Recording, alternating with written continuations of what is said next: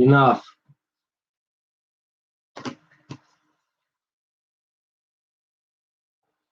Oh, there goes that shower. Thank you. Oh, just great.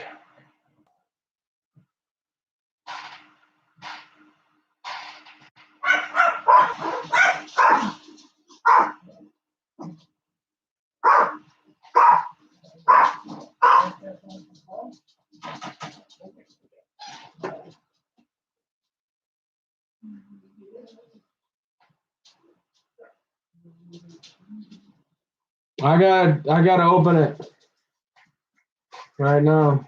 I'll do it.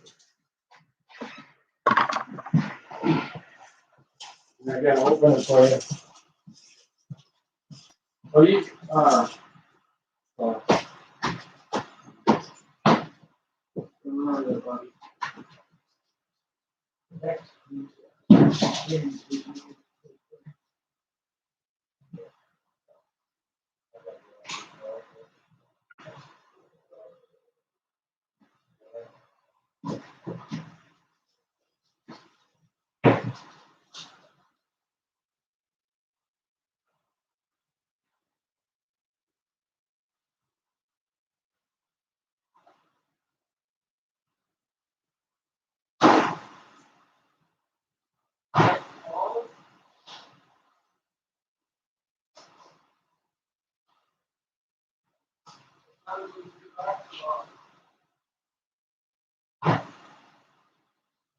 any mail there for me?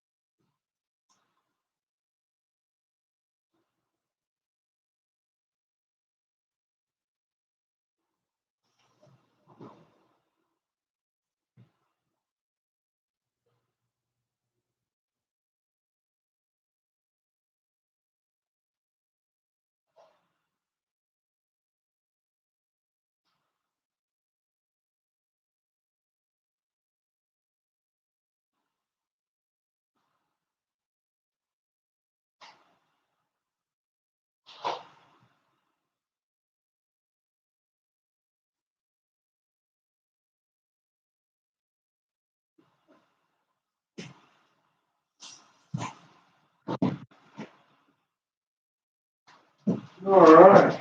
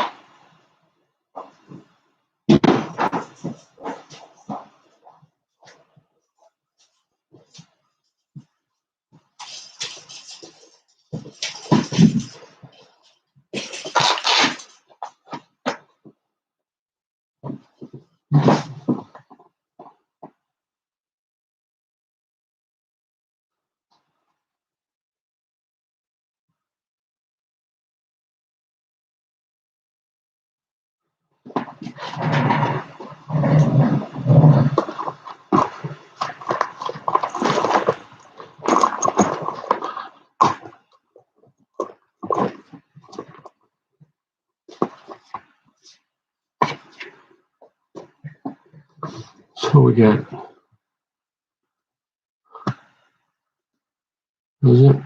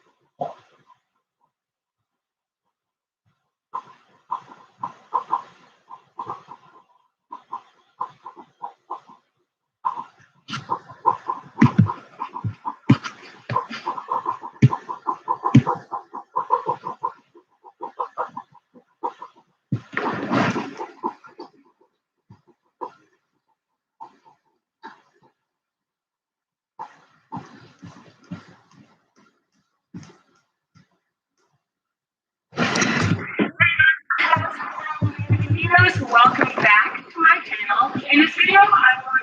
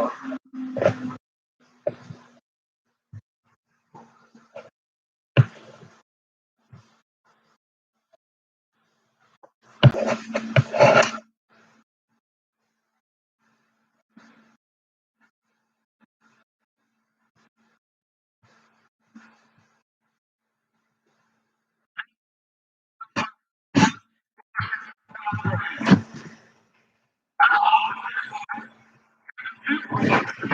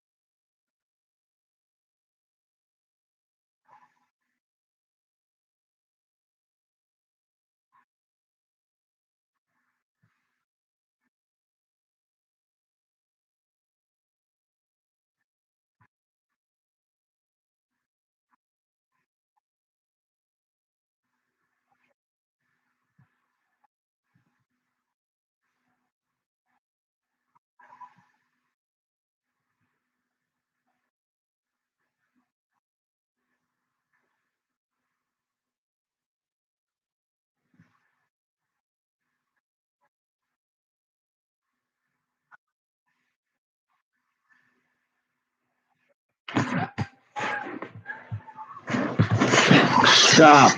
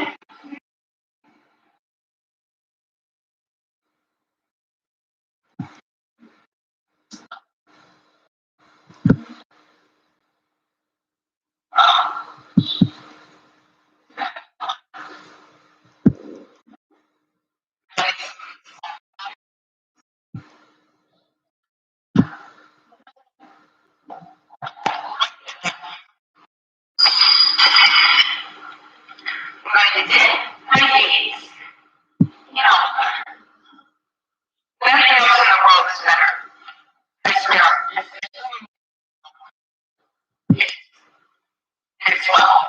It's like, wow, actually, I brought it down at home. I was trying, I was trying to figure out what's going on. I got in there and just, all the wires cut it completely blown out, all the coolants everywhere, smoke everywhere. Now I'm stuck here, it's all snowy. I'm just like, I'm not ready for this. The house is there. So, but the things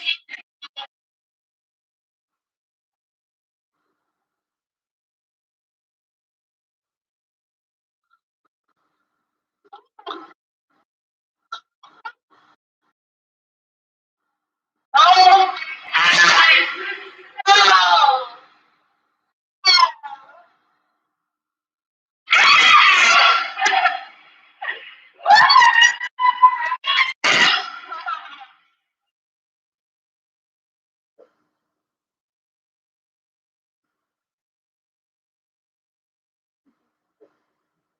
I need to do like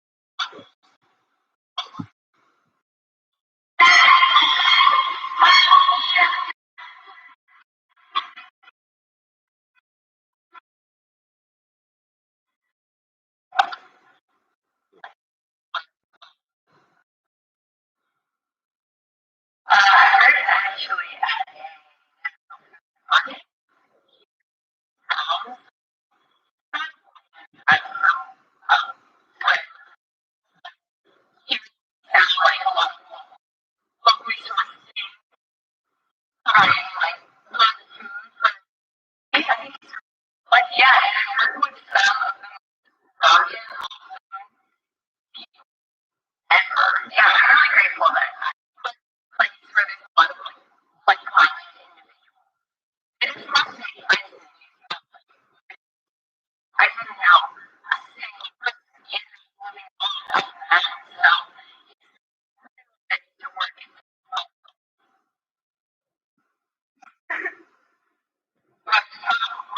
have you told me that I fermented sesame seeds, cookies, salsa, and cocoa.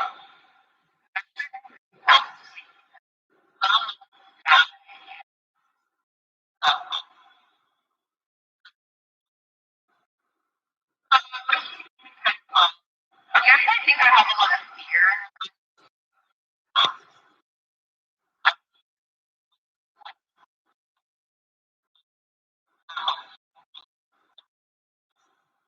That situation. Yeah, it's been honest. Constantly checking my phone, my message. I go up to the room and spend my evening shower. I've been only showering about 3 months now, and it's been like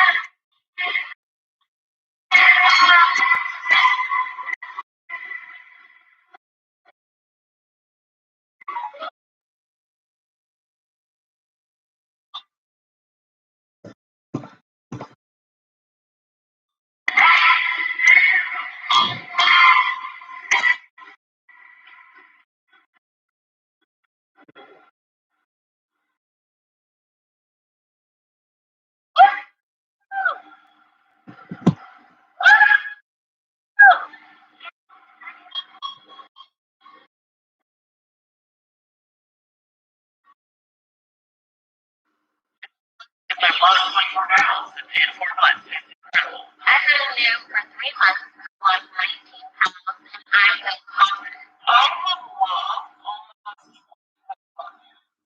almost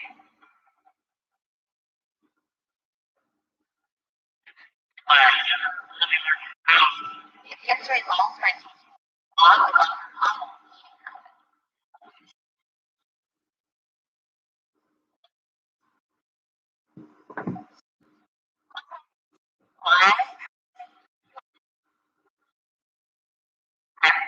and we will see actually after that.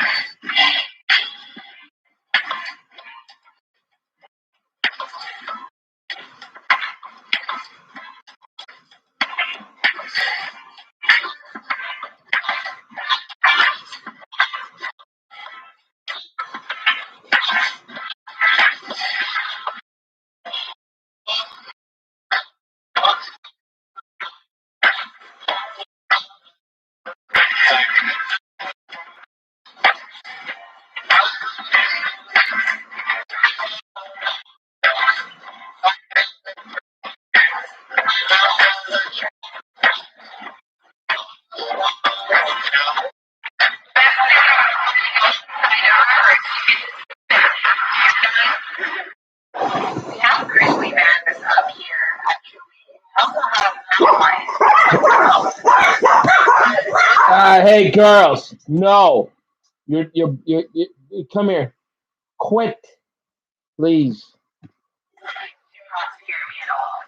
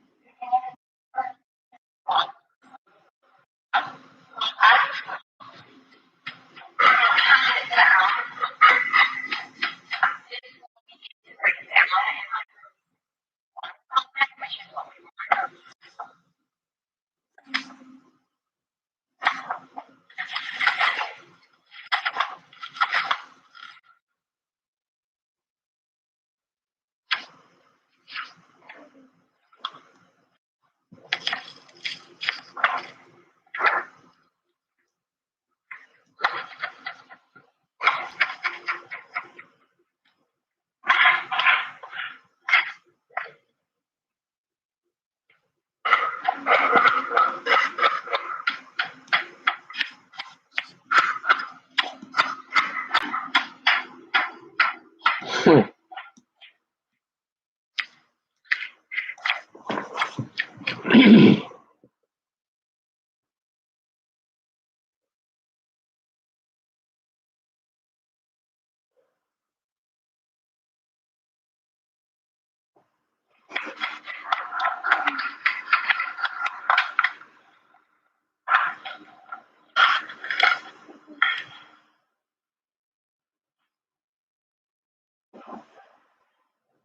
the majority of it. I just want to get done their reading. I'm not feeling that good if I'm being completely sick. My children, then I have discussion on outside.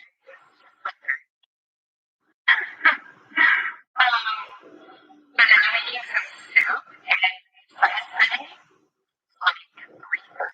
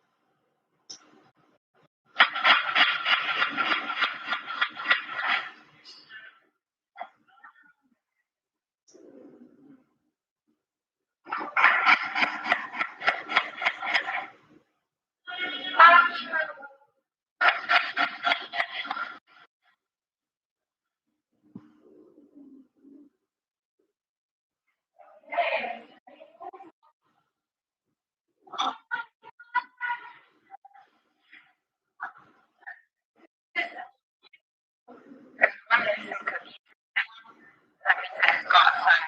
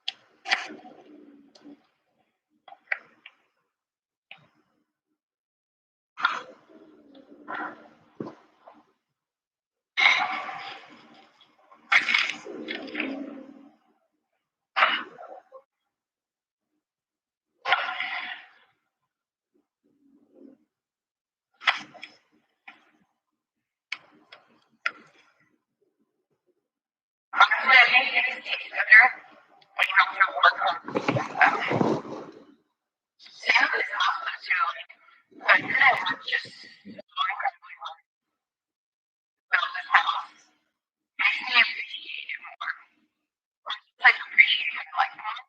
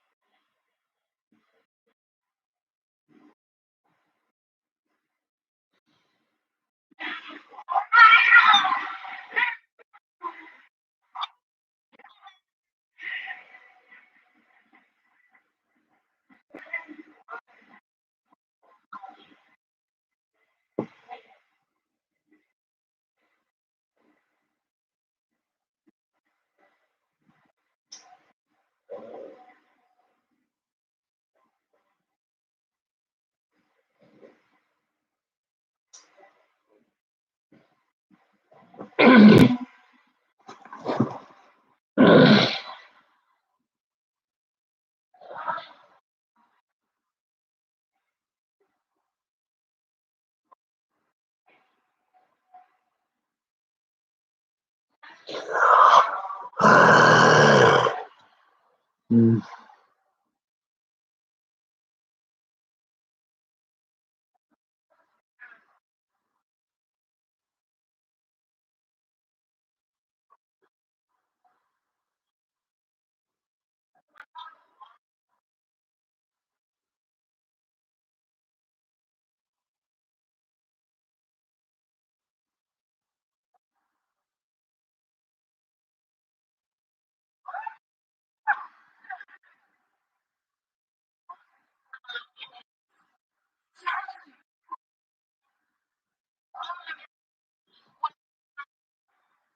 Something like breathing in the cold air after you've been sick inside for a couple of days.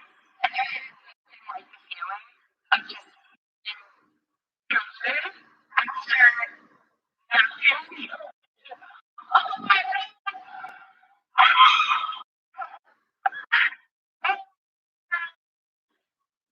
It's such a there's one summer left in the sky.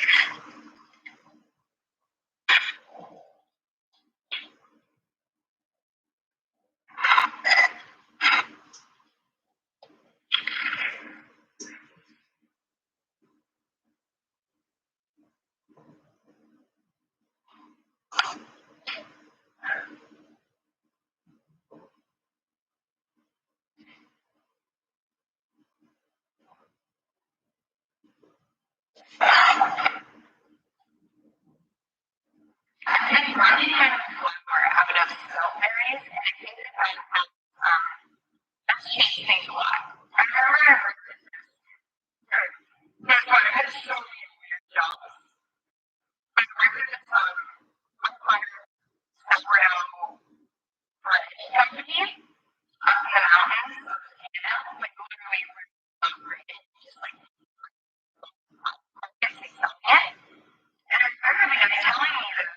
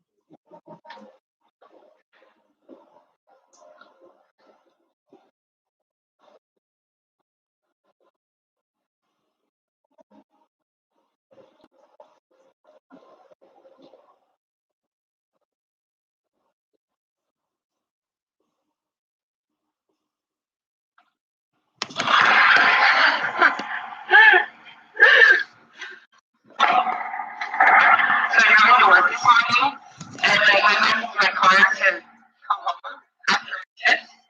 I went with the sun. Like, well, Jason had always like, right. And at first I was like, oh, it's just the battery, but some people help to charge the car, and it was not the battery. And sometimes people said that possibly. Anyway, so I found a way back home onto the farm, and this old car that won't go out this summer, I'm having to go into town tonight, put that oil into my car, see if it works.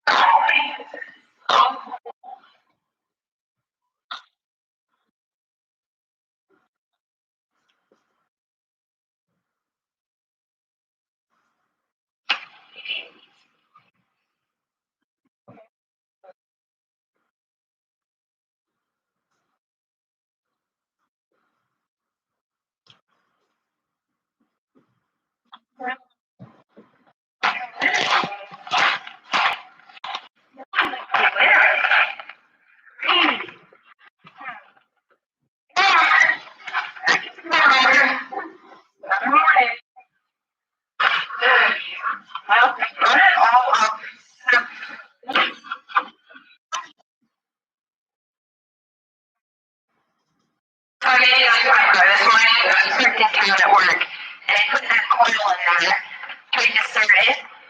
Didn't start. So then I made a call to a friend of mine. It's actually a funny story how I met this guy. I was driving over the mountain range. My parents' house. I was driving on the highway, and my car just and I was so scared. I just like pulled over. And I looked up, there was an auto shop a couple minutes away. So I called them and I was like,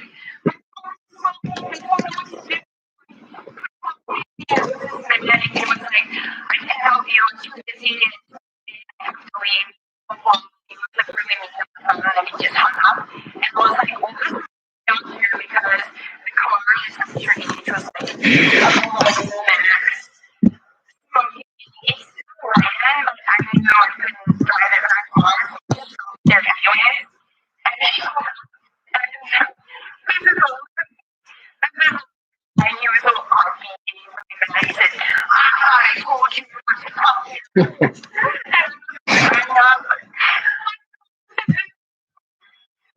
like, what's your boyfriend that you can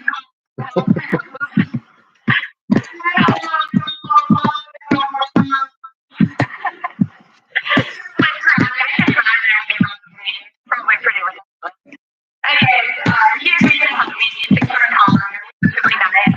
Anyways, we keep you know, who would want to be friends with me?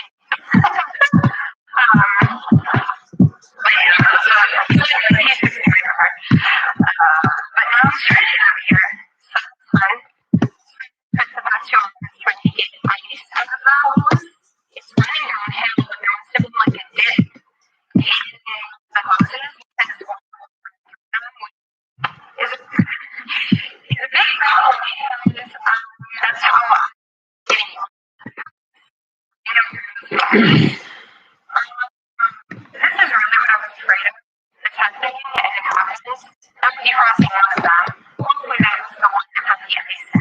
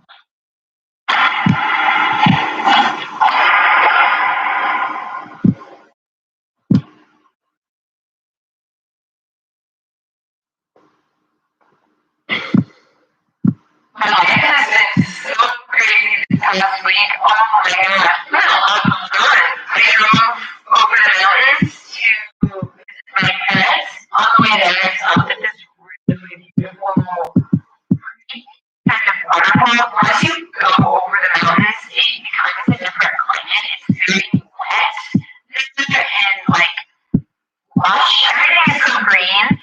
And that's kind of the climate in which I grew up.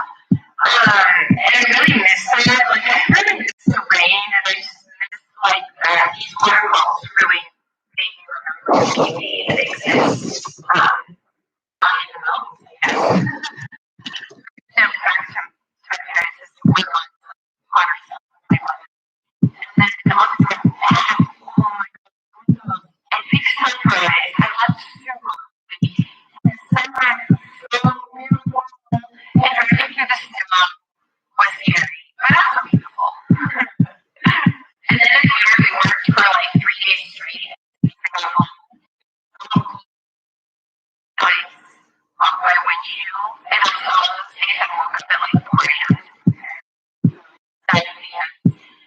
It's an hour commute to work, and by the time I get home, I'm so exhausted. So mornings have been better for me to do that. And then, of course, it's been snowing recently, and it's like, that was the call. I had to drive up to the mountain where I'm working now, teaching ski lessons to kids. And the drive up is so heavy. It was like straight up a hill. And then I was driving up, and my engine went out, and my car started to smoke. And it made me stressed out because it is so far away from anything. My car just extremely, the car was going to start. I don't know how this car starts.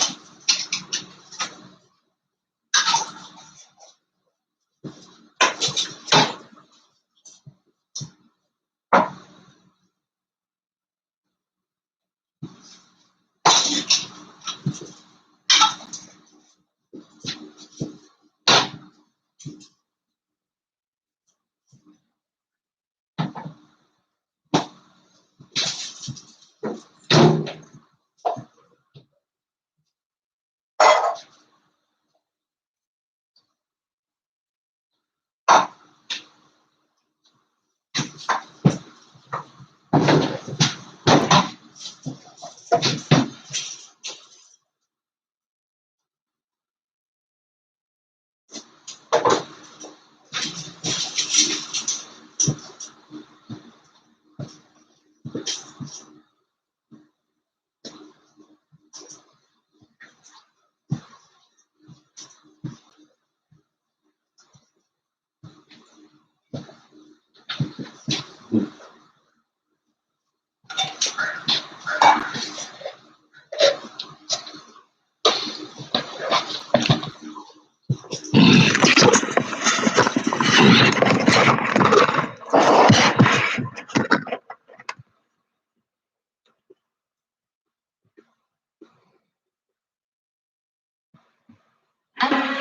the day of her work, so we don't run out there and do that right now.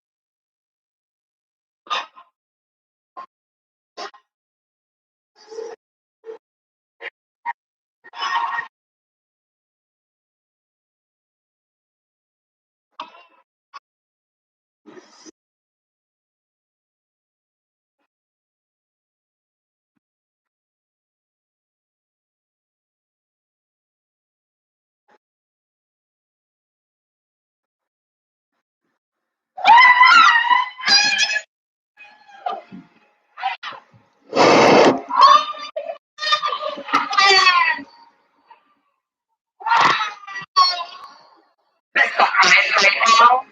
It's actually the most beautiful thing I've ever seen in my life. The first moment I walked above the clouds and I saw that I could see sky, I actually had a heart attack.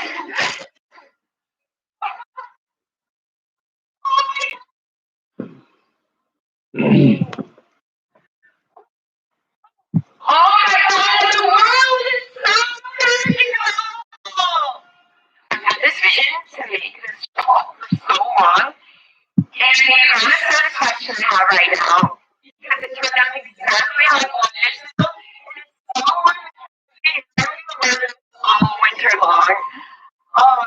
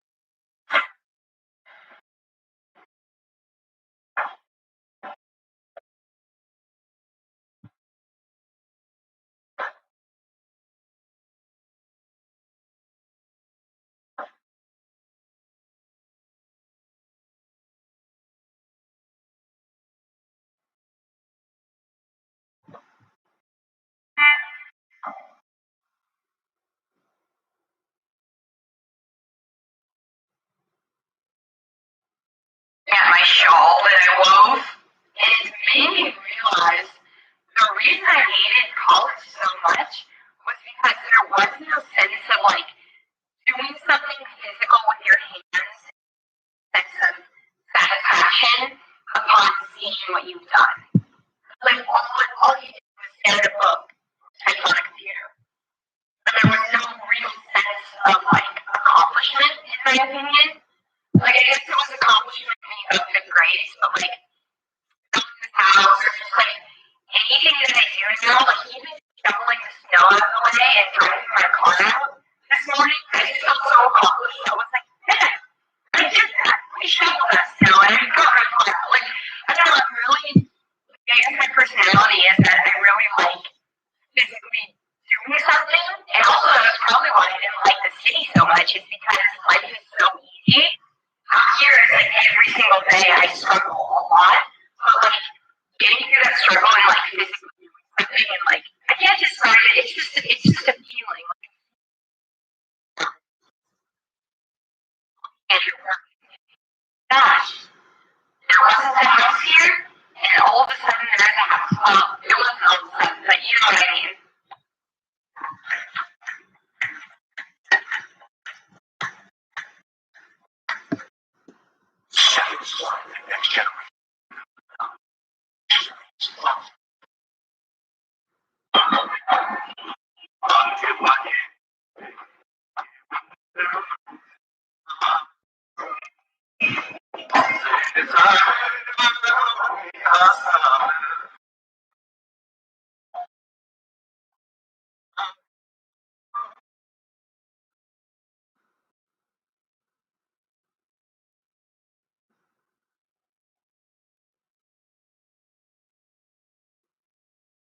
So,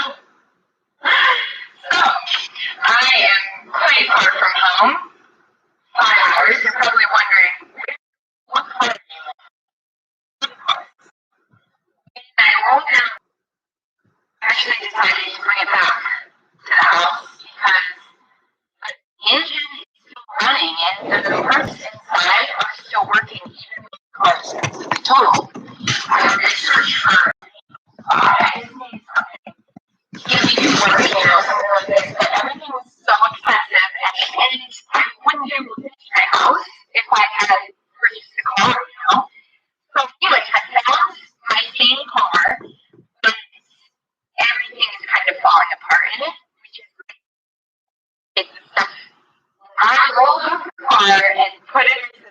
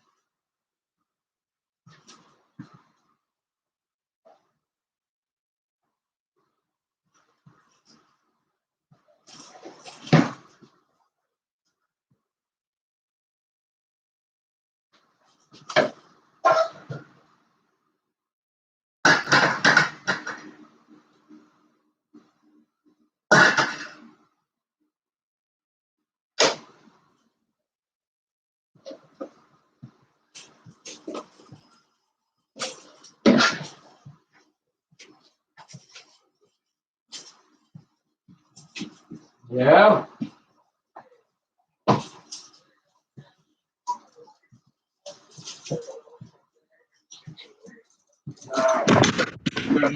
Get a purple one. Whatever, you know, the one that looks purplish. It's not for, it's for my neck.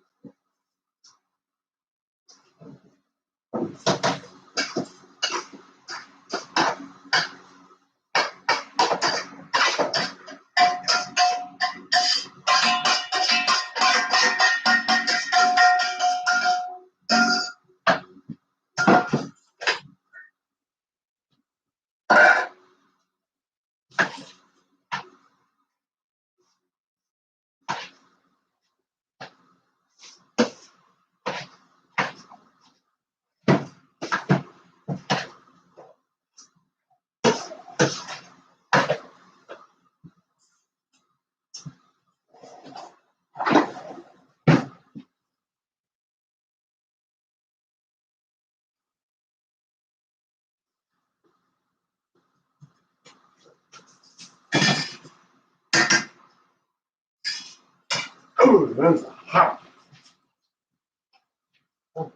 Hey.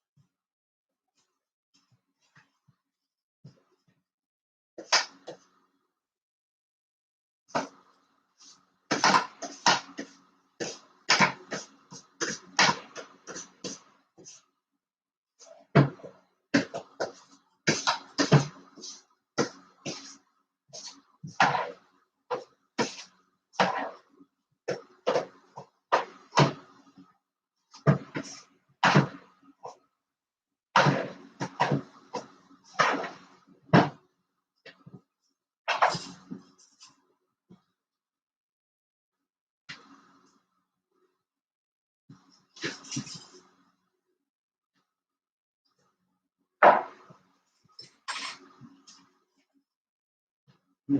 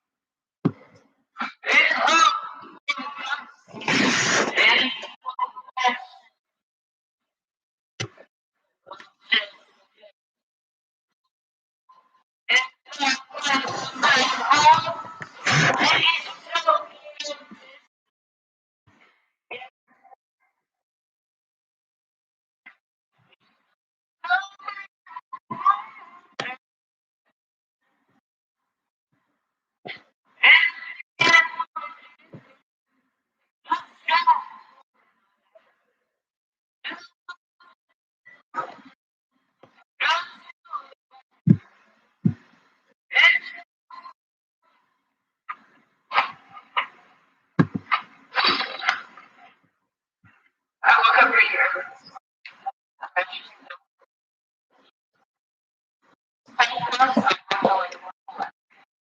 That's why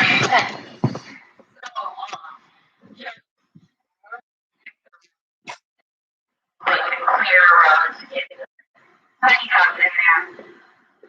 So it's one more market.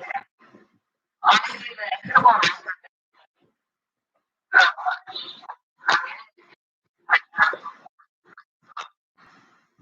I forgot to take my morning shower, so I stopped along the drive to work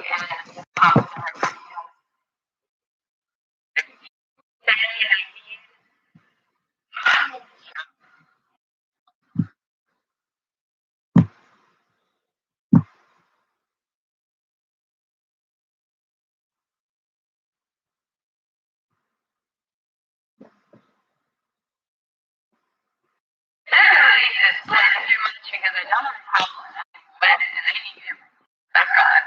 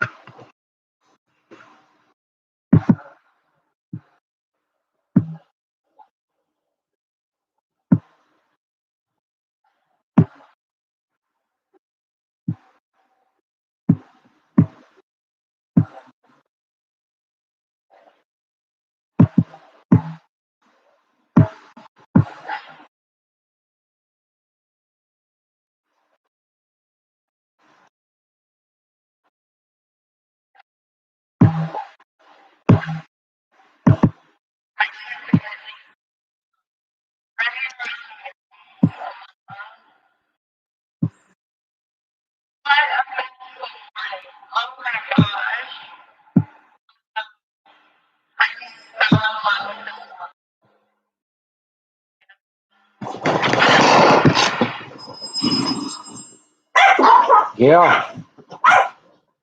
Okay.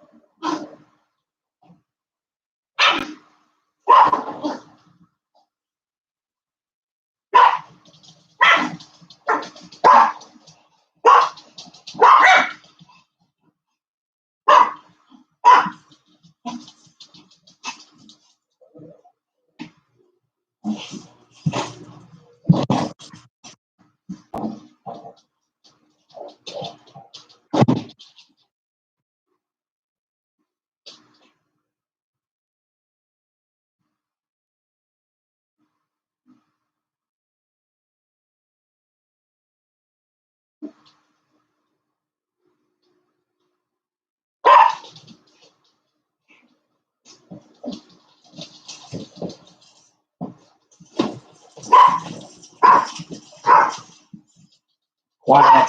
That's enough now. Let's just come here. Come here. Come here. Come on. Go to your.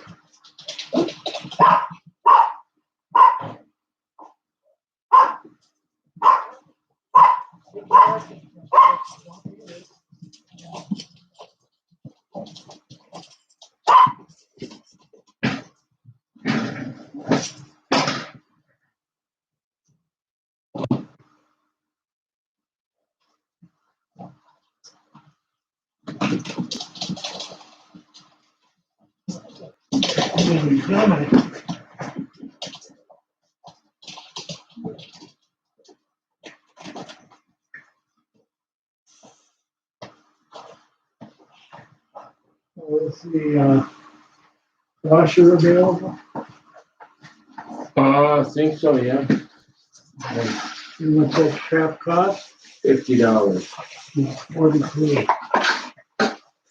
Yeah, you know how bad my neck is? What's this here? A Great Beauty. What's this? What does it say? Mm-hmm. Says exactly what you wrote down. You know, show me on your phone. Don't wreck the box. Oh, Aveeno. oh, okay. This is a daily moisturizer. Well, I mean, I don't know. I guess.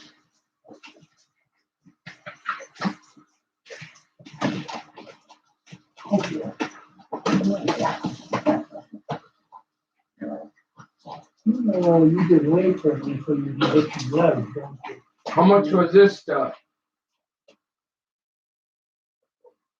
Hmm. How much was the lotion? I don't remember. Approximately. Oh, it is. Oh, it says compared to Aveeno though.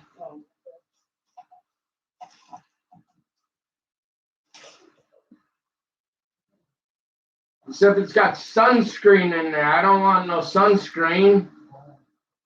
I don't. What good? That's not gonna help me. The sunscreen won't, but the rest of it.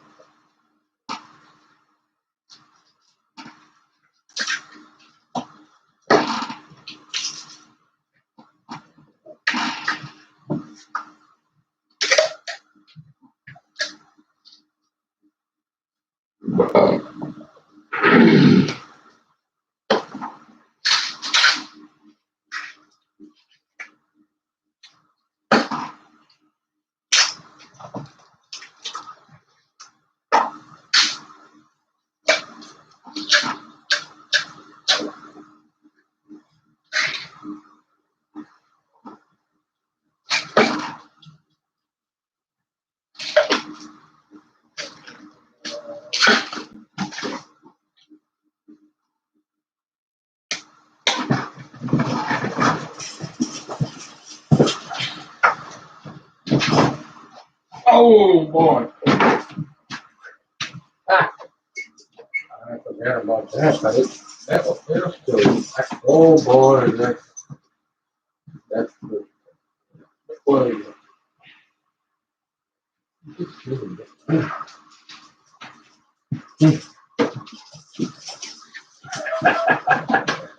Oh, we made short work of that, eh?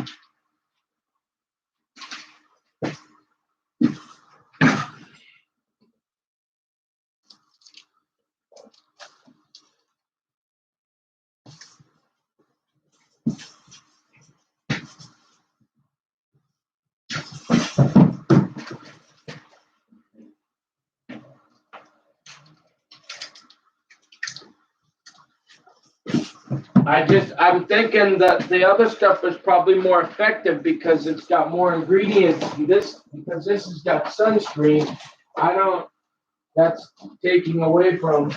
Didn't have anything else. You didn't have any Aveeno? Where were you at? Walmart. I'll look and see what the ingredients say.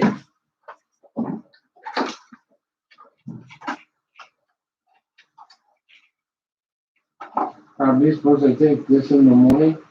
I've been wanting to try this. This is exactly what I was gonna say, because it's like $50. So if it works though, this there, look right there, that one. See?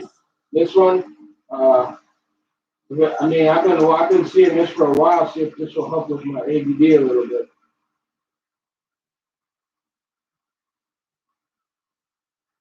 Yeah, because there's only 7 of them. If we get the other one, it's like $44. So we'll see if it works, and then, yeah, okay. It's time to go.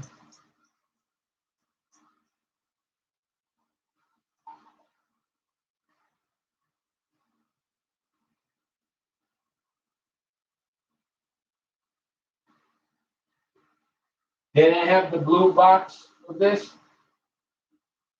That's it. I wanted the original plus. It's a bluer box. I put them both on there, and I put the blue box first. They didn't have the blue box. Yeah, it was more expensive. I know what I did. Okay, if you don't want to do it, that's your prerogative. But don't try to tell me I don't know what I'm doing. Where was this thing normally set? What? What do you mean? Let me see. What?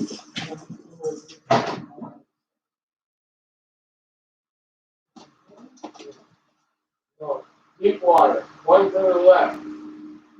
To the left, right? Nope. Deep, one more to the right. Right there. Deep water. You got any ketchup? I don't have it anymore. Do you have anything that's like you can eat? I made a rock out of this turkey. I didn't eat something. You got any everyday sauce or anything? Nothing? No, I didn't. It was 15 years old. And that was like 2 months ago when I cleaned the house for 3 weeks. Dang.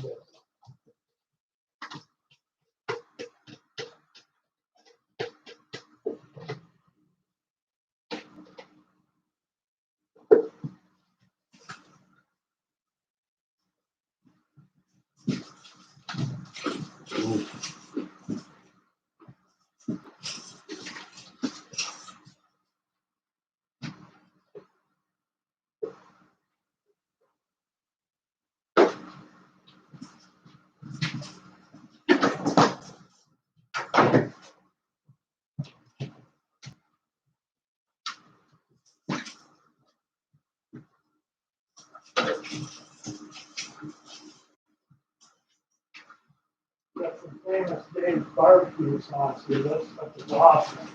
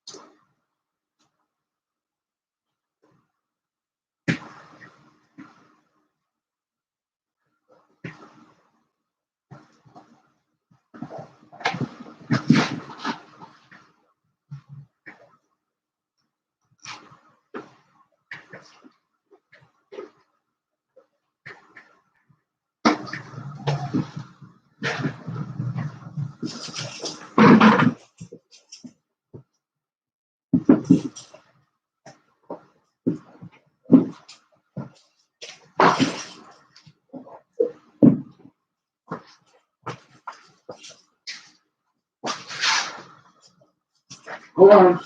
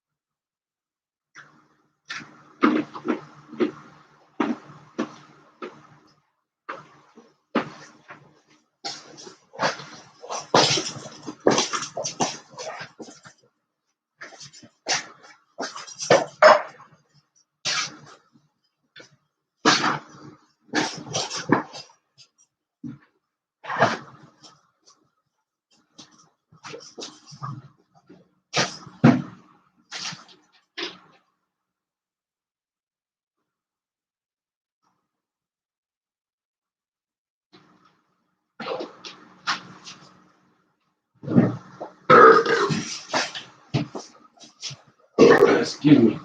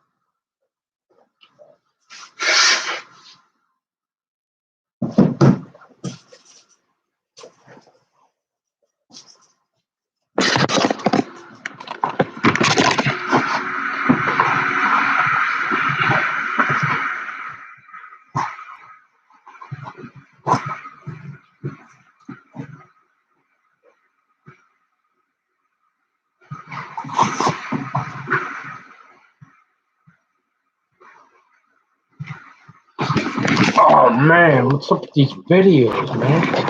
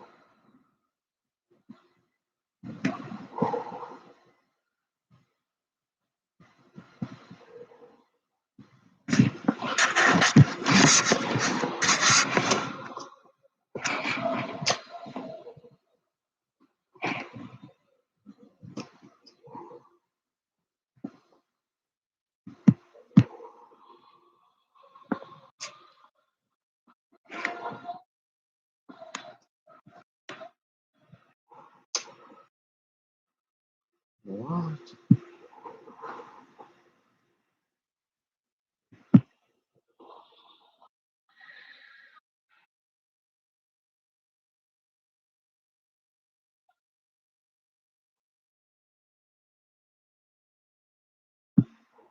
What is on her chest?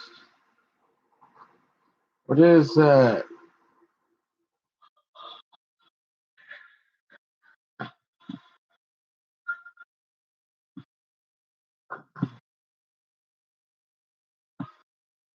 Oh, that's making me nervous.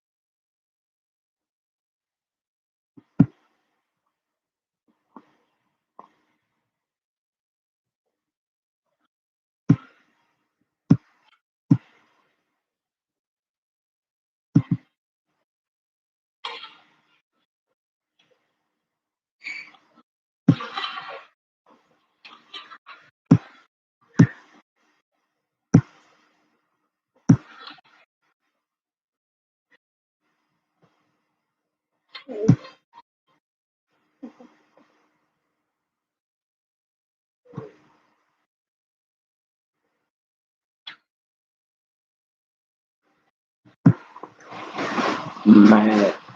I swear every single meal, I swear I want to eat it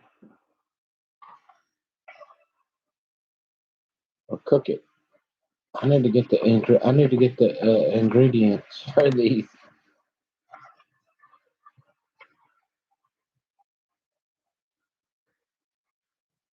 Man,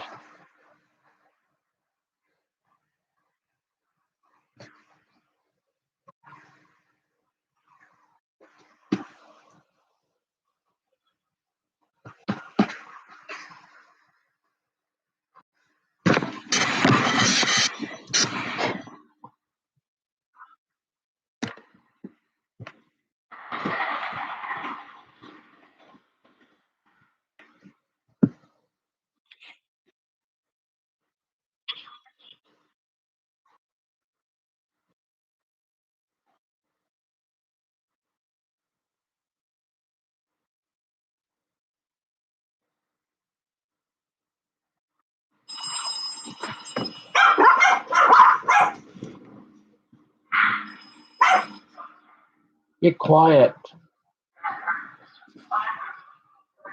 Hold on.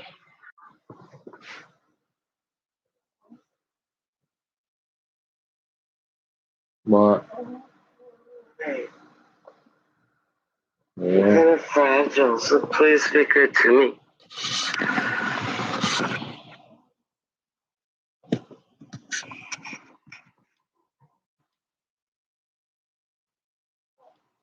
I'm sorry I haven't called. I've been afraid to. Oh, what? Don't be ridiculous. If you talk like that, I gotta go.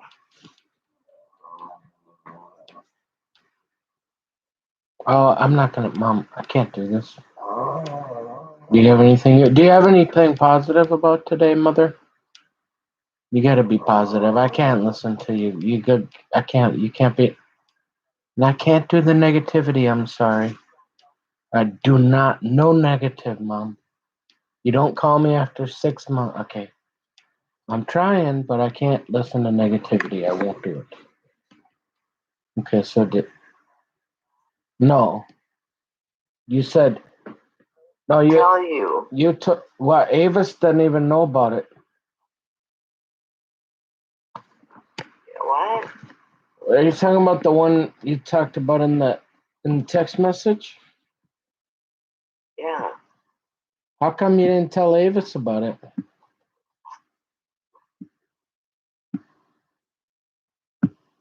I thought she asked you about it. No, I asked her, and she said you did not tell her about it, or that you hit your head. She said all you did. You said she said you were having a dream that somebody came to the door, which that makes sense because they come to my door too. And so you got nervous, and then you got up and you fell and hit your head. What? No, that wasn't it at all. Well, that's what Avis told me.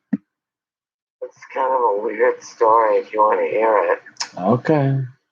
Bizarre. I always have dreams a lot. Some of them very vivid. Mm-hmm. Some I remember, some I don't. And I eventually forget them. I still remember this one. It was so real. And the reason I know I have real dreams is I used to, that's how I used to see my mom after she died. It was like she was really there. Yeah. And I was living my life with her. Anyways, I was on a couch that was kind of low, to the floor. And I was laying down. Where were you? And, I was in a house that looked like the house in Mounds View. It had a picture window in front of it. And I had a neighbor who was doing construction at night and like with saws and stuff. And all my other neighbors were all up upset, up in arms with him. And I wasn't. I'm like, what's the big deal? You know, it's when he can do his work.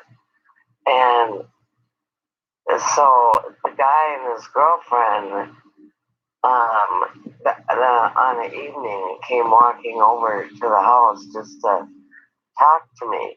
And I was in one of my moods where I wasn't mad at him or upset with him at all, but I didn't want to talk to anybody. And so I was on my left side in my dream, just like I was in bed, and I was towards the edge. But you know, you could kind of see in the window in that house. I didn't want him to see me. So as he came close, on purpose, I rolled onto the floor. It wasn't like I fell. On purpose. That's how real the dream was. And I fell down and I hit the edge of the table on the bottom part, because I was sort of on my back side and on my left side when I fell. The guy came in the house? No, he was walking up to knock on my door. And so you hit your head on your table next to your cot. You were out in the living room? No, I was in the bed. You hit your head on your nightstand? Yeah. And then I realized that it was a dream. And I mean, I didn't fall. How bad did you hurt your head? Well, John said that. I said right away I hit my head. But then later I thought I didn't. But then the next day it started being sore. And it's still kind of sore. And I think it's better though. That's good. And I was kind of worried about it because of all that food that I'm on. Well, I'm worried because you're already goofy enough, Mom. You can't be hitting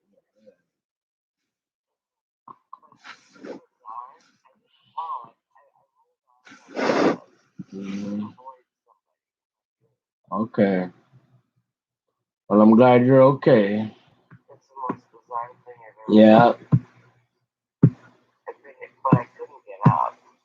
That's why you don't want to take that Ambien. That you take that Ambien. That's why you get sleepwalking.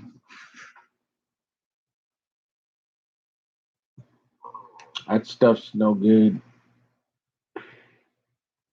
Well, I've done this my whole life, long before I ever had that. What? Ambien. I've had vivid dreams. I wasn't on Ambien when my mom died. Yeah. Yeah. So what was good about today? Oh, so are you done with your story? Yeah. I didn't say anything good. Well, I was gonna then. If you don't have anything good, I'll say I can. I had one more thing. I got a couple of my phone calls and they needed taken care of. I renewed your AAA membership. That only took 2 days. The first guy fucked it up yesterday. And please don't swear, Mom. So it got late and I finished taking care of that.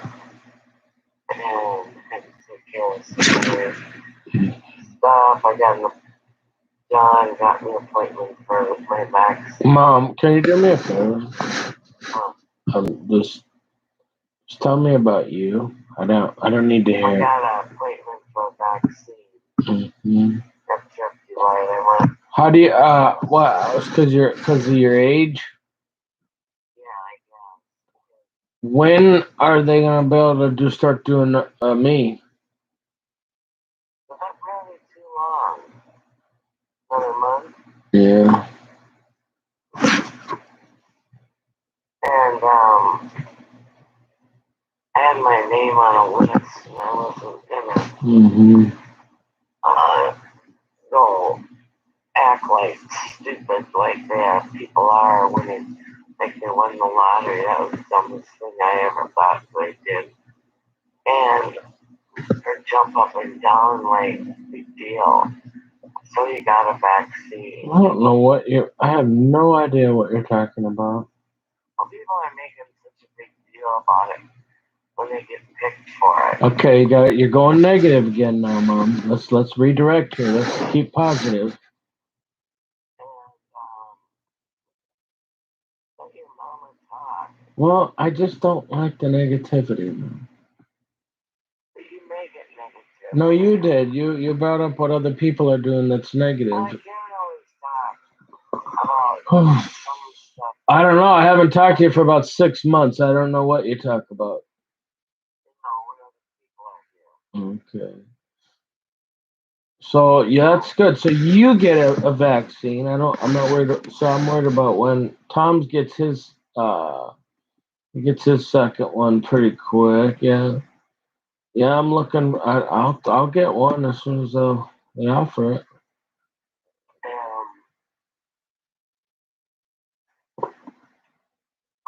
You're gonna think this is negative, but it's worrisome. My implant I got is problematic. I'm gonna have to go back in on that one. Implant. Oh, I had them lower in the back. You are? Oh, that pain stimulator? No, my mouth, my teeth. Oh. Well, that's I mean, that's just a factual thing. That's not necessarily negative. I just had it put in, and it hurts, and I chucked it today, and it was a little loose. How long did that whole thing take from when you first went in there to have the bone graft and all that? Oh, because of COVID, it was No, but well, a year and a half. but so normally it would take how long? Oh, depending on what is needed to individual person. 6 to 9 months. Is that right? The pain in the butt. And so I'm worried that she's gonna have to take it out and do something. What are your symptoms? Pain, and I can't put it down on it, and it hurts. Is there like inflammation? I don't know, I can't see that. And so you just think it has an infection?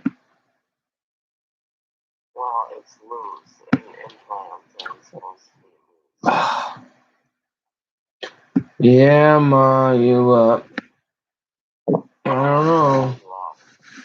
Yeah, well, you can't go chewing caramel corn with those types of things. They're pretty good, but I mean, you can't stick rocks in your mouth. Well, when even baby had, like, I didn't chew anything on the left side. You know, I've had a wooden nickel for about 9 months, don't you? Yeah, say you don't talk to your son anymore. You don't. I've had this thing. I had the Secret Service Terminator spider bite me, and they gave me a carbuncle, and also known as a wooden nickel. And Well, now I don't know what you're talking about, other than your neck thing. Well, I saw this spider come running across the hall. I mean, I never seen this thing was moving about 30 miles an hour, and did you ever? I told you that. So apparently they're calling it a carbuncle, but something. Basically, long story short, after it's been 6 months, Mom, and I got it down, and I got an onion. They say that can help loosen up soften up the skin. I've got some It's pretty much healed. So yeah, that's a home remedy. It draws out the, I don't know. It helps stimulate something in the hair follicle.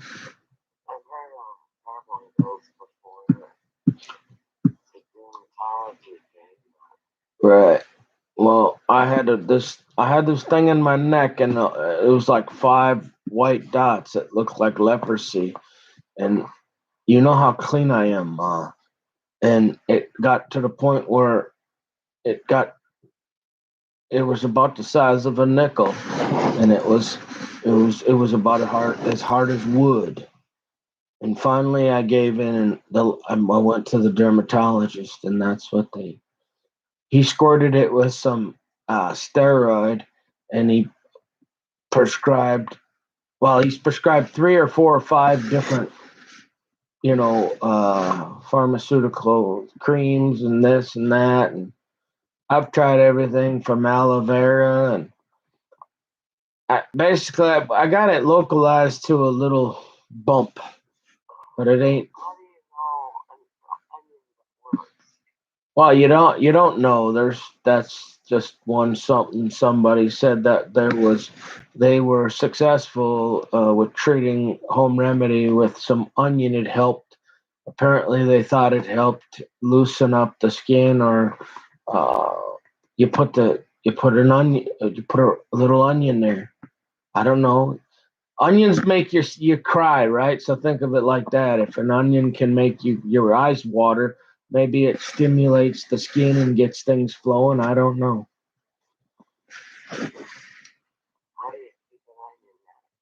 Well, you take a Band-Aid, and then you just put a little piece of raw onion on your skin.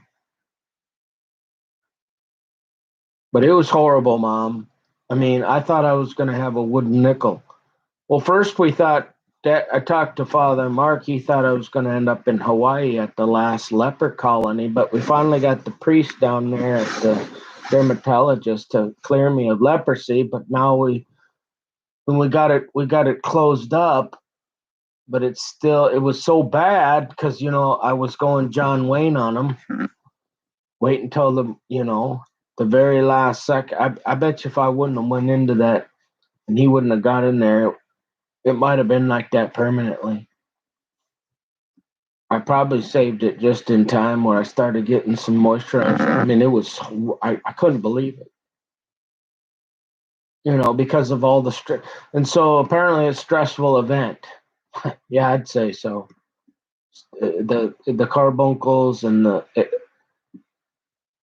so, but because of what I was going through, Mom, and then I didn't want to go anywhere with the virus and all that, but that was pretty serious. I mean, this is right on my neck, Ma.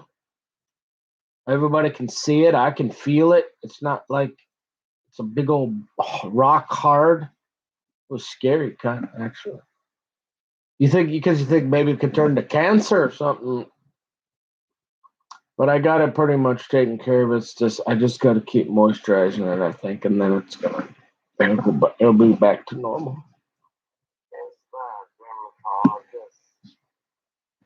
Okay, with how it's going. I don't know. Uh, I don't know. He tells me what to do. I report back to him. He doesn't really. He seemed to think over time that would loosen up, but it's like every cream he gave me, it kind of like it worked a little bit and did its job, and then it wasn't doing anything. So now he's got me on something new. It seems to be getting even better, but so I'm gonna try. And then I got some garlic, I got some turmeric, I got some iron, vitamin D, and vitamin C. Those are all things that help with carbuncles or whatever it is. How I ever got a car, unless it's the dogs in here, that because I'm a very, how clean of a person I am. I shower freaking every day. So how the I'm pretty sure it was that Secret Service Terminator spider, but they won't admit to it.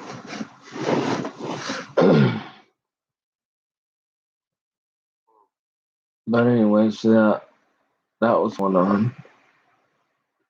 All right, so we both said something kind of negative. You got anything positive? Oh, I just want to say I have a people of us here that I've been trying to secure and keep up on my toes, and John's not being nice to me. Oh, Mom, come on. I don't. Can you save that kind of thing for Avis? I don't want to talk about John, if you don't mind. I only talk to you every 6 months. I don't want to talk to you about. I can't give you marital advice. So, and we're probably only going to talk for about 15 minutes. So, I'd appreciate if we could not talk about. I don't want to talk about John. Okay. Thanks. Love you. Yeah. So finally, I'm just trying to enjoy a Sabbath here, Friday, Mom, because I'm telling you, you texted me. You said, "What always works out." No, I mean, the problem is there's really only one place you can get reputable tutoring online, and what I found out is all roads lead to Rome on the internet. So it's like a bunch of companies. They're owned by like all this college tutoring. I tried it, and they want like $500 or $600. It's a bunch of baloney up front, and so there's basically one place you can get decent tutoring, but trying to get during midterms or finals, it's almost impossible unless you want to pay $250 an hour, and then you might be able to find somebody. And so, uh, and it's amazing how much better I learn when you've got somebody showing you stuff versus going to a classroom for 50 minutes, and then the professor works a couple problems and then gives you an encyclopedia and says, okay, go figure it out. And I'm like, well, geez, thanks. It's amazing how I think it's just a learning style. Like, I'm not stupid, I just need to be taught the right way. If you show me something, monkey see, monkey do, I can do just about anything. But trying to give me a book and tell me to go read 1,000 pages. But anyways, so I was so stressed, Mom. I was so stressed out. I was so stressed, Mom. I was just stressed that between this event, that the situation, and I'm not kidding. I didn't trying to get somebody on that short of notice. I was like, there's no way, because I've been doing this for a while. I know how it works. But I thought, well, I'm gonna leave it all out on the field, so I know. And I sent a message, and was able to ask a few questions. So I was able to get through the assignment, but I mean, that was as close to disaster as I've ever been. Because I just can't write anymore. I can't write any more papers that aren't going to matter in 10,000 years, Ma. I'm done. I'm just done doing work that doesn't either pay me or doesn't make me it doesn't do something in real life. But so I'm trying now. I'm relaxed because I feel like I can at least pass my course and graduate, and then so I can live on to fight another day. And so I'm just and what I've learned about life too, Mom, is the stress will come back, and nobody you don't know when, so you might as well enjoy it. If you get a little reprieve from it, be grateful and thankful, and be like, I don't want to hear any negative, Mom. I've had enough. So, not to be rude, but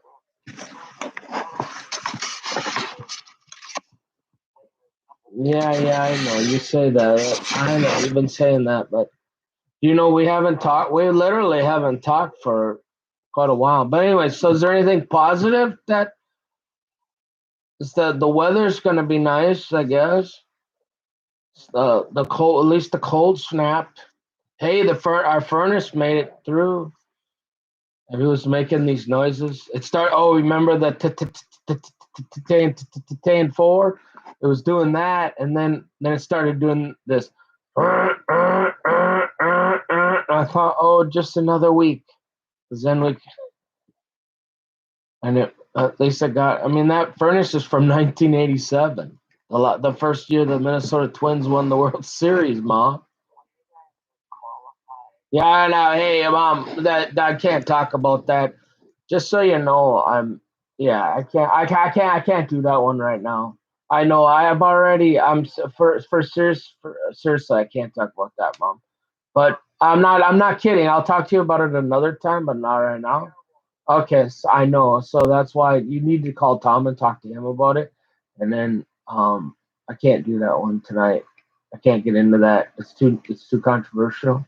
And I don't mean to be rude, Mom. I love you, but I don't know if you're aware, we haven't talked for quite a few months, so um, you gotta be careful. You gotta be careful about what we talk about, Mom. You gotta be careful because we only got a few more minutes.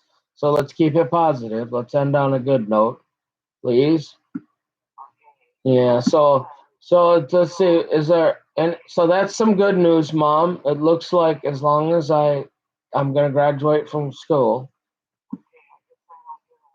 Well, sure, but I'm trying to redirect her. Then I've learned enough to know, Mom, that if you want to have somebody listen, if you need a beating board, you got to find somebody else because I can't do it. I can't listen to negativity.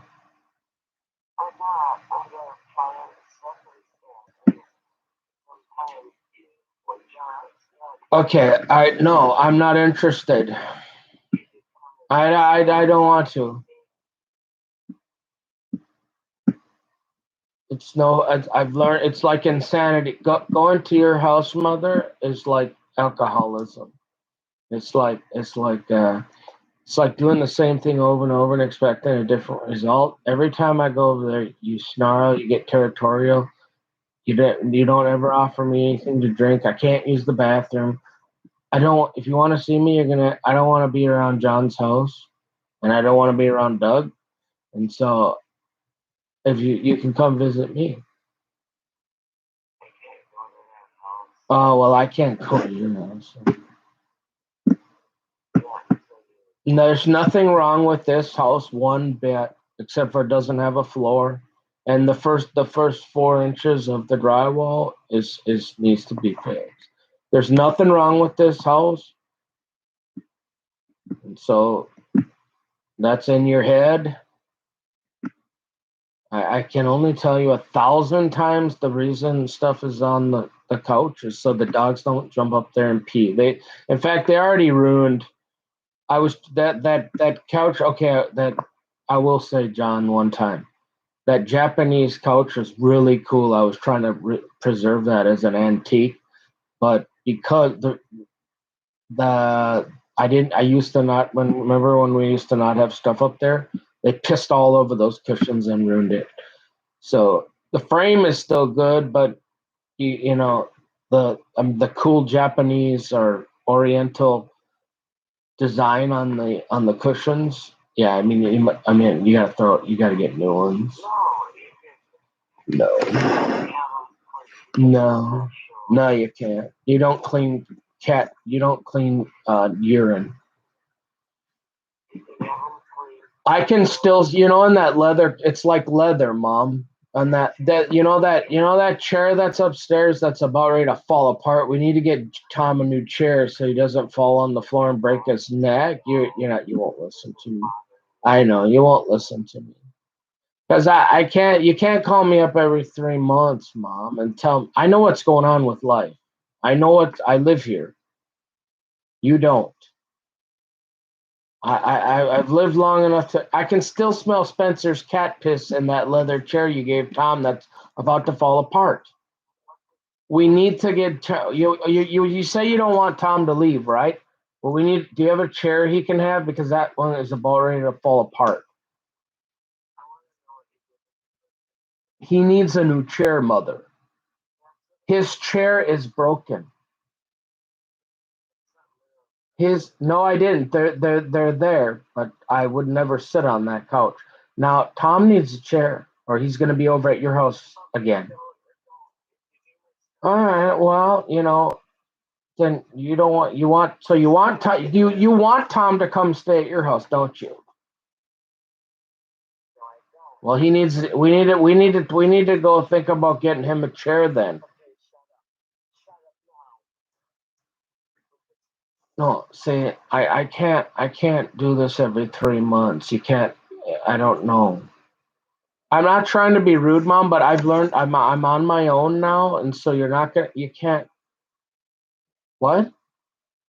No, you're doing it. No, you're doing it. You're telling me where did I? Where are the cushions? Where are the cushions? I am. No, Tom is going to be on the floor. He's going to fall and break his neck.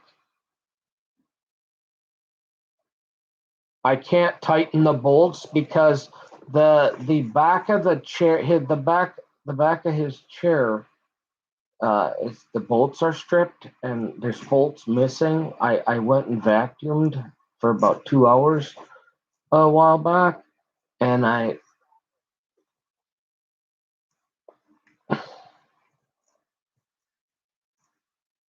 so hey, you know what? Just for the record, I'll go ahead and see. I try. See, this is what's wrong with people on narcotics, folks.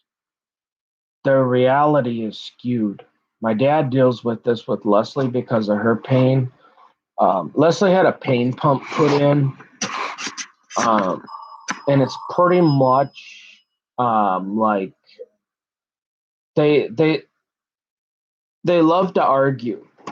Okay, I don't use drugs, I don't drink, I don't smoke. And you say, well, be a little nicer to your mom. I'm trying. She she talks to Avis every day, but she doesn't call me. I haven't done anything me and my mom. We used to meet 2 or 3 times a week. I'd go meet her after work, and we'd get some dinner. And since she retired, and she, like I said, in her defense, she's had three. Look, the top surgeon guy, he's an Oriental guy down at United Hospital. Okay. Like I said, if he can't fix this, I don't have a lot of hope. But I guess, I don't care how many prayers you have. Um, the body, we all die, and the body gets to a point where the cells can't repair themselves, and it's just, I don't know if it's a combination. I'm not gonna say anything mean, but my mother has been taking pain medication um, for 5 years. She's been retired, and we haven't. She calls about. I haven't. She hasn't called me for 6 months, and so if you say, well, I'm just not. I've had enough negativity in my life. She doesn't get to do that. Even if she's my mother, if she's got a husband, she talks to Ava. If she wants to be negative, she can do it with them. So I'm saying if you talk to me, and if you don't like it, and you say, well, you're too rigid, well, then I guess I'm not your guy. But when I do talk, I want it to mean something. And I'm saying, what was good about today? It's one thing, sure, okay, it's one thing to complain did about other people and how they're acting with the virus. I don't care. Did you get your virus? When do you get yours? How are you gonna? Versus, okay, Mom, sure, if you're having a problem with your implant that costs $5,000 with a bone graft and everything, and it's a year and a half, sure, I'll listen to you. That's, we need to talk about it because we got to get it fixed. So it's necessary negativity, right? But I'm just not going to listen to it. And so, those pills, I don't care what you say, they, like you said, she was having a dream, and then she takes other medication too. It probably affects it. A lot of different, I mean, so many different. I mean, she's on a, who even knows the way those drugs interact with each other? If what, I don't know how the doctors can possibly keep it straight with how those drugs interact with each other to figure out if one is therapeutic or not. I mean, look, people on those medications, they get to talking and babbling about stuff. It just doesn't matter. And when you only call me once every 6 months, I just can't do it. I don't have a relationship with my mother anymore. We don't talk. And that's fine. I'm an old guy now, and like I said, I truly believe where I'm at in life, if I can find a gal that can get past the age. I've always heard women aren't as physical, or I'm not a horrible looking guy, but I'm old. I understand. Believe it or not, I used to be able to get by on my good looks, right? You wouldn't believe that. But I'm just kidding. Like, I feel like I'm old enough to know better. I've had a lot of hard knocks in life. I escaped the SWAT team twice. I'm hoping 3 strikes are out. I'm hoping they don't do that anymore. Well, I'm not opening the door unless they. Okay. Remember, I mean, I don't know. We got a new black police officer in Forest Lake. So these are times. This is a learning experience here for even for people, because I just really don't think, given what's on paper with me. I mean, I really got to give you a blow by blow of my life so that they don't send the SWAT team in on me again when they never should have in the first place. If things, if they weren't trying to frame me, if they weren't trying to hurt me, there's no excuse. And so I guess, like they say, there's technology as a double-edged sword. Hey, if you're not doing anything wrong, now I'm a private person. I don't like people to be able to just look in my blinds, especially if you had a girlfriend. That's not privacy, you know. But if I decide to open up these cameras and show you my house every moment that I can, keep these computers going, I'd rather do that than have there be any. I'd rather people go, yeah, we don't really like that guy. And he's kind of rigid and he's kind of one of them Bible thumpers. But I mean, we got no alcohol, no cigarette butts, no drugs. We got really nothing on this guy except for he's kind of a jerk. And I don't even think I'm a jerk. I think I'm a little. After all I've been through, I'm very high. Uh, I'm pretty stressed out. And so I don't have a lot of patience for baloney. This is not a game anymore. You don't bring the SWAT team in on me twice and keep telling me that I got suspicious activity at Home Depot, and Matthew's out there again with the guy, the pothead in the can. Enough is enough. So here I am. And if I got to show you every moment for the next 3 months to make the people in power comfortable that God, I don't hear voices from God. I'm not mentally ill. I don't have a drug or alcohol problem. That I'm just a Christian guy trying to do the best I can. Well, then I guess I will. But my dad Mark in California in Valley Center, he deals with that a lot. They get pretty wild. Those narcotics are very heavy duty drugs. I'm not saying they make you delusional or anything, but and she just.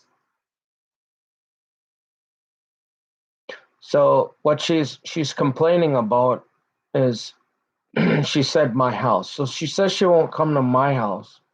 if you listen to my videos, you'd understand real quick why I won't go to her house either. Not only because of Doug and her husband's relationship with, but my mom is old, and so I guess she's gotten really, like, she literally, like, I can hardly use the bathroom. I mean, and I understand it's her house, and so she gets territorial, but it's very uncomfortable at my parents' house. It's a nice house. But she pretty much is not, I don't know, she's got a lot of back pain. And so, and I give you that. Like, look, I understand. I'm 40, almost 45 years old, right? And I'm just now graduating with an accounting degree, and I still got a fair amount of work to really be able to actually apply that. I've learned a lot. I got a little ways to go. I recently went through the most stressful thing in my entire life, and I'm pretty sure they were trying to murder me. And so, and it's not over. I don't even know if it would be safe for me to leave here, honestly. I don't at this point. So I need to wait till June 20th at least and figure out, hopefully. Okay. This is not about mental illness. So I says, my mom could come over here. And she says, well, you got all that stuff on your couches. I've got dogs.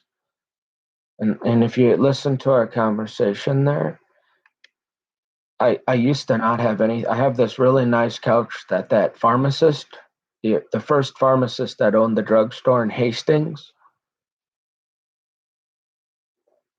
and his wife B, when they died, I got that, and I thought that was the coolest couch. It's got this really cool pattern, like Orientals, like Japanese or something. And I had this, other than the floor, which remember we went through two or three two linoleums, no, two carpets, one linoleum at least. I can't remember it all. It's been so frustrating. And that's why the thing, if you listen to my videos with Rick, but it never should have went the way it did.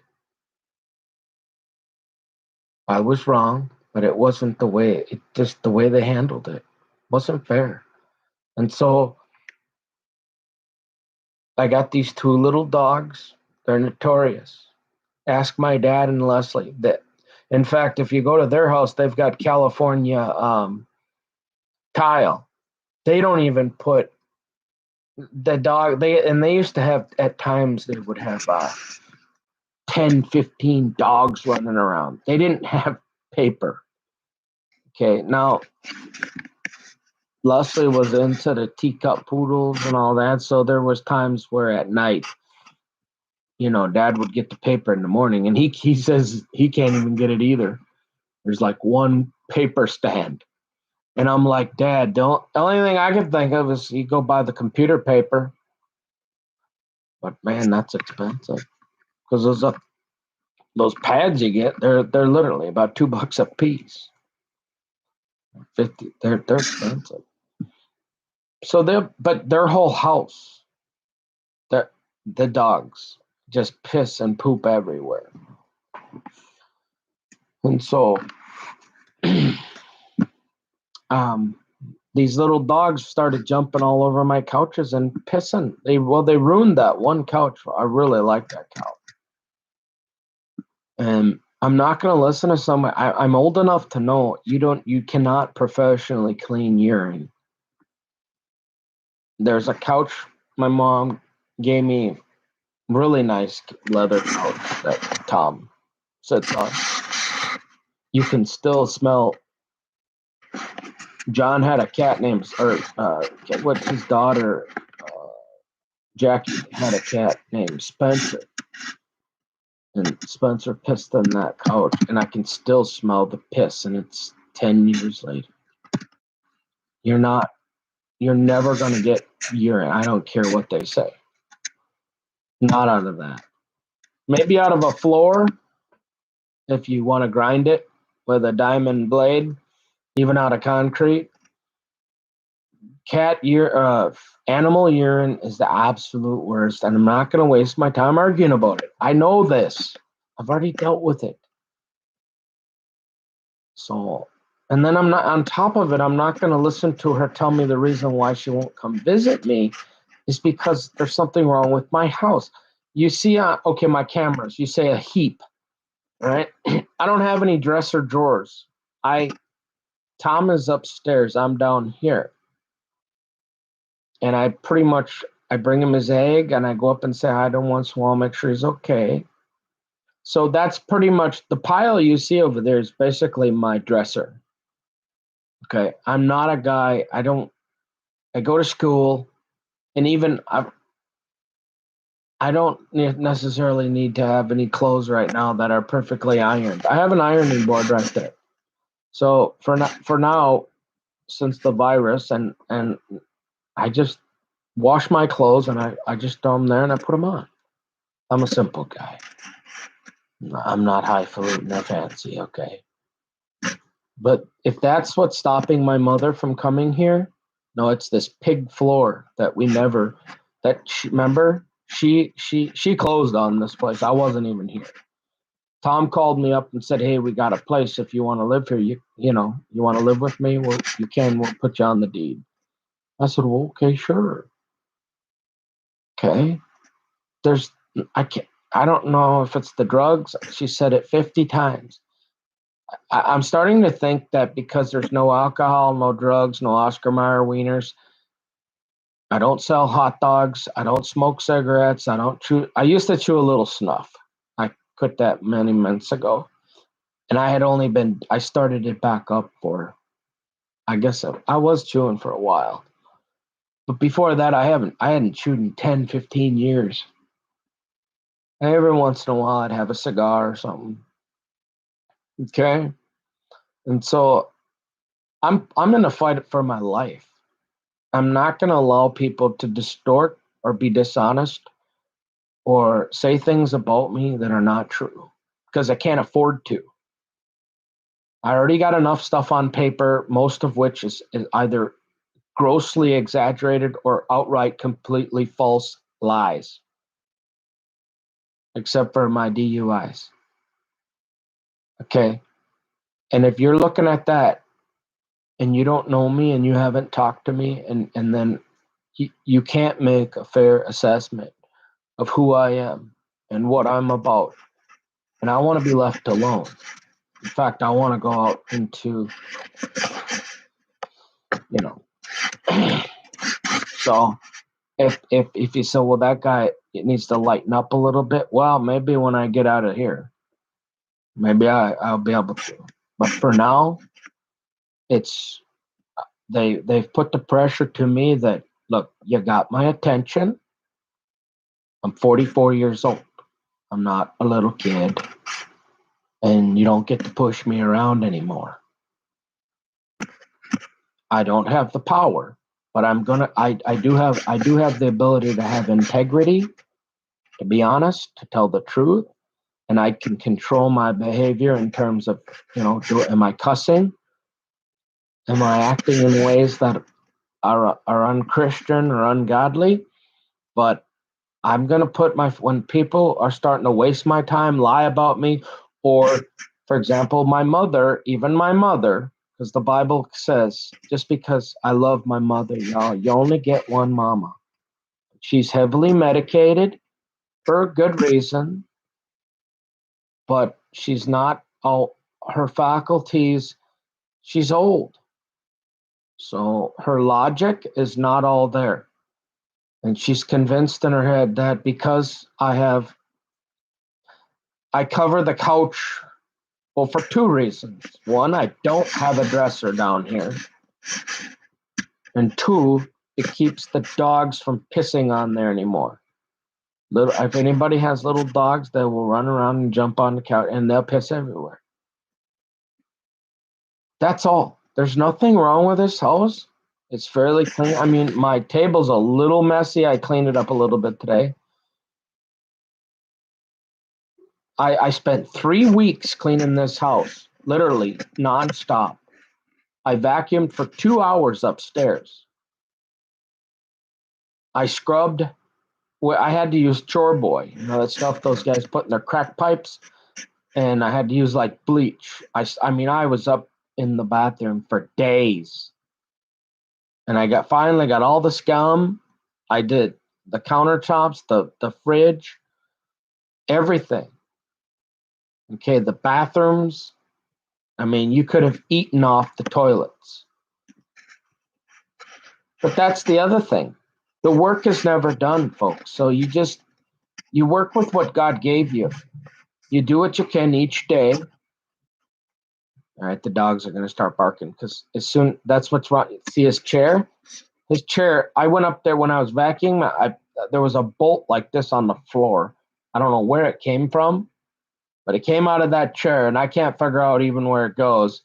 And it's falling apart. It's a 25-year-old chair. And my mom wants to focus on what?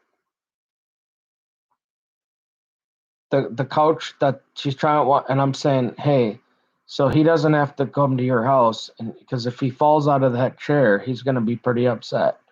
And he's going to be like, I'm saying, Mom, no, don't worry about I haven't thrown any cushions away, but let's talk. If you want to talk about something, then worry about something. Let's worry about getting Tommy a new chair. Okay, that's logical. That's reasonable. All right. And so yeah, I told you. It's okay, girls. It's okay, girls. It's okay. So, our Father. So what I do when they start barking, I just say the Lord's Prayer. I cover my ears like Avis. Our Father who art in heaven, hallowed be thy name. Thy kingdom come, thy will be done on earth as it is in heaven. Give us this day our daily bread, and forgive us our trespasses as we forgive those who trespass against us. And lead us not into temptation, but deliver us from evil. For thine is the kingdom and the power and the glory forever and ever. In Jesus Christ, almighty precious name, amen. Because I don't want to yell and hey, that's another thing. If you have the money, send your dogs to professional dog school. I mean, unless you got the time, but you got to know what you're doing. Because once they develop habits, they're not like humans where, if we have enough pain or suffering, I think they call that insanity. They say you either got 3 choices. Well, 4. You either modify that behavior or somebody will modify it for you. Remember this morning? We call that structure. Bad boy likes to call it steel. He likes steel. I like behavior modification first, and then I like steel. Okay? But if that don't work, you know what happens? You know what they say? Jail, right? Jail, institution, death. Okay?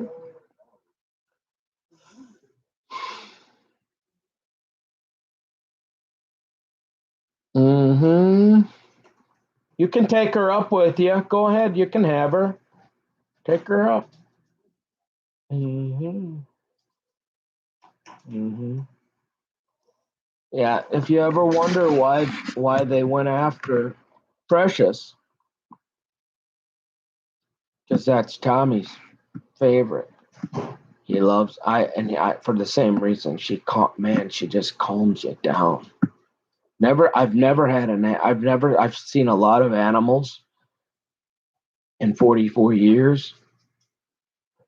I've never seen a dog with that. I mean, she's got eyelashes like She's got the prettiest eyelashes. And she has this, she's like a therapy dog. She really is. She will calm you down. And even after what she's been through, I'm telling you, there was these three hunk. I came home and there was these three hunks because I used to shave her down, not like that. And I haven't drank for a long time, so I didn't do that. All right. I mean, you couldn't even get drunk and do that. Have three flesh wounds, very large flesh wounds. You see? Okay. If you think I'm going to have stuff like that and all the other stuff I've told you about, you think I'm dealing with that and I'm going to allow somebody to tell me that there's something wrong with my house when, look, we need to be talking about a chair. You guy's 80 years old. We need to get together as a family and say, hey, let's go down to whatever it is and start looking for a chair. Don't be wasting the 5 minutes you call me every 6 months on some cushions that I told you the dog's pissed on because you're mad. I have clothes up there now so that they can't jump up there and ruin them anymore. And she wants me to take those. So in other words, basically what she's saying, folks, is if you take if you take that off there and let the dogs jump up there and piss and ruin those nice Japanese cushions some more, then I'll feel comfortable coming to your house. It's not logical. It's insanity. And I'm thinking it has something to do with the medication and or ulterior motive. I'll leave that up to imagination. And I don't mean to be a jerk because I understand the Bible says, in respect thy parents, honor thy parents. But it gets to the point where even, for example, if your parents, even if they're not believers, or you still are, there's no clause in that commandment. It's honor them. Well, but if you're saying things to other people that's gonna make my case even tougher, I don't care. Even if you're my mother, I got to check you because I can't afford anymore.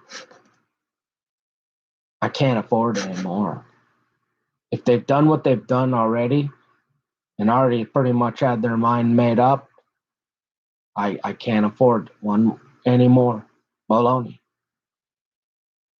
And so that's why I'm serious.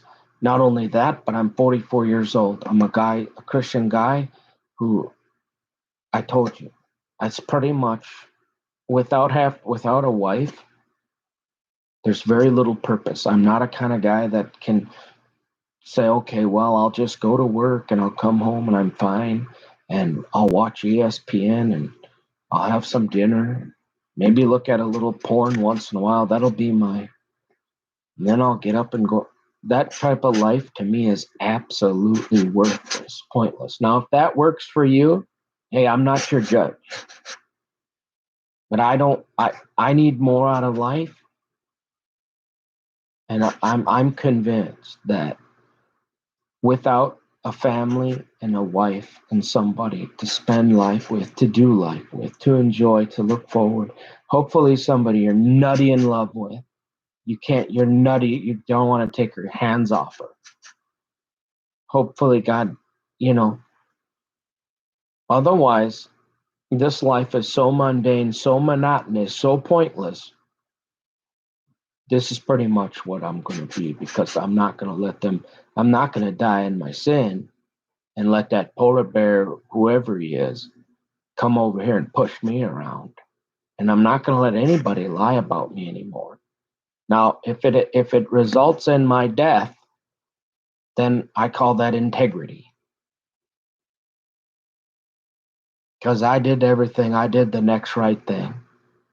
And you say, well, I don't want to argue with my mom, but if she's making my case even tougher on me, or if my lawyer's lying to me and won't tell me, hey, that's bow and arrows and butter knives, well, then I got to check you too.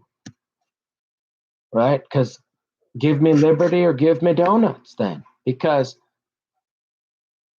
It's a bunch of baloney. They've been giving me little Nicky boy. They've been giving me 5 stories on everything all my life, and now all of a sudden they're still doing it. And I'm at that age where either I make all the right moves, and I mean every one, every single move, if it's even possible. But it ain't gonna be possible if my mother's gonna convince people I'm mentally ill because I won't allow my dogs to piss on the couch, and that's why she can't come over here. No, she don't want to come over here. And in her defense, I will say yes. As an only child, I was very fortunate. Up until about 3 years ago, it got real bad. It was about 5 years now since she retired. She pretty much checked out as a mother. And it's tough because as an only child, you're pretty dependent. You're very close to your mother. You are a mama's boy. You talk to your mom all the time, every day, maybe several times a day. And she's got extra attention for you. And she's interested. But I guess parents, they get older and they get tired. And I've had my own fair share of problems. I'm not denying that. And I'm sure it's been stressful.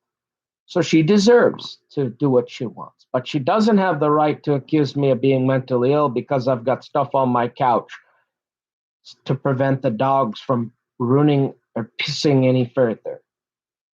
And so she wants to use that as the excuse of what's wrong with this house. This house, other than that, you could eat off the bathroom toilet. Well, it's been a month again. And that's the thing. It's like, it's never ending. The work. The Bible says the study of man. It's never ending. So you do enjoy your life. Do what you can each day. Try to make a difference. Try to do something good for other people. Be honest. Have integrity, and then you can. And don't get mad at yourself because you're not smarter or you're faster. Because you can only work with what God gave you. And I think God will bring people, if you have integrity and you are honest, no matter how stupid you are or slow, I think people will respect that more in the end. And they'd rather be around somebody like that or perhaps fall in love with somebody like that than a phony. And so hopefully, man, why should I sit around worrying about being smarter anymore? I did that for years. Being self-conscious, having low self-esteem. I'm not good enough. And mostly it's probably a learning style. I watch these YouTube videos, man, I can learn anything. If I watch somebody do it, yeah, I might have to go back to it on some stuff. But I mean, you can learn, by watching somebody do something, I can learn anything. But trying to go into a textbook that's that thick, with little letters like that, and I don't learn that. I used to memorize stuff. They gave me a few pages. I could go home and I'd come back the next day and I could write it down. That's how I got A's all the way through school. But so, but full disclosure, see, without that explanation, you'd go, what a jerk. Look at the way he's talking to his mom. I already know what you're thinking. I'm 44 years old and I'm not mentally ill and I don't want to hurt myself or others. I've never heard a voice. I don't hear sounds or things that other people don't.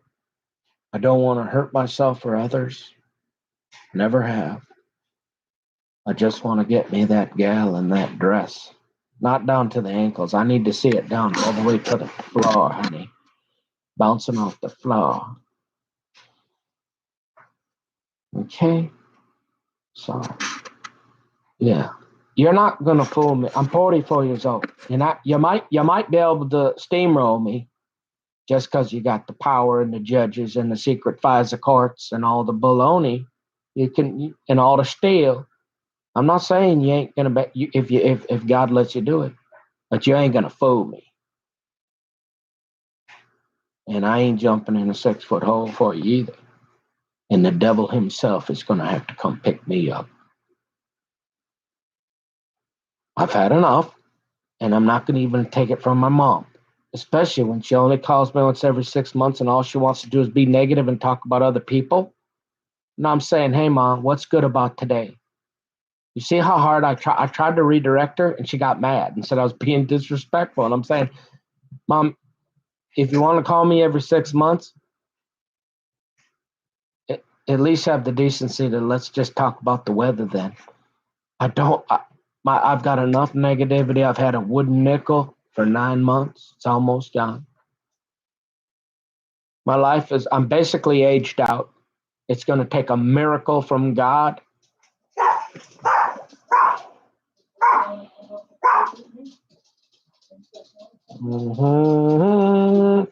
Our Father, who art in heaven, hallowed be thy name. Thy kingdom come, thy will be done on earth as it is in heaven. Give us this day our daily bread, and forgive us our trespasses as we forgive those who trespass against us. And lead us not into temptation, but deliver us from evil. For thine is the kingdom and the power and the glory forever and ever. In Jesus Christ's almighty name, precious name, amen. Look, I don't know, when in doubt, say the Lord's Prayer. There's 2 instances in the New Testament where, and you don't even have to say it out loud, but it's prayer. Your Father in heaven, if he look at all of Solomon in his glory.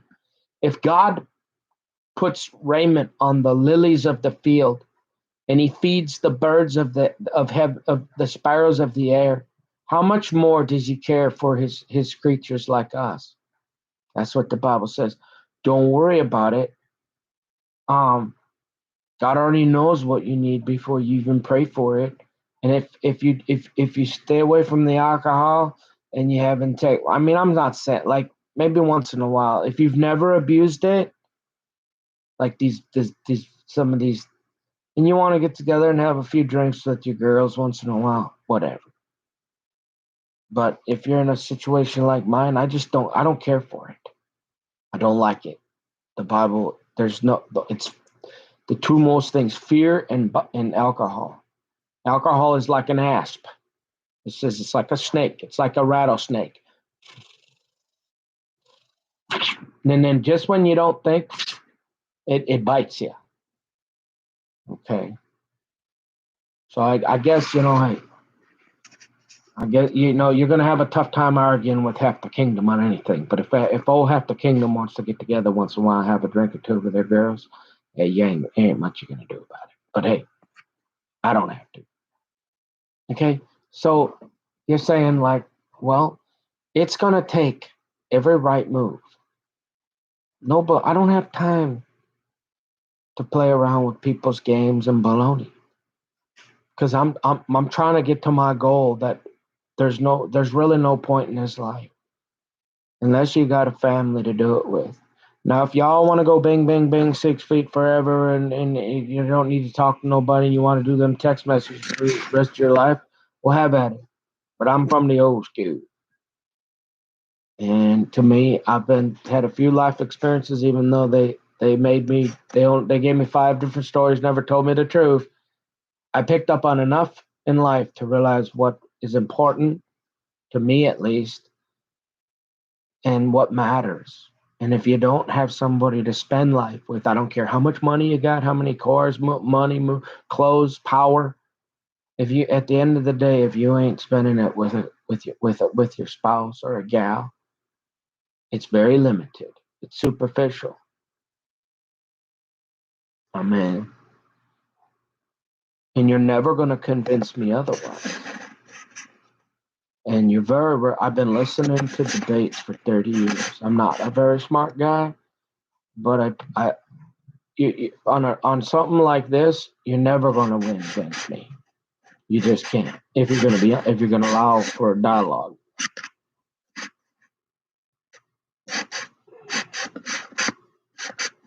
And I'm like, they just keep, I wish I did, why do I got to keep explaining myself? I mean, I bet, can we be done with testing Nicky Boy and let him just live his life? I only got so much energy. I tried to be, I didn't even want to answer that phone call because she does it every few months. She calls and she wants to be, I'm saying, hey, tell me something positive, Mama. People focus on the negative because why? Misery loves company.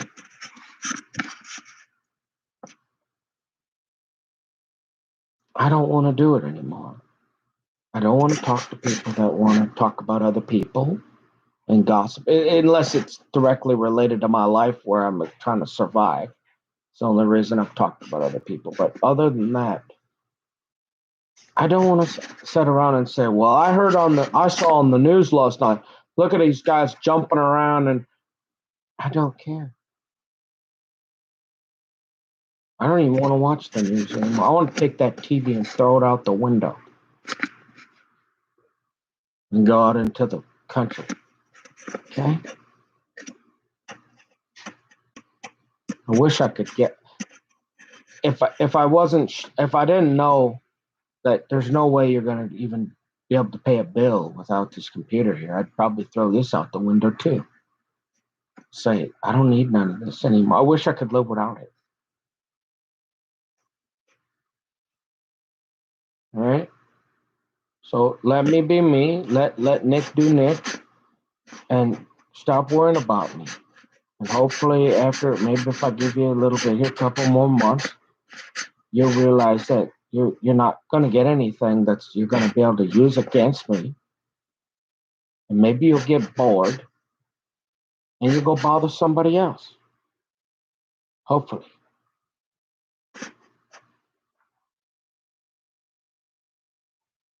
And I hate to say this, but from a life perspective, you say, well, Mom, they always say, hey, Mama's always right. Well, Mama's on a lot of drugs. She's old. She's tired. She's frustrated. Her body's breaking down. She's in a lot of pain. She can't move around. She could come over for an hour or two here and there, but the reason why she won't do it is because she's so addicted to those drugs for her pain. She's afraid if she gets in a car accident, they'll charge her with a felony, driving under the influence. So in order for her to come, she needs to come real early and deal with a little pain for a short time. But I'm saying, hey, I don't want to be. Between John and that other guy. It's very uncomfortable. That's why I don't go to your house either, Mom. Now, if she's dying, that's different. I'll be right over, Mom. But she's been telling me every time she talks to me, I'm dying. I'm gonna die. I'm gonna die tonight. I'm like, why do you say that? You've been saying that for 5 years. Up until, well, I haven't really talked to her much for the last 6 months. Not at all. No. That's the second time. But 5 years ago, we talked for the last every night. I'm going to die. I'm going to die. I don't know if it's the medication, but she survived 5 years since she's been saying that every day. Okay, this is the truth.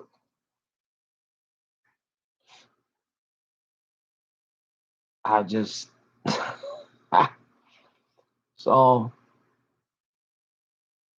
it is what it is. And I can't let y'all lie about me anymore. I can't do it. I just won't do it. And so I guess we'll have to see what God's going to allow to happen. We'll let God do what God's going to do. But I'm doing everything I can to choose life and not death. And if Mom's going to be a liability, well, then we're getting into that area of that your enemies are going to be in your own household. Bad to say, but That's the kind of she want. See, can you imagine her getting two-fisted? One last time. Oh, I got it. One last time. I gotta go talk to the.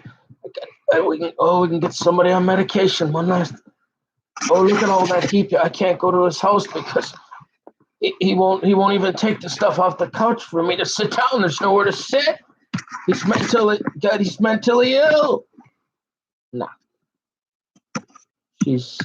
she's the one who's mentally ill, not me. Okay, I love my mom. In fact, I used to try to ask her, hey, do you want me to? But she'd rather have, you know, Melissa all hopped up on methamphetamine. I guess Melissa has a cleaning business. But my mom is so neurotic about her cleaning that she wouldn't let anybody do it because nobody can do it as good as her. Nobody can clean it like my mom. It would drive her nuts. She had to do all the cleaning always. But she finally broke down and let methed up Melissa. I guess when you're on meth, you can clean pretty well or something. Maybe Bobby goes over there with it too. People seem to like them two pretty well. Just people like people on meth and not the guy there's no cigarette butts around here, Daddy. No cigarette butts at a Trump rally. No alcohol, no beer cans, and there'll never be. Ever. Might be a little grumpy. You know, half the kingdom, she's able to usually help with that. I heard you lighten up. Half the kingdom will get you in a better mood once in a while. Otherwise, like I said, it's kind of the same thing over each day. And so you try to learn to work smarter because you get less motivated. So you try to save a little time here and there, and that's like, hey, okay, Mom, it's really nice to hear your voice, Mommy. I miss you. I'm sorry you're in all that pain, Mom. But hey, was there anything good about today? Nope, nothing. Well, how about that nice house you built? You still got that? You wake up each day and you get to chain smoke, and you get your coffee, and you get to look out that nice window, and you get to watch the news, you get to walk, you got that nice pretty cat. Oh, who got her that cat? I did. Oh yeah. They got that one on video too up there at the library. Guaranteed. They probably deleted it. My mom went through this she had this cat, Charlie, this other guy way up north, a Siamese. They were almost impossible to get a Siamese. My mom's been into Siamese cats. And I drove. Oh, this is a great story. Let me get some coffee.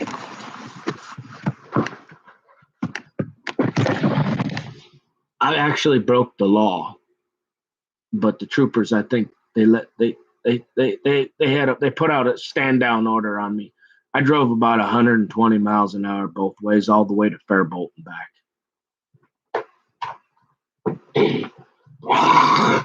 Excuse me.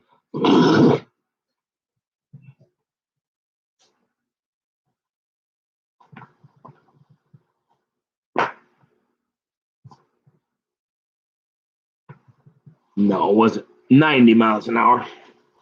My car don't even go. I don't have that car anymore. Same one as the polar bear, though. Just like that. Same color, too.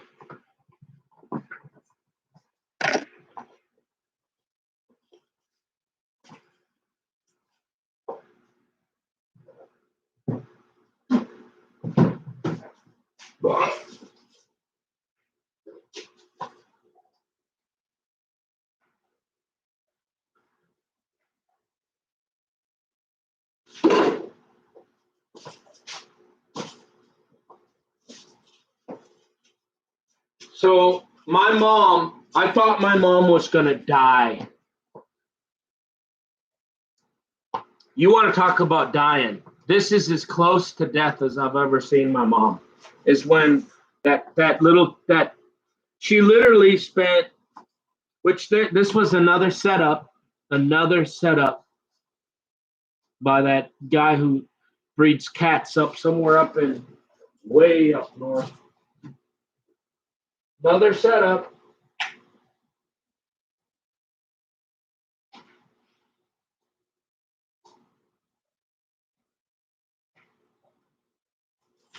Whoops.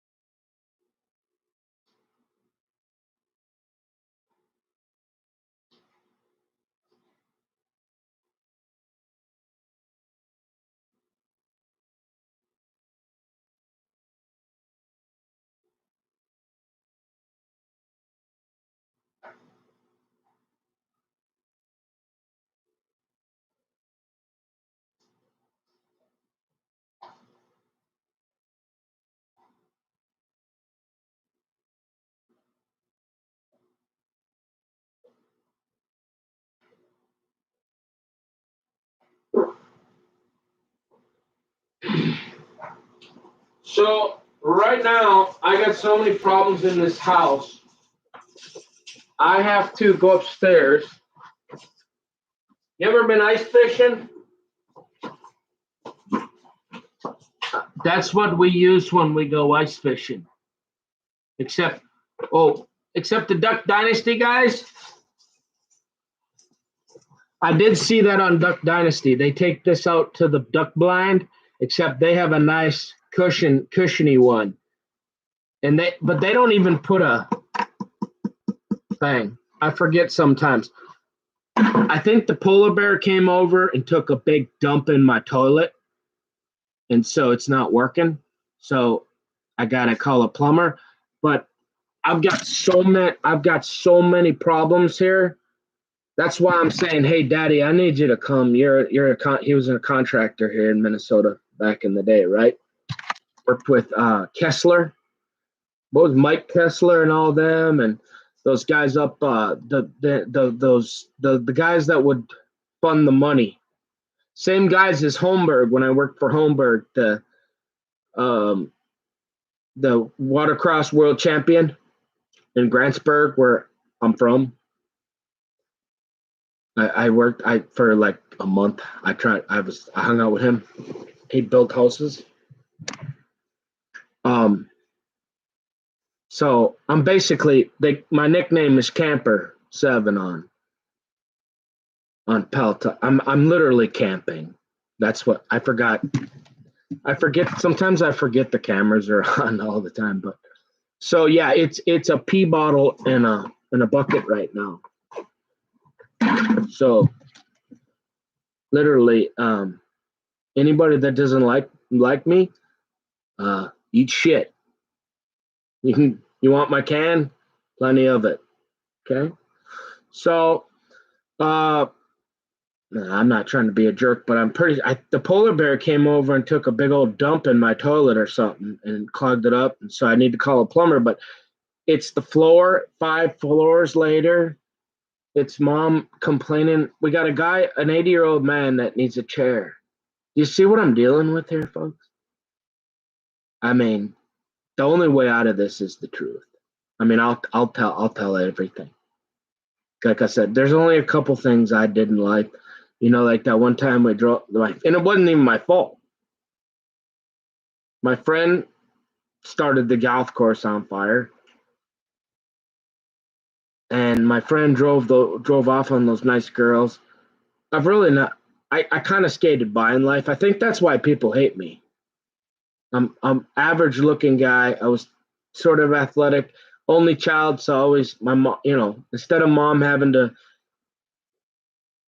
spread her income across somebody else, she always made sure I had a nice shirt to wear. But I'm a practical guy. You see, look, that don't go with this. You see, everything I do is about practicality. Believe it or not, there's an absolute mission to my madness. And I won't take any more shit. You can take all mine, though, because that's all you're getting is a shit show. It ain't nothing but a shit show from here on out. Everybody's wasting their money. They're wasting their time, and if you're betting against me, you might as well just go burn your money or just give it to them and go piss it against the wall because you got my attention. And so, lucky I saw that. So yeah, right now I'm going in a. It'd be like living out in the country. Okay. So out of like we had one of these. You say, well, you live in the subdivision. Yeah, well, I got the crappiest straw. I got the shortest straw. Maybe that's why that guy comes over. Because he thinks he's better than me and his mom's a drunk. But I got a lot of problems with this place. And I don't know if I'm going to even fix it. In fact, I may end up just walking away from it, right? Because I don't even think you could get We Buy Ugly houses at this point, because there's no point if I can't even I mean, if I can break even, or if I can make a couple thousand, I suppose. I don't know how there could be any equity. Brother mold, he's still. I mean, I got to get that mold now. We had Rotor out here. They had their Secret Service Service Pro guy came by, and he's like, "This is level 2, man. It's pretty bad. This is going to cost you about 3 to 5. If we do it, if you want me to go in there and clean, because I got special tools to get, you ain't even going to be able to do it with all the furnace and all that. And I mean, I got special tools. He's like $3,000 to $5,000, and I'm like, come on, you're highballing me a little bit. So, but we're at about a couple $1,000s, I'm sure, is what he's saying. So there's so many problems. I need my dad to come out and visit me. I don't need to go deal with Leslie. I don't drink alcohol. God does not. I don't hear voices from God. And I'm just saying people should probably start leaving me alone. And so there's so many problems here. Like, let's get Tommy a chair. And mom wants to argue. She wants to argue about something stupid. That's the drugs. We can talk about that, but we got to make sure Tom. He's getting old, and I'm saying, I don't have the money to go get a chair unless you want to help. But that's priority number 1. Not to waste the 5 minutes you call me every 6 months, Ma. But you have an agenda. Everybody's got one. But there's no equity left here. And so, yeah, but it's just like the Duck Dynasty. I mean, they poop out in the woods. I'm basically camping. Now, those guys, they don't even line the bucket. They just go in it and then they dump it and then they rinse it out with water, kind of like we did when we'd go ice fishing. Remember that? I ice fished. We didn't have a toilet. Remember that? I fished on Lake Mille Lacs out of Portside, Twin Bay, and Izades and all them. Wow, some of the high-end houses had cassette toilets. Well, Tom, we didn't have a toilet. We had to go outside. And so I used a bucket all my life. I'm not too proud. Most people around the world don't even have clean drinking water. Okay, I'm not fancy. I'm not rich. And I'm not too proud to tell you everything. And I will, if it means life or death. Okay? Because I'm at the point now where I've got enough on the record. I'm really not worried about a whole lot. It's not a threat. It's just I'm not going to take any crap from anybody. I just want to be left alone. And I'm thinking I got to keep showing you my life enough And you're never going to see me drinking alcohol. You're never going to see a cigarette. You're never going to see any drugs. You're never going to see any Oscar Mayer wieners selling Oscar Mayer wieners down in St. Paul. You might accidentally, like, sometimes I have to move these cameras around, so you might see me turn around on accident. But other than that, I don't know what I'm going to do with this place. I'd have to, the mayor says that she's taxing me at $220,000 for tax purposes. I'm going, yeah, 150 maybe if this thing was perfect. New countertops, new floor, clean that mold up, replace the window, get the deck fixed, paint the place, maybe 150. So it's nothing fancy. I'm still trying to figure out when every time I take a nap, some neighbor starts banging on the cupboards. I don't know what. It's just strange. It was banging on both for like a week. Somebody was banging on both sides here. Oh, you didn't go out and check, and it's none of my business. I might have to call the police though. But I wonder if I don't want to talk to him though. See, so I'm not gonna. I might send an email or something. Like I said, if any law enforcement wants to talk to me, they can call me. If you want to talk to me, I'm smart enough to know, I'm old enough, I've been through enough. If you want to talk to me in person, you got one thing in mind, and that's putting me in handcuffs or trying to figure out how to get me in handcuffs and get me into the can. So unless you got a warrant and you give me time to call a lawyer, I'm not talking to you. Talk to my lawyer. I'm not breaking the law. I'm not doing it. I'm being framed probably. Hopefully this is enough to stop the frame. And yeah.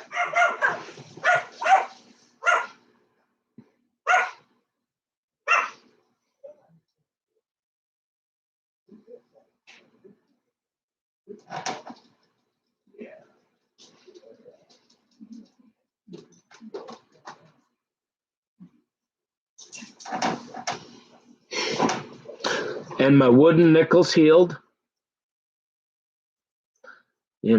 Either way, if I moisturize it, probably quicker, but over time, it'll soften up.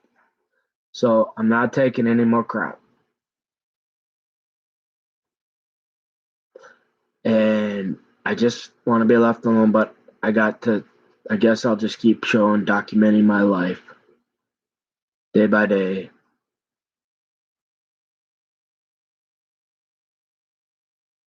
And I understand I'm very uptight, and I hope you can understand why. If you're honest and you ever have the time, you wouldn't even have to watch all the videos. You could, and some of them aren't even uploading now. But back to the story about, you want to know what a nice guy I am? The bathroom upstairs worked, but I got to go up there and bother him. I mean, I go up there sometimes. But if I just got to pee, I go in a big jug, like I'm in the woods, because that's where I'm going. 1 acre power water out in the country. So wherever I go here, I'm gonna build. I don't know where I'm going, but if it was just me and I buy a little piece of land, I'm not gonna have a toilet. I'm gonna be going in a jug, in a bucket, for a while, till I can get electric and plumbing and water and sewer. Okay? So I'm not too proud. I don't want to stick around the subdivision any longer than I have to. I'm done. But if I go up there sometime when I take showers. That works fine. But right now, this here bathroom's out of commission. But it's just the truth. It's just the way it is. Want to see what a nice guy I am? I thought I was so concerned about my mom because her cat died. And she's always been into Siamese. And it's not like you used to get the paper, remember? And there would be, you can't get that, so you can only go on what, Craigslist, and then you got to deal with the algorithms and Tiny Timmy deciding who you talk to. You know the story already. So I found like two people, three. One was in California, one was some way up northern Minnesota, way up there past by Fargo. My mom's like, "Will you help me find?" Oh, and she was depressed when her cat Tippy. She had it like for like 15 years. Well, it's the only thing she cares about: coffee, cigarettes, and her cat. I mean, I thought she was gonna die. She was so depressed. It was the first time I was scared for my mom. I'm like, my mom is sad. And so she finally, after like a month or two, she's like, I don't have any energy, honey, but you maybe want to try to look and see if you can find me another cat, honey. And I'm like, yes, mommy, I'll try, mama. I don't know what I can do, but so I find this guy, and I knew he was shady. God, I knew it. See, my instincts are always right, and it's like, but he was the only one. The only other one was like they wanted a whole bunch of money, and I can't remember where it was. They wanted like $1,000 for the cat, and it was a ways away. I think it was out of state even. I found one guy up in Fargo. I knew it was he. Just talking to the guy, he's running a cat mill, and I could just tell it was bad news. And finally,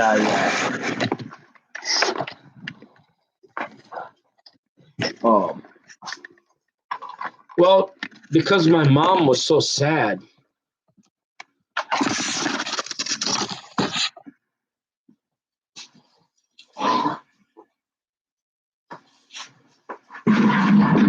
And you know what? If any of you have a problem or you think you're better, I'm watching this girl's videos.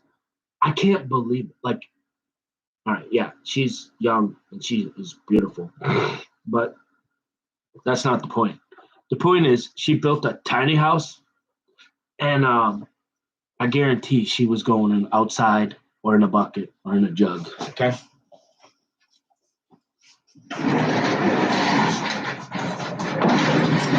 So, because my plumbing's out, doesn't give you the right to go discuss it. Now, I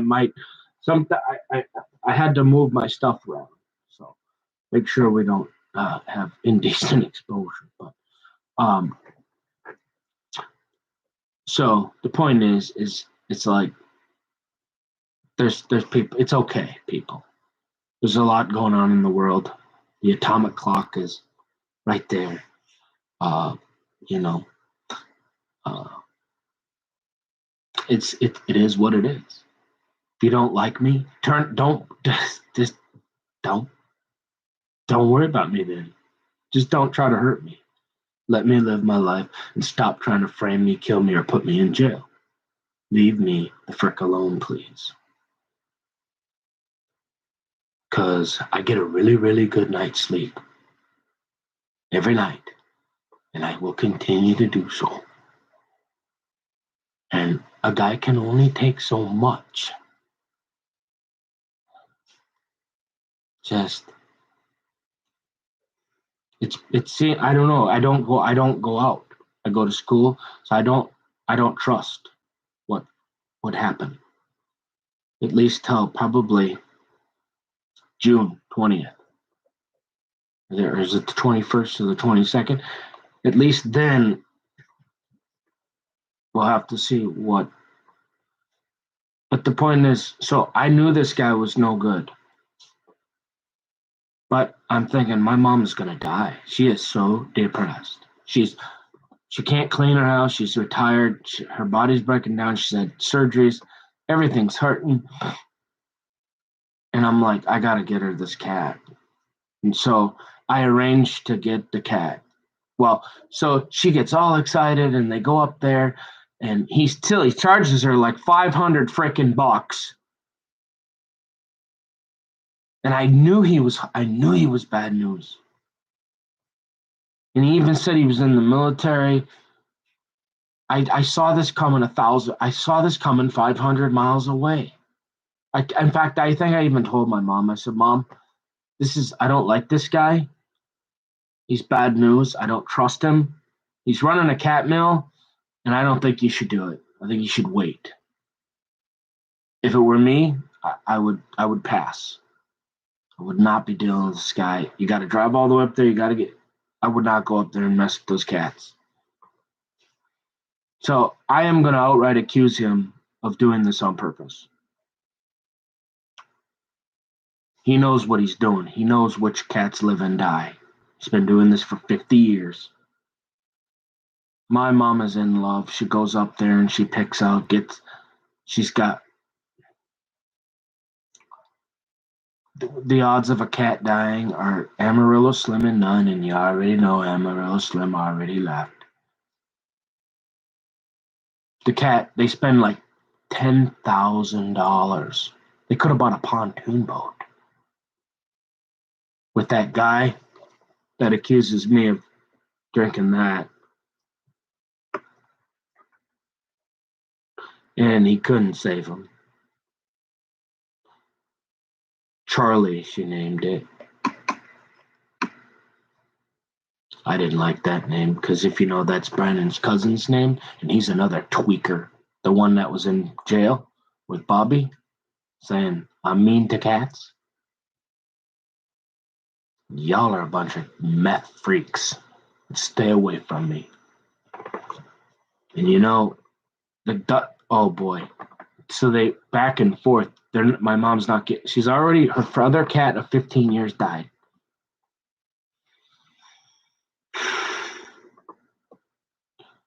She is sad. She gets all excited. She's old. She's almost dead already. Anyway, she's got blood pressure. She got all sorts of problems. She's been smoking, she's old. She thinks she's got a cat. She's not sleeping. She's, for like a month there, and they got this cat in ICU, and she's giving them medicine and doing everything, and dies.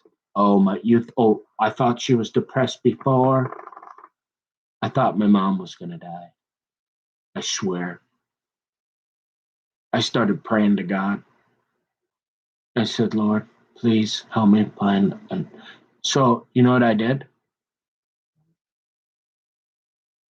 I took my own money. I got it. Well, there was one nice little, oops. She was young. She was only 15 or so, but she liked me. And there was one cat left. And this cat, I got on the internet, and so we had a Half the Kingdom in training down there in Faribault. And she's like, I don't care what you say, Tiny Timmy. I'm getting him a cat. Go do something else, Tiny Timmy. I'm Half the Kingdom, and I'm only 15, so get out of my way. And Tiny Timmy was like, oh, I'll get him on that iPad later. So I knew right away. The moment I started talking to him, I'm like, oh my God, where are you? I don't care where you are. Where you in North Dakota? So I'm on my way. Where are you at? Where are you? I knew. I got this. This is the cat. Took me about 1 second. And she's like, $500. And I go, 1,000. I'm on my way. And I started driving, and I don't even know. All she said she was down south towards Faribault. I get in my car. It's like 3:30 already on a Thursday. It's getting dark, and my car, and I'm driving 90 miles an hour all the way. I don't even know where I'm going yet, but I got $500 cash, and I know she's down south somewhere, and I need this cat to keep my mom alive. And so I'm just driving. Finally, I get her back on the phone. I'm like, where are you? She's like, I'll meet you in the Walmart or the out in front of the pet store at where was it? In Faribault. And I'm like, okay, I don't know where it is, but I'm driving 100 miles an hour, and I hope the troopers don't pull me over because I'm trying to save my mom's life here. And she's like, okay, well, call me when you get close. And we go down there, and oh yeah, half the kingdom. She's like, she's giggling and laughing. She's like, well, I hope you hike the cow, but I hope your mom's okay. And she was laughing. It was you had to be there, okay? And so they give me the cat. They liked me so much. They even gave me the cat's cage, and it was the last cat. And this cat, this is not just any Siamese cat. This is a mountain lion. I mean, you should the paws on this thing. I mean, the cat is like this. It's like I'm not even kidding. It had this claw. You want to talk about razor blades? And so what? So what do I do? I get the cat. I already knew this was the cat. I started driving 100 miles an hour, and I get down there. It takes me about an hour, and I drive 100 miles an hour. Then I don't even care. I don't even tell my mom, because I know if I don't get her this cat, she's gonna die.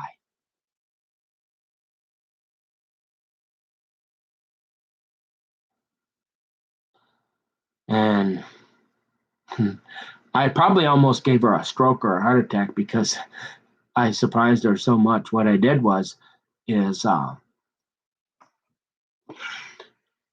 she didn't even know I was getting the cat, and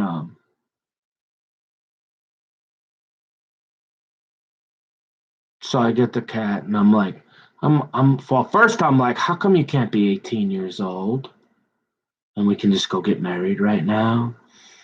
She's like, sorry, but I got you the cat. Hope you have a nice life. Take care.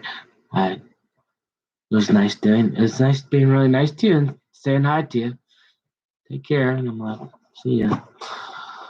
And so I drive 100 miles back up here to Forest Lake, and I go over to my mom. Oh, so the cat goes to sleep on my lap. The cat sleeps on my lap the whole way. I'm in and out of traffic, man. I mean, they must have put out an APB on me and said, hey, let that guy go. Because how I did not get pulled over going down, I mean, it was God. Okay. That was the one time I did break the law, I admit it. But I didn't get caught. And it was years ago. So statute of limitations have expired. But now I'm that guy in town now that's going 5 under the month because I don't want Chief Peterson to pull me over and say, hey, what's going on with your garbage can here, buddy? So I'm like, hey, I gotta, and everybody goes around. I'm the one in the truck, and they think it's the 90-year-old guy, and they look over and they go, F you, and I'm like, when did it become illegal to drive the speed limit? Have fun paying your tickets. I'm not in a hurry. I'm just going up to Walmart to get some groceries here. But anyways, that cat, beautiful cat. It's a seal tip, they call it, gray. Oh, just gorgeous cat. I mean, I'm telling you, that cat could probably, if you didn't get it declawed, and she never did, which is good, because when she dies, I think she's worried that it might get outside, because who's going to take over her house? All the druggies, not me, right? Because Madeline controls John, and Madeline's connected to her mother, Tweaker, Michelle, and Dusty, and all them, and Melissa. So my mom's worried that cat's going to get out. Otherwise, she has declawed every cat. But she did trim them, at least, so he'll be able to hunt and survive outside when she dies, if he ever gets out and gets loose. When the druggies leave the doors open, because John's too old to say anything anymore. Remember that? And Dougie's a weirdo. And so you say, all right, so I drive 100 miles an hour with that cat on my that cat's purring away. So I'm like, oh, good, it's okay, buddy. And she named, so I get up there and I park in her house and I hide the cat underneath my shirt, and my mom cannot stand if you don't call, right? So she's already mad. She's like, why are you come? I mean, well, you're over here at 8:30 at night, it's almost, and you didn't say nothing. And I play it off for about 5 minutes, and I'm just like, oh, I just wanted to hug mom, and how you doing? Are you okay? How's that other cat doing? This is the guy, like the coolest cat you could get in the whole world. I'm serious. She could have got $1,500 for that cat, and she sold it to me for 500 and gave me the cage. And almost her daughter, but her just a little too young. When should have been 18, I probably would have been able to take her home and get married. But just kidding, not really. So I get the cat. I'm in my mom's house on the A-frame on Third Lake, right? And John's in the. He don't know about, well, unless I suppose maybe he could know, but my mom didn't know. I mean, I did this so fast. And all of a sudden, I kind of lifted up, and she's in the kitchen, and I kind of lifted up my shirt, and I'm like, Mom, what is this? And she's like, whoa, what is that? Get that away from me. And she freaked out. It was funny. And at first she's like, get that away. What are you doing? But I don't really, I mean, this is the coolest cat in the world, and she won't let you don't go near that cat. She won't even let me, that cat hisses at me now. This cat was purring. I went and got this cat with my own money, so my mom wouldn't die. And this cat was purring, and this is how weird she gets with her cat. Like, she don't want nobody to love her cat except for her. Oh wait, she did that with my daughter too, but that's another story. Anyways, and my dad. And so, yeah, a cat. Now that cat will if it doesn't know you, no matter what, it'll hiss at you. And I'm like, buddy, I'm the one who conceived you. You came forth from my loins, remember me? He's like, nope. And I'm a mountain lion, and you better get away from me. And that thing can jump like 10 feet. It's insane. It shouldn't even be, you can't even call that thing a cat. It's a beautiful cat. And it's a family. She said that cat, the mother has only had one or two other litters. And so it's a pretty special cat. And I got it for her. And at first she was socks get on, and now if you want to hurt that she loves that cat. Now, does that sound like a guy? Now there isn't that a love story? Forgot about that. Yeah, I did that for my mom because I thought she was gonna die. She was that depressed. Okay, so if you got some bad stuff to say, well, let's do it. Cause I've had enough. But they hurt my dog. There's no way that polar bear would do that. Is he that stupid and crazy? I don't think so.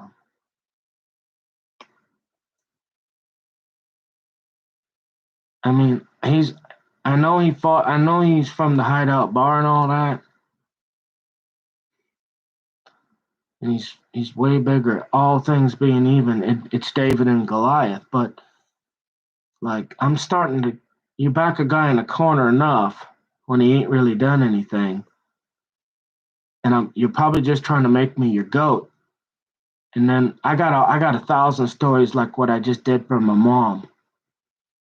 And I'm gonna keep talking. So just leave me alone. Let me live my life and figure out. I would already be gone. I already told you from Forest Lake. I'm concerned. My mom's been telling me she's gonna die every day.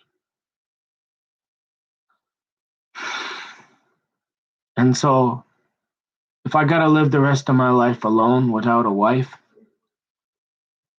I at least want to say I want to have a hug and a kiss from my mom before she dies. And if I'm out in California or wherever, Arizona or Florida or Vermont or Idaho or Washington or Texas, if I can't get home, I know I'm gonna regret it. So, and it's hard to get a real gauge on when she's gonna die because she's a tough old bird. She's got my grandpa's genes. That's why I say, whatever wife I get, she's gonna get the same thing day in and day out for the next 50 years because I'm living to be at least 90. My grandpa, well, hopefully, but I hope I get my grandpa's genes. He would, if Laurie wouldn't have let Roger get to Grandpa Harold, he would have lived to be 100, I bet. He made it to 92, 93 or something. Okay? So I don't know how long if I knew mom was going to make it another 5 years, I'd probably just leave town. Because there's no way I can have a normal life here after what they've done to me and all the talking I've been doing. So, unless half the kingdom wants to come and hold my hand in front of everybody, then we can talk about it. But other than that, yeah, I'll be out of your town at some point here, for sure. I just don't want to leave my mom, and I got Tom too. I want to help. I wanted to help try to return all the stuff that my parents were there. I'm not one of these kind of guys where it says, oh, even if I got married, I'd be like, well, oh, well, you're inconvenience. No, you're annoying as heck. You're ornery as hell, and you're almost impossible to get along with. But I still love you, and I feel like that's just part of getting old, and I should do whatever I can to love you and do my part to make your life as comfortable as possible, and not ship you off to a convalescent home or out there in Colorado with Pete and what's his name. You know what I mean? So it gives you a little more glimpse into my thinking.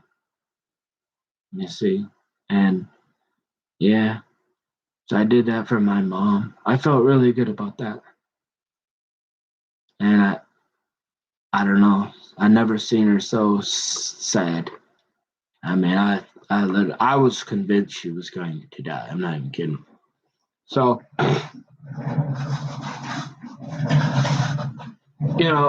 and the reason is so I need to figure out how much money realistically to do everything here, and I'm not staying here. So unless I can turn a profit, I mean, even if I can make a few thousand, hey, that's gas money. That'll get me where I'm going. I'll do it. But I don't think there's much. So I may just turn it back over to the bank. Might have to. I don't know. That's why I need to talk to like my dad and have him really look and see how much he thinks and get his opinion on it. Because I don't trust anybody else. Nobody's fixed anything here, really. Nothing. They either pretended to, or they didn't go all the way. They just kept doing things that would frustrate me even more. It looks like it was like I said. Why is that guy living in the same townhouse as me? Everybody's doing something for a reason. I'm asking why. What are they up to? And people seem to like me, and it's not. It's got to be more than he's a drunk or he smokes cigarettes or he's mentally ill. It's got to be more. There's more to it.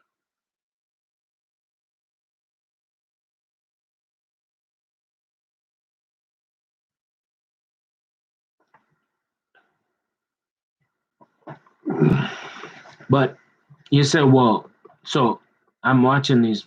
Oh man, I am in love with YouTube. Oh my goodness.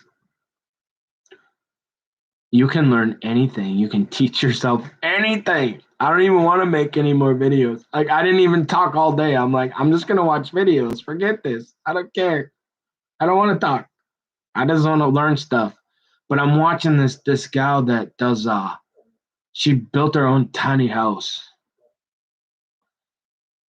Man, she's really smart, too. I'm surprised. She knows all kind of stuff. Like, everything. A little bit. But every meal this girl makes, I'm not even joking. And it's all like this healthy, like,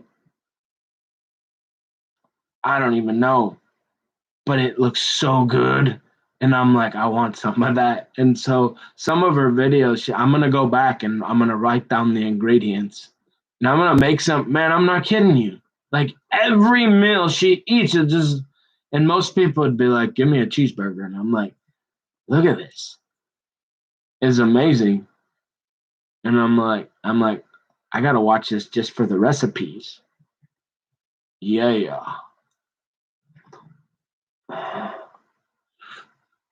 And so, but anyways, so yeah, with me, you're just gonna get full disclosure. It's just gonna have to be that way, I guess, and it's gonna embarrass me in some ways. But I'm kind of at that point where, yeah, like I said, I mean, as long as I don't accidentally start peeing in front of the camera, because I forget the cameras are on, and I forget where my computers are sometimes. So that'd be the only thing. But other than that, there's no cigarette butts, no drugs, no alcohol, just coffee and YouTube. Thank you, YouTube. Man, I am indebted for life to YouTube. I love YouTube. You know what? YouTube is like a yeah. YouTube is been my friend, and I'm pretty sure somebody would have, unless the polar bear is piping him into his house. I'm pretty sure they would have found, you said homosexuality is a sin, and they would have banned me. But I think overall you can see that I'm pretty fair and balanced, and I call it like it is, and I'm pretty reasonable. I like ladies, especially ones in dresses. Oh. So, anyways, you say it's 7:19, Nikki boy, and you haven't even done your rendition of the KJV. I know, but it's Friday night. We get to stay up. Normally, we're going to stay up late tonight, folks, probably 10 o'clock. Normally, we're about 8. We're on farmer's hours, Usually about 7, 8 o'clock, we crawl into the hay. But, hey, it's Friday. We'll go out on a limb here a little bit. And no, was watching all these videos. I'm like, how do you make those meals? Like every single one. I'm like, can I have some? Like I need to know how to make that. You know what? I might send her a note saying anonymously, and be like, I'll create another account, so I don't get accused of being a weirdo. And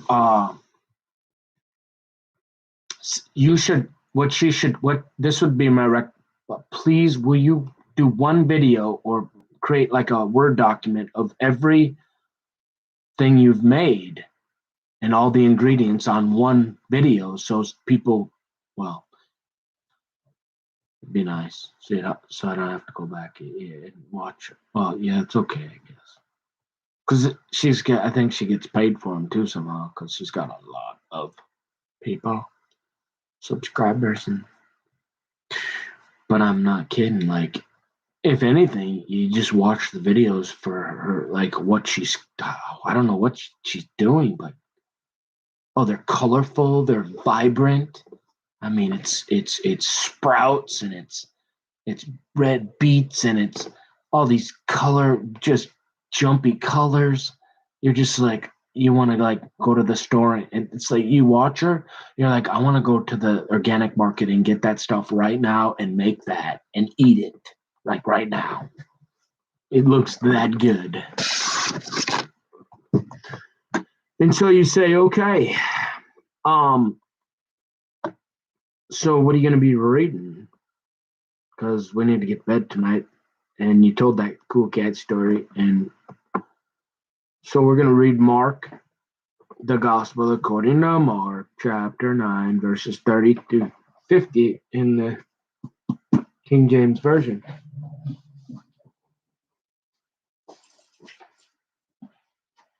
Now, would a guy that would do that, seriously, can you guys be honest? So you're telling me you'd rather trust a guy going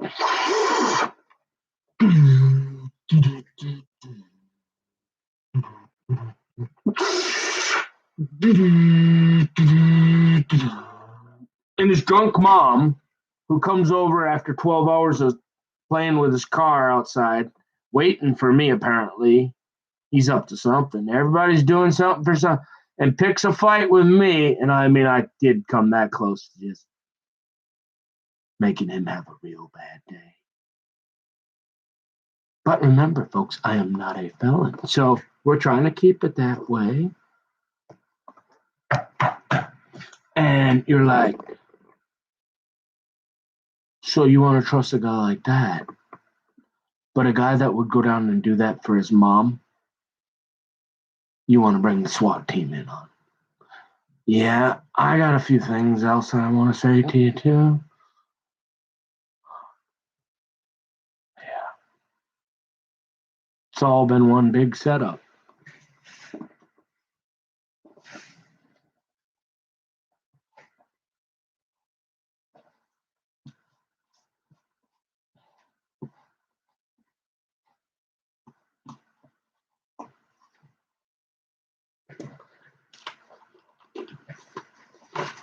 It's hard to tell who it is.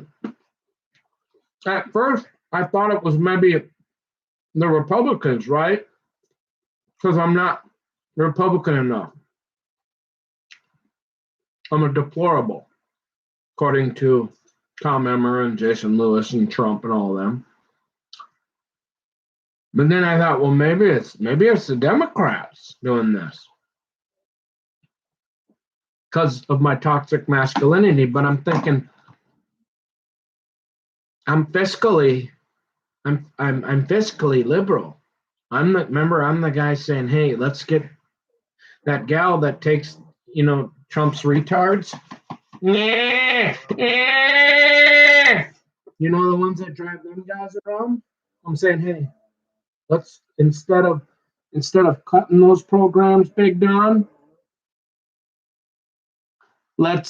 I want to give them a raise, and I want them to have full benefits. If anybody in this society ought to be able to work a job, it's and be able to provide. Never mind the 70 hours a week at minimum wage in no country while they're driving around with $1,000 bottles of champagne, a goat, and a 10 out of 10. Now forget about that. You can't even afford. But if you're willing to do that job, you're doing it. You're a good person. As long as you're not some Jeffrey Dahmer weirdo like that, like watching porn up at the library while children are walking around. Okay. You ought to be taking care of those people. Because the Bible says, Michelle Bachman, she even like to tell you that. Aren't we? We're but it's locker room talk now.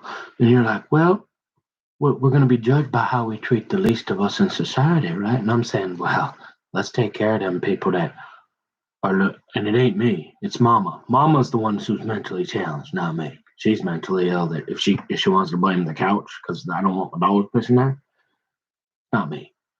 You can't trust what Mama's saying. She checked out a while ago, okay, folks? And they've been trying to frame me and set me up since I got here.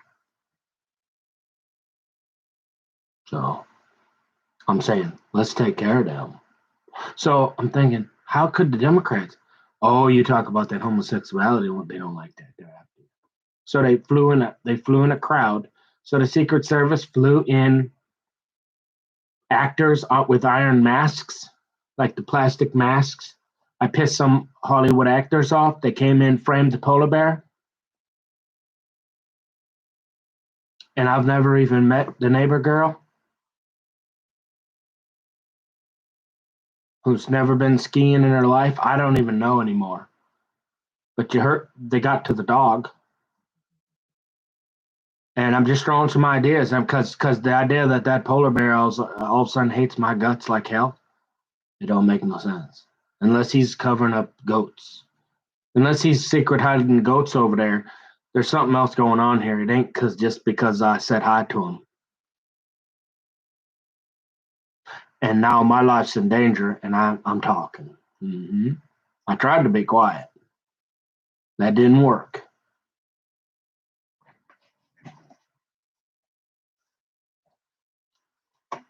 You know, it's like, if you're going to get to a guy anyways. All right, Leitner. I'm up here on the court. Then give me that ball. I'm going to shoot a couple free throws with you.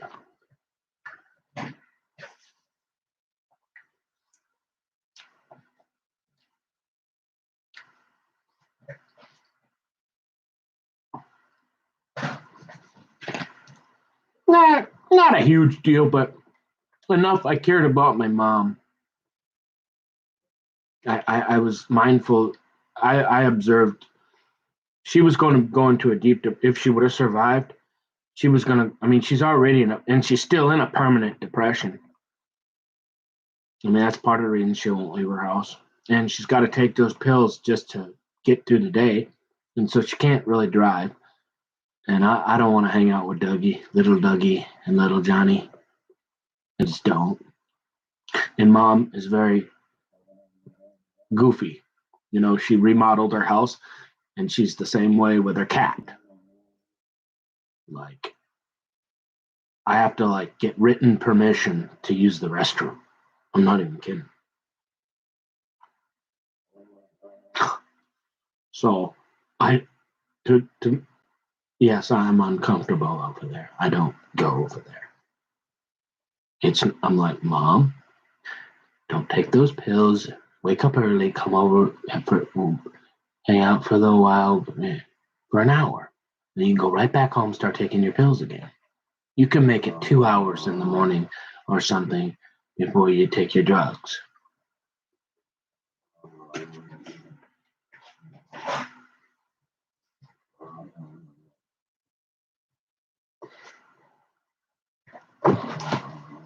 So I can't figure out who it could be. So yeah, now that they did the dog, I just think it's the devil.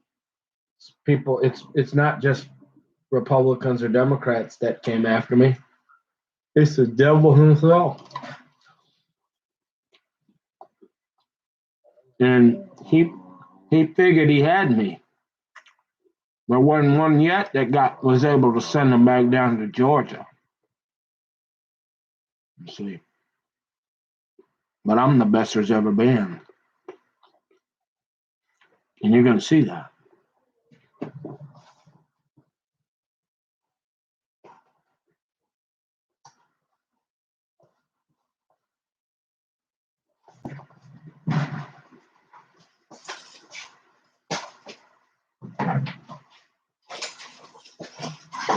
No, I'm just playing.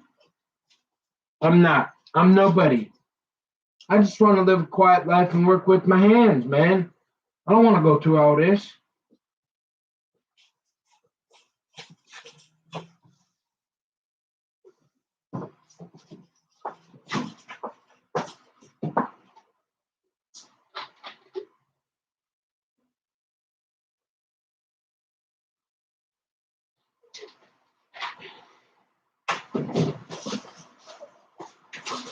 Where's Precious, honey? Right? You want your medicine, sweetie? Come on, honey.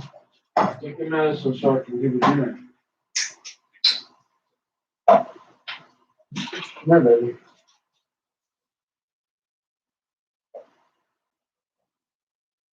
Yeah, so that was probably the last Siamese cat Here, kitty. Come on, baby. Come here, honey. Where's my doggy? Come and get your medicine. Sit. Sit. You're a good girl.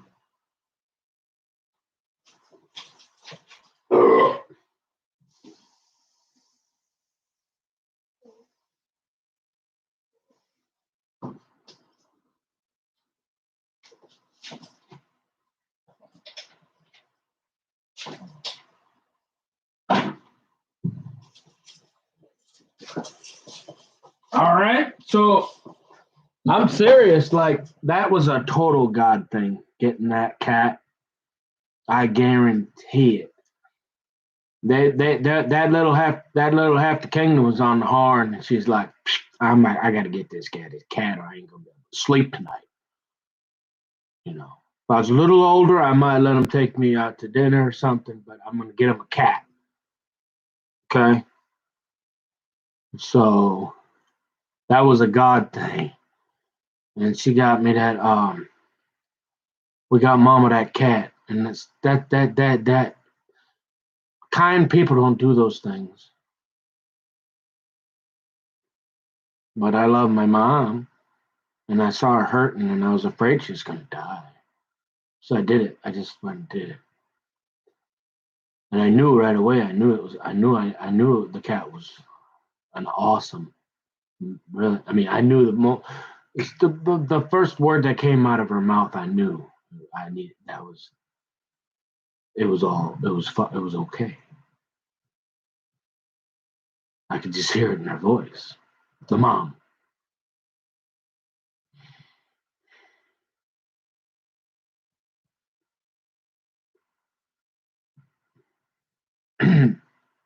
Okay. So don't forget Big Don. Don't be getting creeper on me now, because old Big Don, he's robbing the cradle there with old Melania. What, 23, 25 years? Hmm? That's okay for Big Don. Y'all voted for him. Hmm? How many guys do you know? How many guys do Big Don know that are on that manifesto on that we know of? On that Lolita Express to Lolita Island, where Epstein is right now. How many? Not me. I don't like children. I don't like prepubescent girls. You ain't gonna see me on no Lolita Island.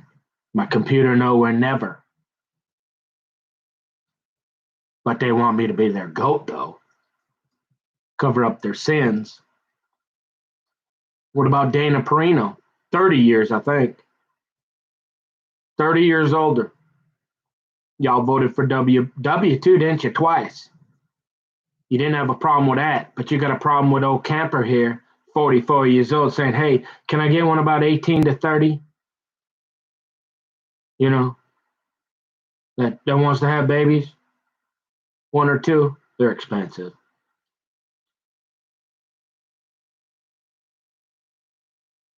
Yeah. It's all bull butter. And my wooden nickel is fixed. Not perfect, but it's good enough. Enough to where I ain't worried about it. It'll heal. It's been closed up for a couple of weeks, and it's softened up. It's just a little bit.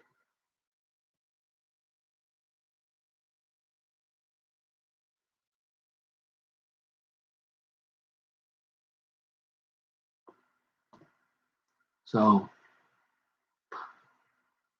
like I said, I mean, it looked to me like the devil was getting to me anyway. So, at least now y'all got to have it on your conscience about all the wonderful things I did for my mother, and all the things I never did to anybody, and all the girls that wanted to go like this. Come and sweep in our bed, Nikki.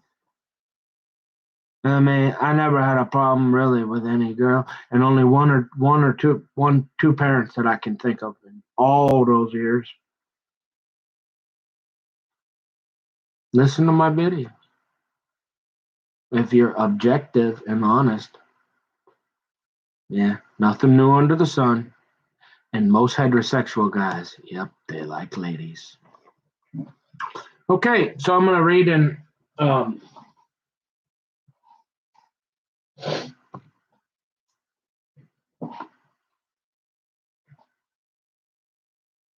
I'm not looking for any problems. I'm asking you to back off and just leave me alone. Let me live my life, please. Go find a different goat. For me and my household, we serve Jesus Christ because Jesus is Lord.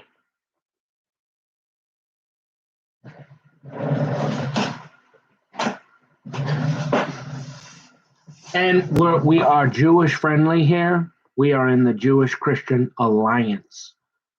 Those people that we saved from the oven, the Domino's pizza oven with the pizza Nazis. You see, the God of Abraham, Isaac, and Jacob. That one. The ones that go they write God like this. This one. Hang on, hold it, wait for it. Oh, you mean the people that do that because they reverence the name of God so much out of respect. They don't even put the O in there because they don't want to use his name, and so they call him Hashem. Yeah, them guys. Yep. Yeah, we no. Even if they bring the SWAT team, we're like, hey, thanks for letting us see your synagogue here. Hey, I know we know how to take a hint. We'll leave you alone. Besides, you got to wait about 8 years or so to get anywhere near any of their women, anyways. And you're like, well, you didn't need to bring the SWAT team in on me there either. But hey, I still love you because God says to.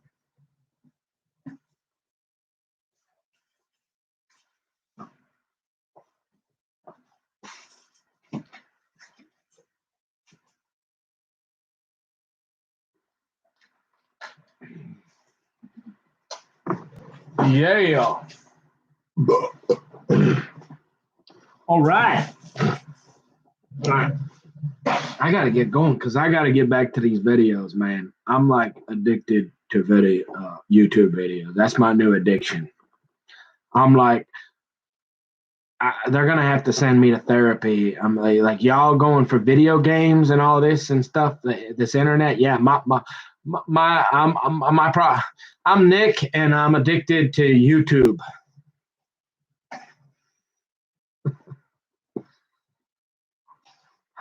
Wait, no, I'm powerless over YouTube videos.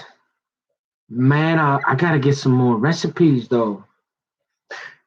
And he said unto them, verily I say unto you, that there be some of them that stand here which shall not taste of death, till they have seen the kingdom of God come with power. The transfiguration, and after 6 days Jesus taketh with him Peter and James and John, and leadeth them up into an high mountain, apart by themselves. And he was transfigured before them. And his raiment became shining, exceeding white as snow, so as no fuller on earth can white them. And there appeared unto them Elias and Moses, and they were talking with Jesus. And Peter answered and said to Jesus, Master, it is good for us to be here, and let us make 3 tabernacles, one for thee, and one for Moses, and one for Elias. For he wist not what to say, for they were sore afraid. And there was a cloud. Bonnie and Clyde, I'm wondering, Bonnie might have been, not sure who that. She said it was a coven. She said that it was a coven of witches.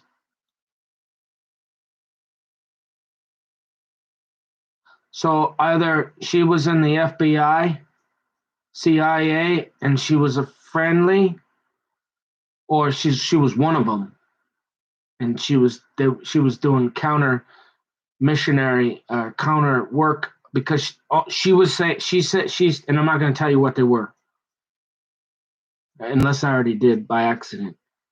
It's kind of like one of those things where the police, when they go and check, they know something that nobody else knows, but to find out who's telling the truth and who who's involved. They just let you talk, and they don't give. So she knew two or three things though that nobody else could know unless she had the same dream, or she was involved, or she's in the FBI, CIA, and she's aware through that thing called surveillance and audio and all them satellites and stuff like that. So,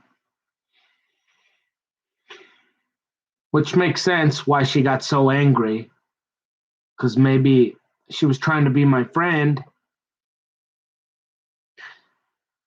and even though she realized that I was praying, she was out of the age range. I was praying 18 to 30, want to have a baby or two, job that my wife could stay home, take care of the babies, and stuff. That's what I've been praying for. And maybe she was testing me, and I failed the test miserably. I guess hey, do not talk about my sons, even after I bring up my parents, and I start talking about them in front of the whole congregation. I don't know. I guess I didn't know it was life or death. And so I got banned for it. So she decided she couldn't be my friend anymore. She couldn't trust me because loose lips sink ships. But I'm saying, hey, I'm beaching this whale. Forget that. I ain't going down with the ship. Hey, if I'm going down, y'all are going down too. We're going Samson because I ain't going down by myself.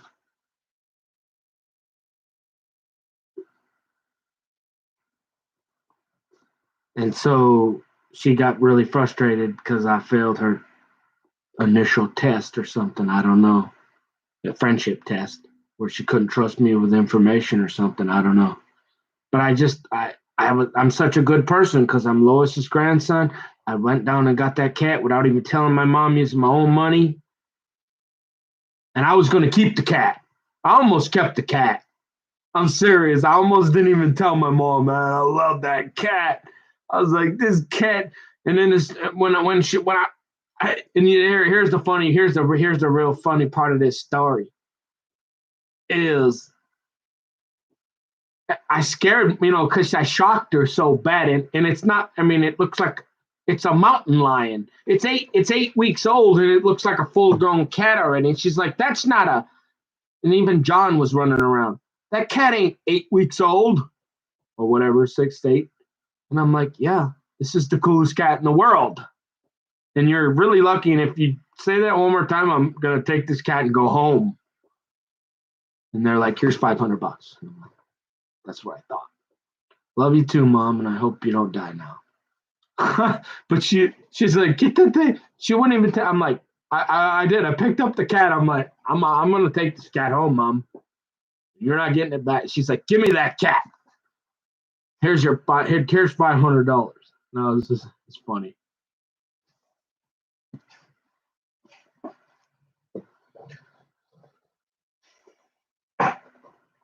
Okay.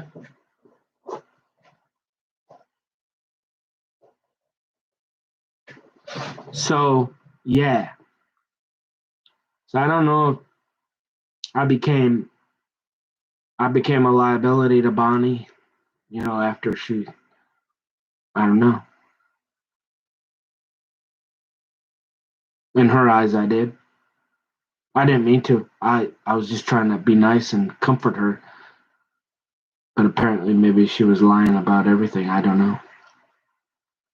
Except what she was talking to me about. She knew exactly what was going on with everything.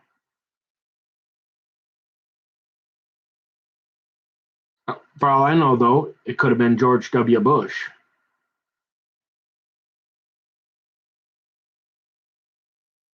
You never know who you're talking to. I've been talking to people for 30 years in lettered agencies. It could be anybody. Literally. I'm not saying it is. It could be.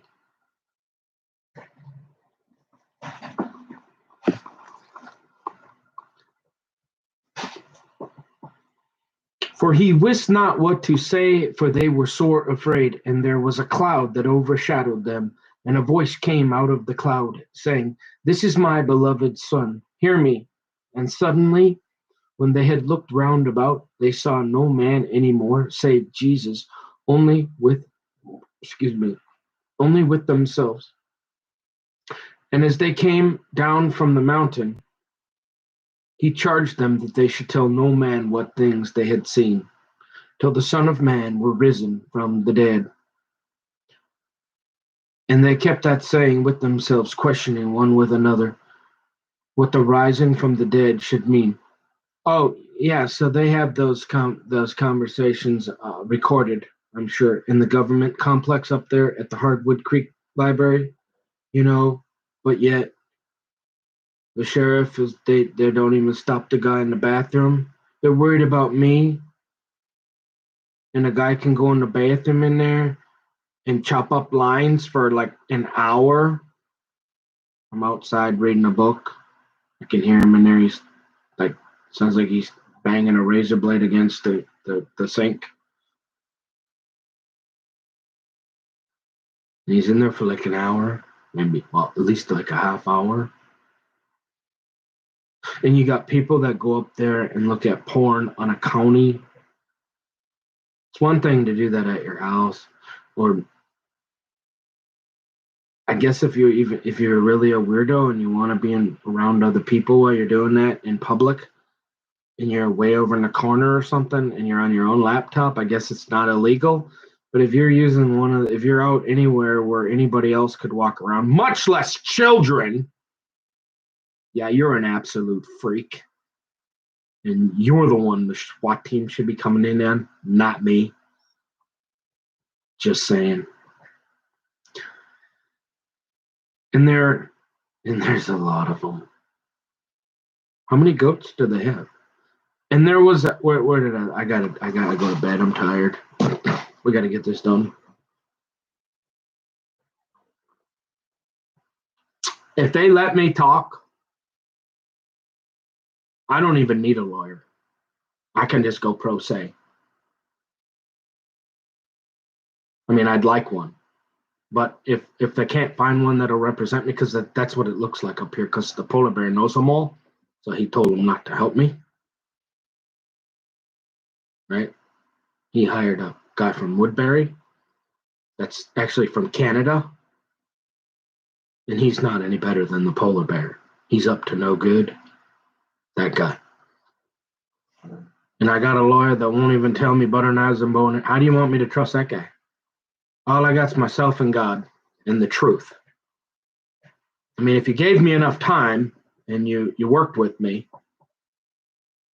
and you allowed me to have sidebars and you explained to me the process as we did it, I could represent myself. I know all the information, but I just want to be left alone. But you won't. They never had that intended. They intended to find some cigarette butts, some alcohol, or some drugs, while everybody else is doing it. Mama's high as a kite. John, have you seen John's pill bottle he carries around? It's about this. Why do you need a pill bottle that big? So you don't lose it. With trazodone, yeah. Tammy likes those too. A lot of people on drugs. I don't like those drugs. I had hydrocodone a few times when I had knee surgery or whatever. Yeah, I mean, they help for about the first day or two, and then it's like they don't even feel good. I'm like, get rid of this crap. How the people keep taking those, I don't know. I must have the Holy Ghost running through my bloodstream, because there's something that get to jumping in me. If I get any alcohol or any cigarette, tobacco, if I get the tobacco demon going, even for sure with cigarettes. Not so. I was able to do a little chewing, but I gave it up for half the kingdom. I figured, hey, if you think you're gonna get a sweet little honey 18 to 30, you better get that crap out of your mouth, Nick, and then start doing some sit-ups or something, buddy. right? But it's, I mean, I can't even do that stuff anymore, yo. Man, there must be a conflict of interest between the Holy Ghost and those spirits because I get to jumping in my skin and I get uncomfortable with marijuana, cigarettes, alcohol, and drugs.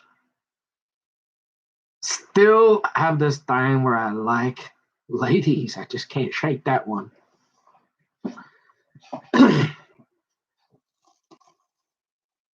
And suddenly, when they had looked round about, they saw no man any more, save Jesus only with themselves.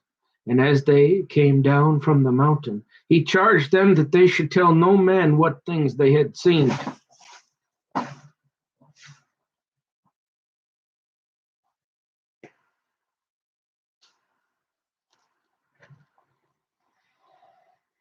Till the Son of Man were risen from the dead. I know what I'll do. Should I put my kike hat on for you too? That'll get you going. Yeah, we'll get them real riled up there. Oh, wait. It's Friday. Hey, guess what? I just forgot. I'm such a good old kike. I forgot it was the Sabbath. Shabbat Shalom.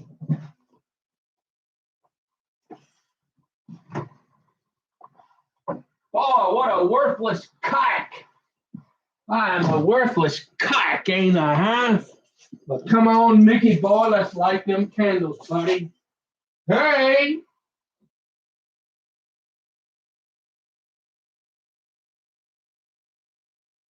I almost forgot.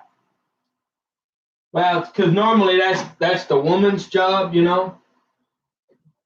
The wife and the wife is supposed to do that, so I forget sometimes. I mean, I do all the cooking and the cleaning, and I do just about all the work. You know, chop the wood, cut the wood. I mean, least she can do is light the candles on Friday night. I mean, I'll take care of everything else, honey. When you're done with that, sweetie pie, I got some hot water up there. I got a bath ready for you. And then when you're done, I'm going to rub your feet and your back for about an hour because my mom made me go in front of everybody in the state of Minnesota. Remember how, oh, I know. We ought to bring the SWAT team on. How many guys did you see? My mom would post me up at the Minnesota State Fair, right? I mean, she did it on purpose. She's like, we're going to show everybody how much you love your mommy. And I'm like, Mom, please no. Can we wait till we get home? I'll give you an extra hour tonight, Mom. Do not make me do this in front at the state fair. Oh, you think half the kingdom give you the look? Oh, Mama give you the look like, and you're like, you're giving her the back rub in front of the whole state fair. Yeah, I'm about not. See, that's the nice thing, girls. I'm about 99% trained, and just prove me right. They say women aren't always, even though I'm pretty good looking for an old guy. They say women aren't into looks. Well, prove it. Show me that you like what's in here. Yeah. All right. Hey, if we can get over the age thing, it's pretty simple though. If you think about it, I'm gonna live to be another 50 years, right? And you're like, by the time I'm 90 something, you're gonna be in your near 70. You're gonna need a break. You're not gonna need another man. You're gonna be like, I'm going traveling. Hey, oh, and I got Nicky Boy out of my hair, and I'm gonna live back another 10, 15, 20 years, and I'm gonna go visit all our kids and grandkids and travel. I'm going everywhere, and and he ain't gonna be trying to get in my hair every night. Woohoo! You'll be fine. What's wrong with the age? I mean, all right, yeah, okay. So the muscles, yeah, all right. I seen the muscle guy, yeah, but see, prove to Nicky Boy that it's more about what's in here and what's in here. Not sending rocks to the moon, but the logic that all the faculties are in there, and I'll, the good things I do and what I'm trying to do. Give Nicky boy a little go here. Give him a little play. Give him a chance. That's all he's asking for. We're just a smidgen. We ain't talking about the polar bear. I mean, he made himself clear he's gonna shoot me. I'm not bothering him.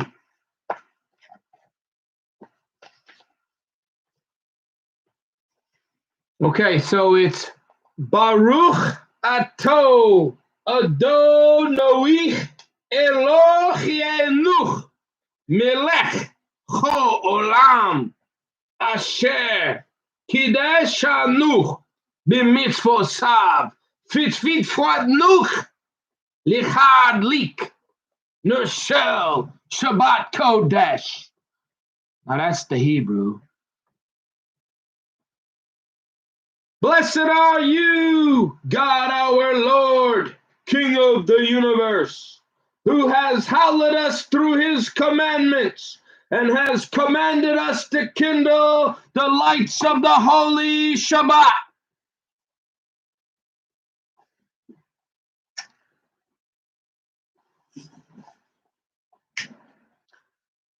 Remember? I'm just a goyim. I'm a good goyim kike. But the Jews, the real Jews, they like the two. I don't know why. You have to ask.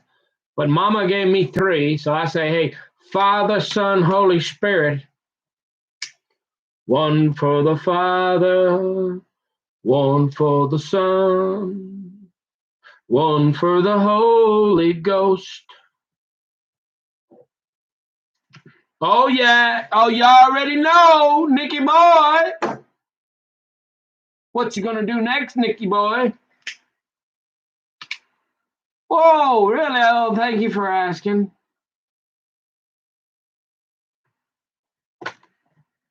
We're gonna drink some. We're gonna be an authentic kike, right? Because we want to be we don't just want to get accused of being a kike and get murdered. Like the pizza Nazi put me in the oven. No, we want to make sure that they got real proof that I'm a good old kike. So we're going to drink some grape juice that was produced in Israel with grapes that were only made and produced. They were only real Jewish people touched them and made them. Mm-hmm.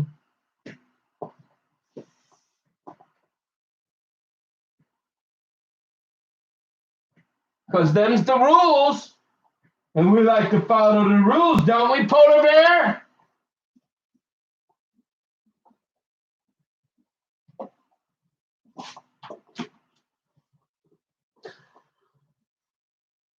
I get the grape juice.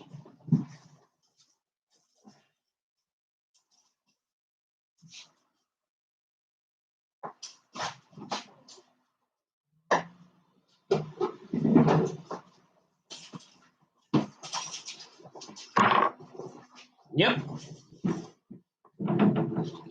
Now, Jews, if I was a real kike, but see, I got something to prove, see. I could do it, but I won't, because I want half the kingdom. She's already saying, look, Nick, you're already old, and you see how beautiful I am. And I'm gonna give you a little play here, but I gotta know that you're just never gonna touch that alcohol. Even when I do it once in a while, I'm gonna go out with my girls once in a while, and we're gonna get a little tipsy and we're gonna get to talking and have a little giggle and fun, and you're not gonna worry about that because mommy will be home after that. And but I need to know that just because of that, some of that driving and stuff you did there a few times, I just want to know that that's never gonna happen again because I can't go through that. And so you're gonna have to show me for a while that you're not interested in that stuff, and you want the milk and the honey from mommy, don't you? And I'm like, yes, honey, of Of course I do. I'll do anything. And you're like, okay, so normally the Jews, they drink, they're commanded. It's a mitzvah. It's like a Torah law, right? They have to drink real wine by Jews. So this is the next best thing you can do. It's called Kedim, and I got about 50 cases of it. Just for this, because I knew I wasn't going to drink anymore. And so I can still be a good kike. Well, this is permitted. If like there's a permissible, it's kind of like, the security guard that's carrying those guns down at the Dath synagogue, the altar, the big fat guy with the 2 pistols, they're not allowed to spark fire because they got the skylight, right? They won't plug their phones in. But then it's kind of like to save life. He could shoot somebody to save life. That'd be sparking fire because the boom boom. But grape juice. This is authentic. This was made in Israel. Now it's a product. It's bottled and shipped. I think. Whatever. Look, you can go to any kosher market. There's only a couple of them left. This is the best you can find. This is the closest you can get to Israel with grapes that are made by Jews, and the Orthodox Union has said, all right, you can drink that. And we don't drink alcohol, so this is what you do. And so instead of 1 shot of wine, we're going to do, because half the kingdom's like, oh, I love you so much, honey, I can't wait to get married to you. Oh, I can't wait till you touch me. And she's like, yes, honey, that's what I want to see. And you're like, Baruch Hashem and the peace of Jerusalem. Salud.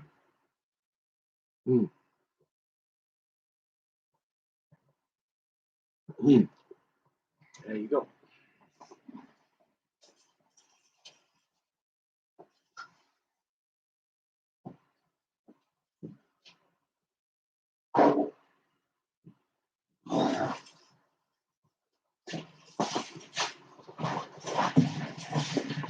Boy, am I squirming tonight. But I'm fired up and ready to go. My wood and nickel's healed. And we're not taking no more crap. It's almost we're 3 months out. I mean, we're already 3/4 of the way out of the woods here. Okay. If you really need us to stick around, if you're gonna roll the Packers, the Vikings are gonna roll the Packers. If you're gonna do all that and you want to say, hey, I made a special deal. I'm pretty sure them Vikings is gonna roll them Packers. And I'm saying, all right, then fine. It June 20th it is. But then I'm out of here. Go sell your own Oscar Mayer wieners. Because I ain't your goat. Now I could probably bring in a Black Hawk because I showed you my passport now if we really needed to. And I guess I could make Aliyah back over to Israel since my mother's Jewish and I'm a good kike. But I'm thinking I want to go out I want to go say hi to Daddy or something and go fishing. But if you need me to stick around till June 20th with this camera on, I'll do it for you. But this is all you're getting is a shit show from here on out. But hey, there ain't a whole lot to do. I mean, we got the virus and stuff. If you like watching shit shows, hey, have at it. Mi casa, su casa.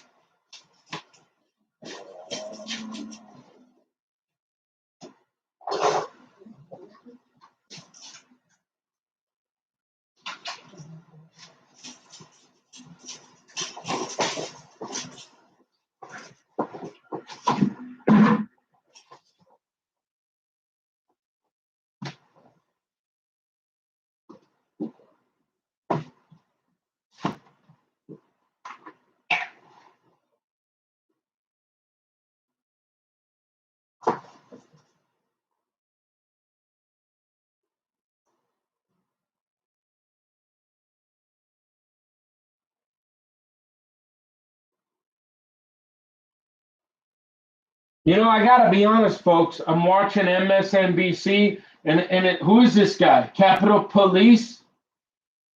It makes me nervous. Can I tell you? The Bible says, especially if you're a Jew, you can make the argument that in the New Testament, but the Israelites were commanded to not be like the others and not mark their bodies.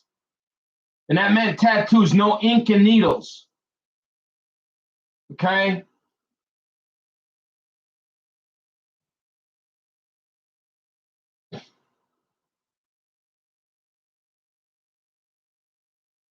But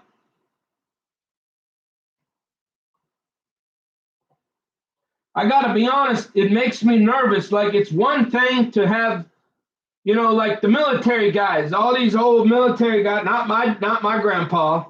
Remember my grandpa fought? I'm grandfathered in. My grandfather fought in World War II.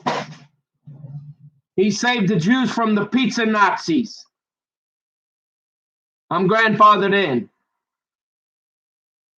And I'm the first in my family.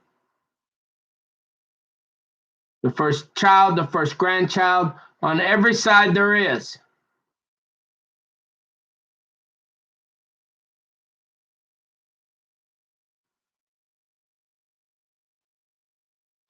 And it's one thing, I think, I don't know, back in the day, it used to be like a guy would get a muscle tattoo, or maybe one on his, I guess, stomach, or maybe on his leg. But these full body sleeves I gotta be honest. I don't care if we're talking New Testament or not. If you got it crawling up your neck, it doesn't look good. And I'm saying you're starting to make me nervous. And tattoos make me nervous. I don't like tattoos. Especially if you're showing them off to everybody, because I don't think they look nice and they're not cool. And you can think what you want. I'm old school, but it's not professional. But you think Big Don? Have you seen any of guys coming in a suit and tie with Big Don and Junior Mints with a tattoo crawling up his? Nope. But they got the Capitol Police guy, the head of the Capitol Police. He's got and it's weird too. It's almost like it's symbolic. Like, who else do you think would start from scratch, or just scratch the surface, or maybe Satanists? Do you think that maybe they have some in the occult? Maybe, probably. Oh wait, in the Old Testament, God said, "Do not be like the other people. Do not do that." So it's reasonable, it's rational that could be. I'm not saying it is. I'm saying it makes me uncomfortable, especially if I got to see it. And now you got law enforcement and head military colonels with tattoos crawling up their necks. They don't look good. I'm just saying. I know things are changing, but I was here before a lot of y'all, and there's no cigarette butts around here. No alcohol, just coffee. I just don't like them. Don't like the tattoo thing. And it makes me nervous. And especially if they look you can tell too if it's just like a sun or maybe a little dolphin or a pretty little flower. On a gal got drunk on when she turned 21 and went out and got a little tattoo on her ankle or on her somewhere when with her friends versus like a literal like it looks like I don't know, it's got all these weird shapes in it. It's like almost occultish. And remember, I'm a Jewish Christian, so I'll be honest, it just really makes me uneasy. Being honest, I would not like if covered in tattoos. No, never. One. And what I would say is, if you do have a tattoo, it's expensive. So you pay $10,000 probably to get a fairly. You had a tattoo like about like that. Remember the softball Mike Walker was. We're not friends anymore, dude. Don't ever wonder why I didn't go to your wedding. Um,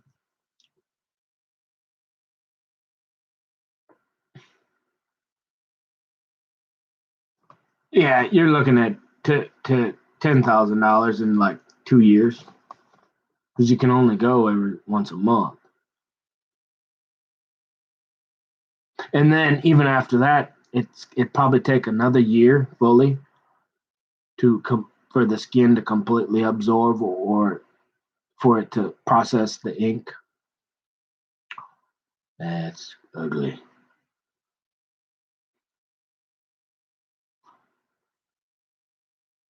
And so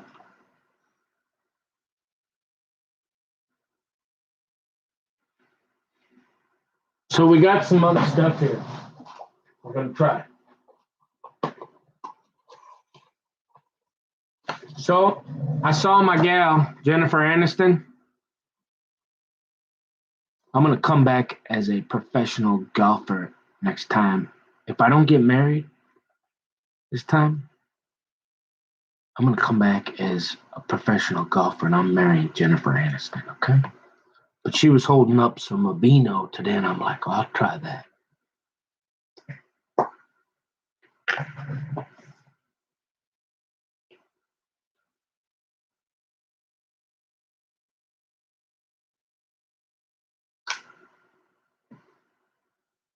Okay?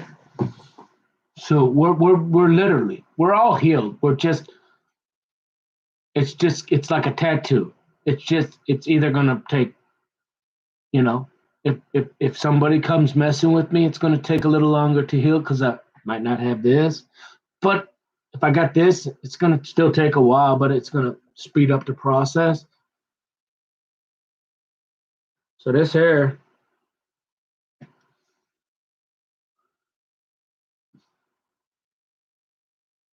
so I proved I'm not a leper. And as far as I'm concerned, I got nothing more to prove, really. And I'm starting to get kind of pissed off. And I just want to be left alone. And I want to go see my dad. But if you want me to hang around till, you want me to keep these cameras on for you till June 22nd, I'll do it for you.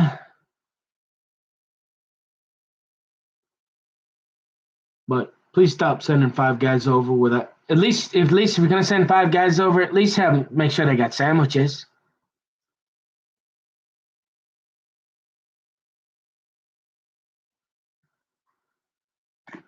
I'm just saying.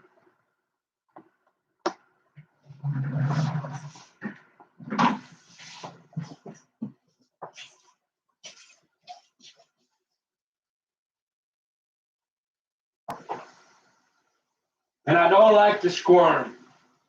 I'm really getting sick of squirming. I mean, what are you gonna make me walk around in circles?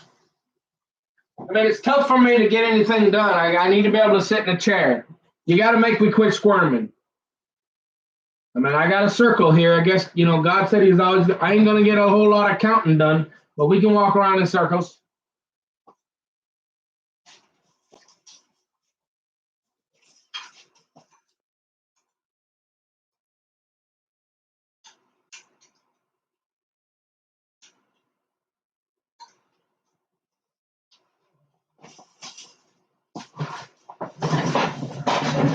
And you know what?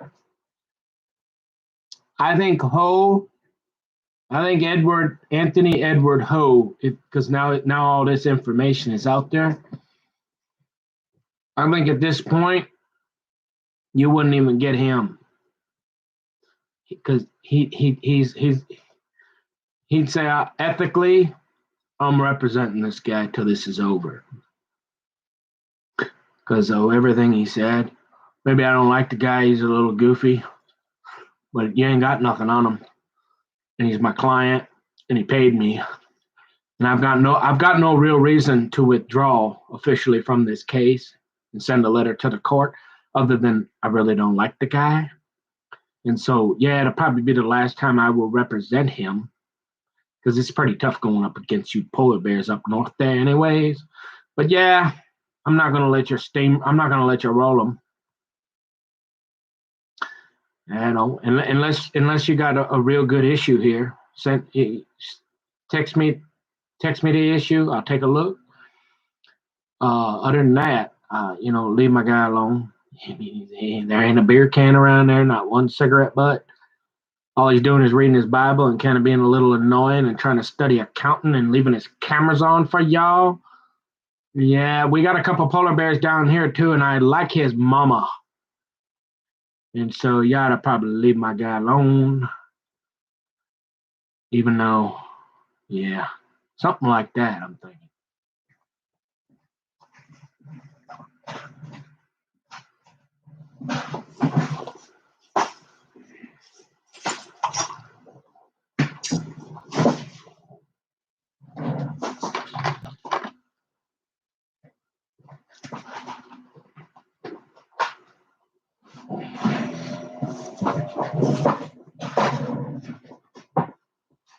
Because we're back to ethics. If a lawyer is gonna get mad, say, hey, I wasn't ethically to begin with, and my client got mad at me because I didn't really do my job. I mean, I can't be disbarred for it, but it's unethical. I didn't break the law. And now he didn't even go Oscar Wiener on you, and you want me to let you at him, and I like his mama, and they paid me money. And he looked like an all right guy. Now that he turned his cameras on and told me everything, he's still goofy as heck, but he ain't bothering nobody. Don't hear no voices, don't want to hurt nobody. Stay away from my guy.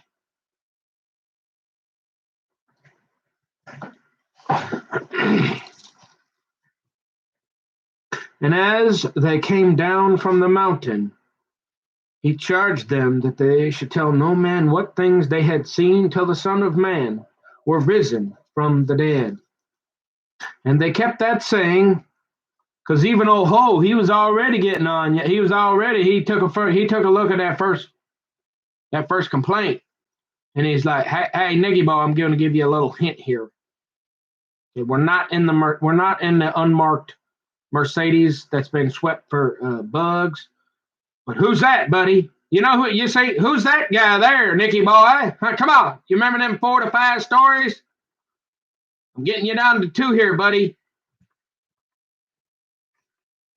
Yes, sir, Mr. Ho, and I'm right there with you. And that book, that old Mr. Ho, he got a book of Bill Clinton. Remember, he'll tell you that story. Oh, I used to like Bill Clinton. You see, he says I used to like Bill, and so I keep that book around because I like that book there. That's all I'm going to tell you about that. Just don't worry about my Bill Clinton book there. Oh, and did I show you my cannon?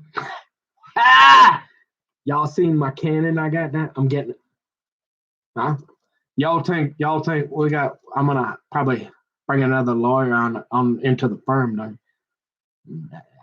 Yeah, I'm getting another one of those cannons instead.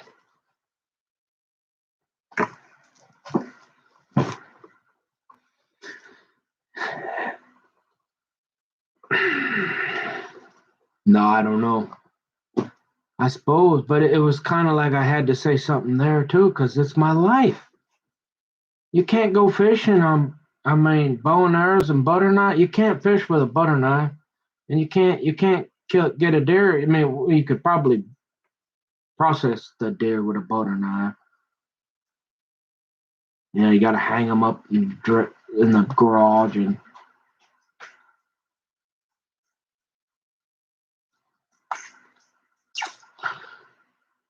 You mean so Nicky Boy wasn't dumb enough to go outside and figure out who's banging on the wall? You mean if we had somebody knock on the back window door, he wouldn't no he ain't oh you'd have to like shoot him a long shot or something. Yeah. You gotta smoke outside and all that. Yeah. And you gotta have a pretty good reason. Yeah. Even that polar bear over there? Yeah. So I'm thinking ethically, oh ho's like, yeah. All right, you kind of figured me out a little bit, and I was gonna, even though I tried to get you on the butter knives and bow and arrows, I was trying to even help you here because I like your mom. But all right, cool. I mean, but yeah, you better be careful, son, because after this, you know, hey, don't call me. Better go out and see your daddy pretty fast before half the kingdom ain't holding your hand.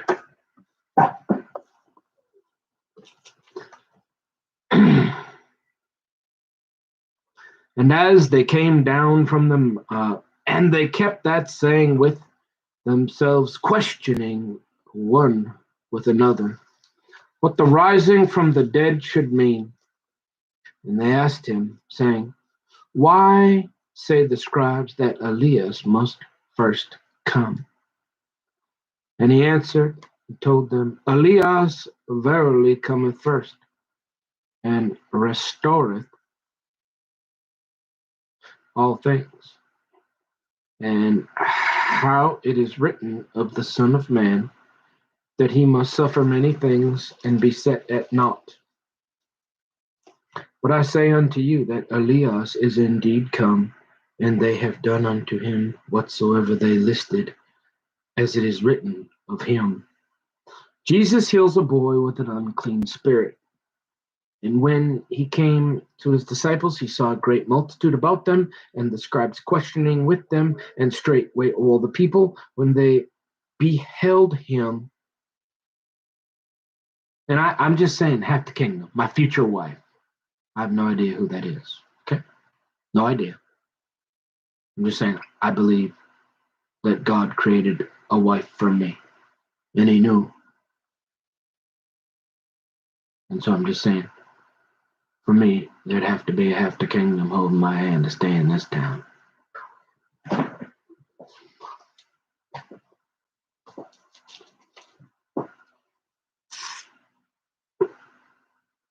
And they asked him, saying, why is it?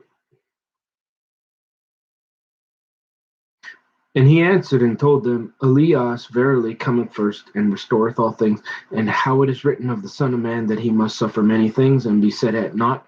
But I say unto you that Elias is indeed come, and they have done unto him whatsoever they listed, as it is written of him. Jesus heals a boy with an unclean spirit. And when he came to his disciples, he saw a great multitude about them, and the scribes questioning with them. And straightway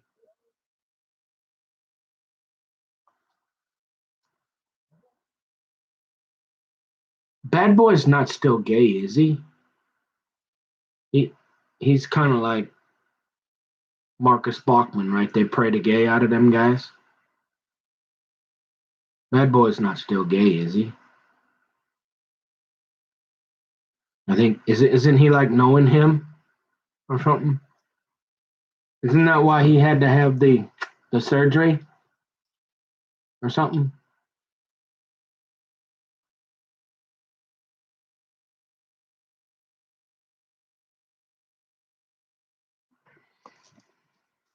Just something, Lady Donald and all these others, that was just something people were saying too. I mean, I don't know who he is. But he thought maybe that's why he thought I was a good housewife.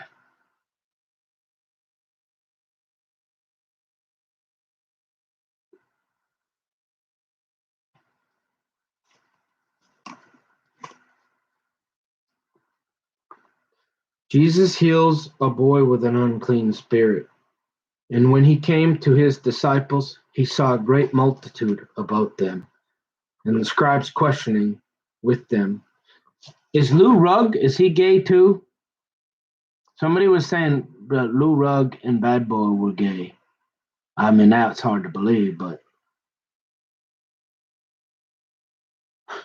they would hang out in that gay, what is it, Gay Pastors for Jesus or something once in a while, though, so I'm not sure.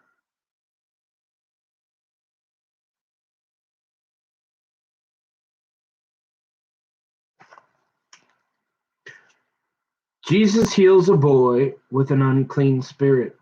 And when he came to his disciples, he saw a great multitude about them, and the scribes questioning with them. And straightway all the people, when they beheld him, were greatly amazed, and running to him, saluted him. Now again, Jesus said, saluteth no man. So it does appear there is some contradictory verses, like a time to kill and a time to love, a time to cry and a time for joy. There's a lot in here that does appear. If you look hard enough, you can make a debate argument, a point, or have a discussion in pretty much both directions. Yeah. He saluted him, but Jesus says, don't saluteth any man. Don't call any man rabbi. And he asked the scribes, what question ye with them? And one of the multitude answered and said, Master, I have brought unto thee my son, which hath a dumb spirit. And wheresoever he taketh him, he teareth him, and he foameth and gnasheth with his teeth, and pineth away. And I spake to thy disciples that they should cast him out, and they could not. Squirm. I mean, Father God, in the name of Jesus, don't let me squirm, please, in Jesus' name. I plead the blood over all squirming in the name of Jesus. He answereth him and saith, O faithless generation, how long shall I be with you? How long shall I suffer you? Bring him unto me. And they brought him unto him, and when he saw him, straightway the spirit tare him, and he fell on the ground and wallowed, foaming. And he asked his father, How long is it ago since this came unto him? And he said, Of a child. And oft times it hath cast him into the fire, and into the waters to destroy him. But if thou canst do anything, have compassion on us and help us.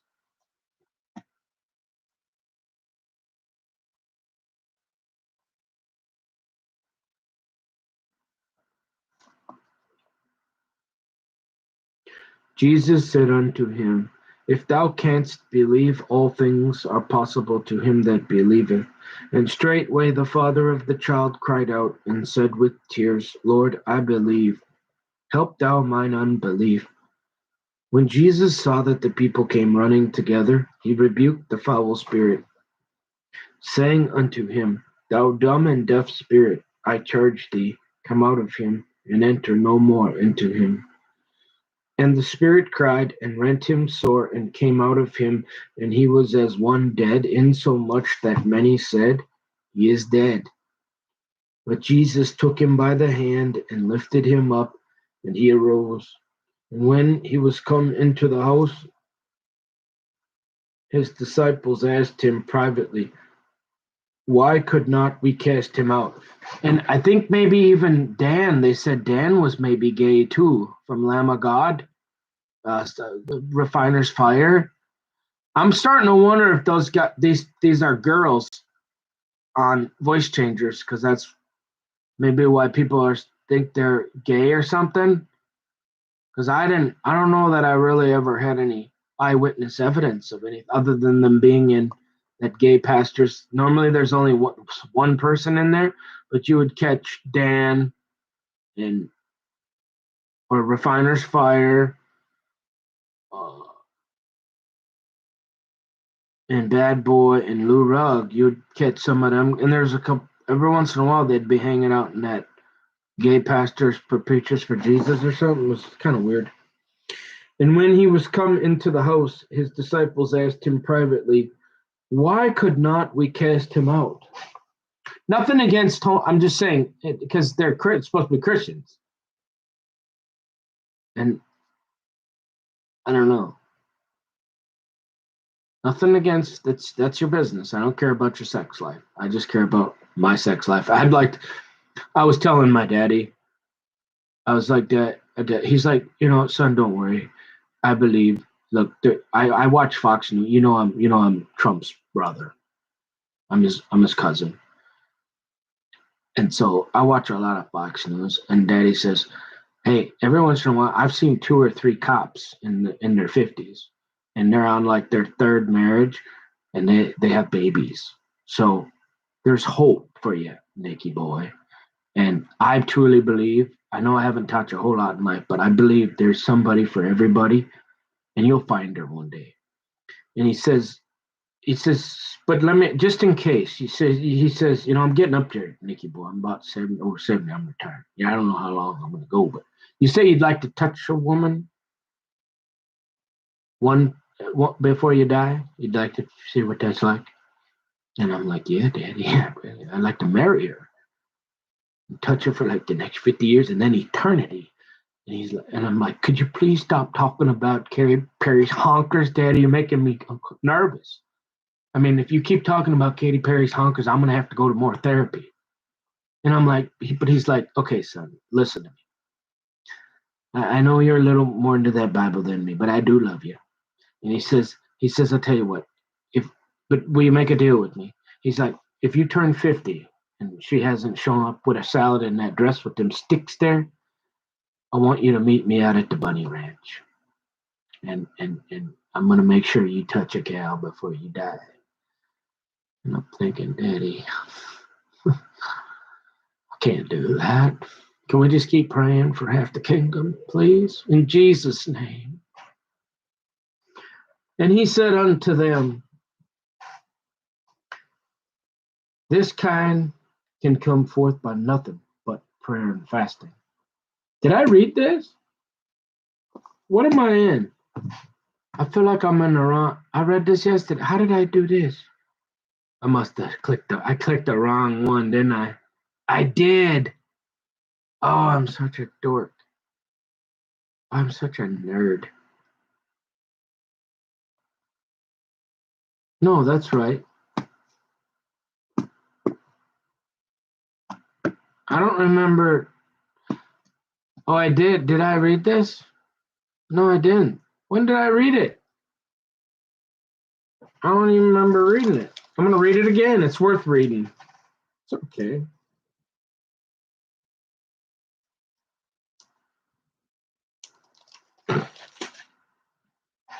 This kind can come forth by nothing but prayer and fasting. Let me see. Let me look one more time. Old and new. Numbers 32, 30.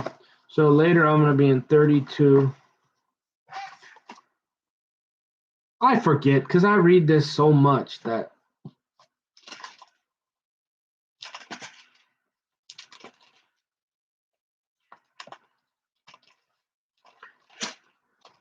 I mean, you know how good this I'm watching these videos and you're like it's like you've never seen such beautiful meals. You're like, those are the coolest, colorful, and it's all this stuff that most people would be like, and I'm like, oh, that looks healthy. Can I have some of that, please? I'm like, I want to. What's on the next video? I can't wait to see what she's cooking.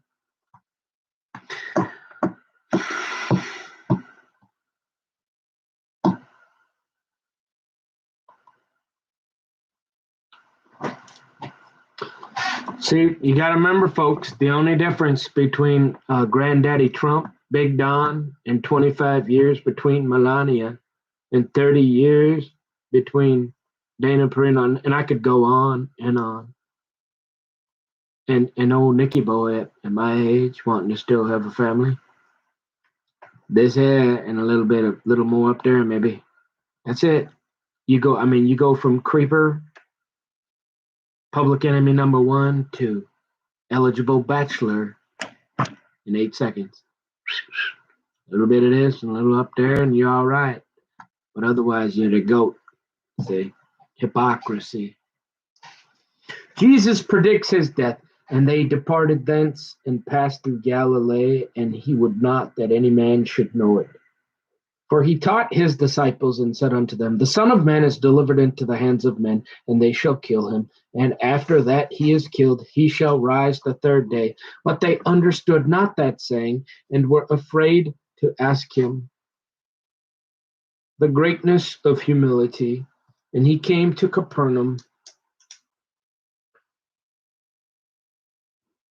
If you ever need a lesson in humility, just watch me. Just follow my that'll. And he came to Capernaum, and being in the house, he asked them, what was it that ye disputed among yourselves by the way? But they held their peace, for by the way they had disputed among themselves who should be the greatest. And he sat down and called the 12, and saith unto them, if any man desire to be first, the same shall be last of all, and servant of all. And he took a child, and set him in the midst of them. And when he had taken him in his arms, he said unto them,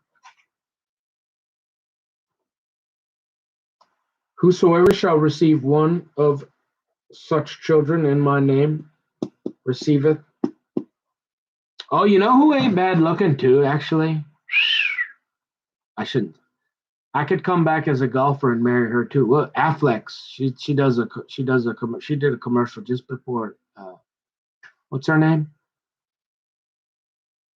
Garner, Jennifer Garner. Oh, she's a looker, huh? Yeah. Man, she's a nice person. She's really nice because you know how she's really nice. Well, probably because she had a kid with him. But you see the pictures they show, where he's been up for like 3 days at the casino drinking Grey Goose, playing like $10,000 a hand, and he's drunk out of his mind. He's crying, and here come Jenny, take him to treatment. That's a friend. That she don't want to be with him, but she was there for him even when he's down and out. They had a kid. She loved him, and they broke up. But even then, she tried to go back and be a real good friend. That's a nice person.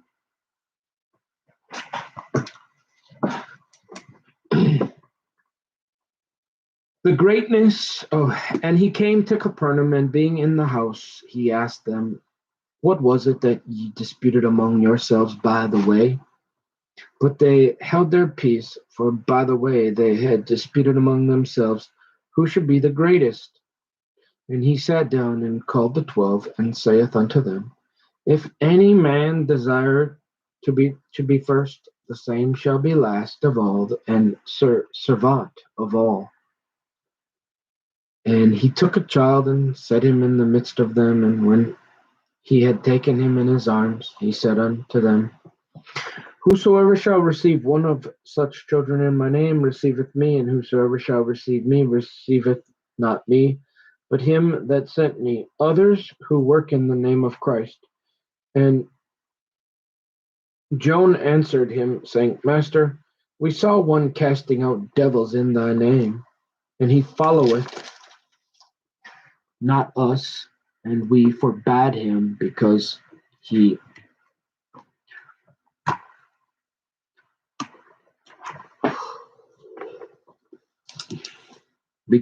followeth not us. But Jesus said, forbid him not, For there is no man which shall do a miracle in my name that can lightly speak evil of me. That's right, nice and light, and no squirming in the name of Jesus. For he that is not against us is on our part. For whosoever shall give you a cup of water to drink in my name, because ye belong to Christ, verily I say unto you, he shall not lose his reward.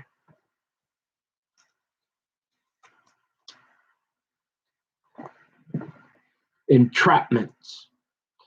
And whosoever shall offend one of these little ones that believe in me, here it is. It is better for him that a millstone were hanged about his neck, and he were cast into the forest lake. No, and he were cast into the sea. I know what I think it was. Maybe I was wrong. Was I wrong? Hey, I'm wrong about once a year. I get a little something. All right, I'm almost. Be ye perfect like your Father in heaven is perfect. I know you can't get much more perfect than me, but even Superman makes a mistake once in a while. Okay, look, maybe I claimed this morning, didn't I? I said you won't find that word fasting, but or was that last? And yeah, because you won't find that unless. Oh, you know why? Oh, because I reread it. I went back too far. Duh. There we go. I was thinking, well, I'm just going to double check. Mark 9, verse 29. Yeah, see, that's the problem. See, you guys, you always giving me a hard time. Like old Strands, like, hey, Nick. Well, by the way, I like wild turkey, and my daughter's like 18, and she's out in Matamidi. And I don't know why I told you that, but my hands are shaking. And oh, by the way, Nick, did you forget that old George Washington come across the Potomac, so we didn't have to read that King James Bible there? And I'm like, well, yeah, Mr. Strand, but I earned a B, and you gave me a C plus, and I told you I'm a B plus kind of guy, and you're like, well, deal with it, and I'm like, no, you're a jerk. You lied to me, and I never trust you again. I don't care if you're the last guy on the planet. We're not gonna be friends.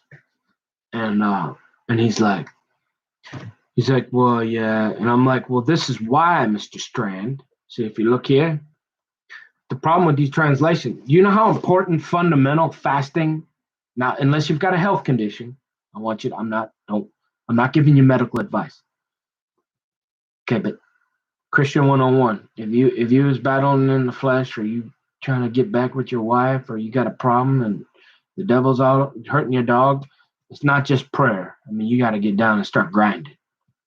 I mean, you gotta do some fasting too.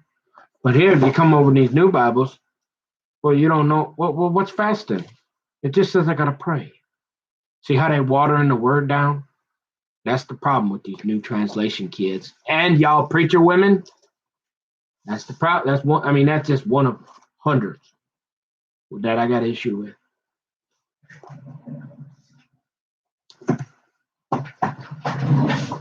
Now, I'm not into fasting, but hey, if you can do it, I had a surgery for. I've had a few. I'm almost 45 years old. Oh yeah, I'm well seasoned. That's right. I'm not old. I'm just well marinated. I'm like a aged filet mignon. I mean, who wants to like? I've been so I'm like that filet mignon that I put in the fridge for you like 3 days ago, and it's been soaking in your favorite juice. It's got salt and pepper, all the little spices on it, and you're like, and then I got another one in there, ain't done that, and I'm putting them right out in front of you, and you're like, here's that old that guy with all the muscles and stuff. Yeah, he ain't been marinated. And then you got old Camper Boy. Yeah, he's a little older, but you're like, that tastes good. I'm gonna give old Camper Boy a little play. Give him a little chance. He says you don't like that beer and stuff. Hey, Camper. holler at me. And you're like, yeah.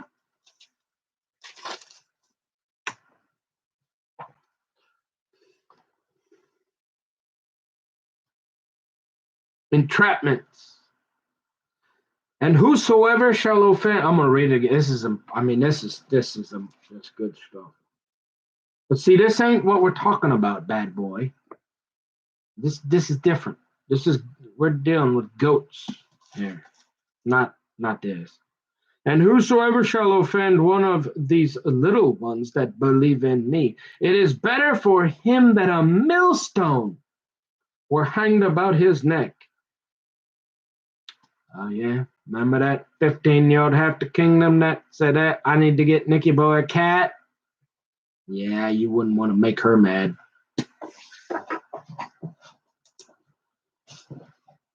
And she's so nice, and so she's in such a bubbly mood. You're like who? And she's like, who wouldn't want to be friends with me? Exactly. Don't piss her off. And whosoever shall offend one of these little ones that believe in me, it is better for him that a millstone were hanged. Father God, I pray against the spirit of squirmism in the name of Jesus. I cast out all squirming I get thee behind me, Satan. I cast out all squirming by the blood of Jesus. In the name of Jesus. Oh,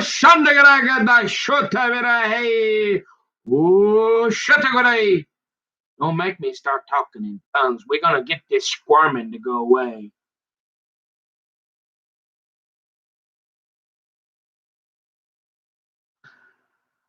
That a millstone were hanged about his neck, and he were cast into the sea. And if thy hand offend thee, cut it off. It is better for thee to enter into life maimed, or as an Enoch. That's not in there. Just kidding, kids. Don't cut your hands off. Check with your parents first. Just kidding. Do not do that. Ever. Don't cut any body parts off. None. Even if you do feel like shopping at Target, do not cut any body parts off. Then, having two hands to go into hell, into the fire that never shall be quenched, where their worm dieth not, and the fire is not quenched. And if thy foot offend thee, cut it off. It is better for thee to enter halt into life than having 2 feet to be cast into hell. See, I'm going to give you the BB translation. All right. Here's the bad boy translation of that.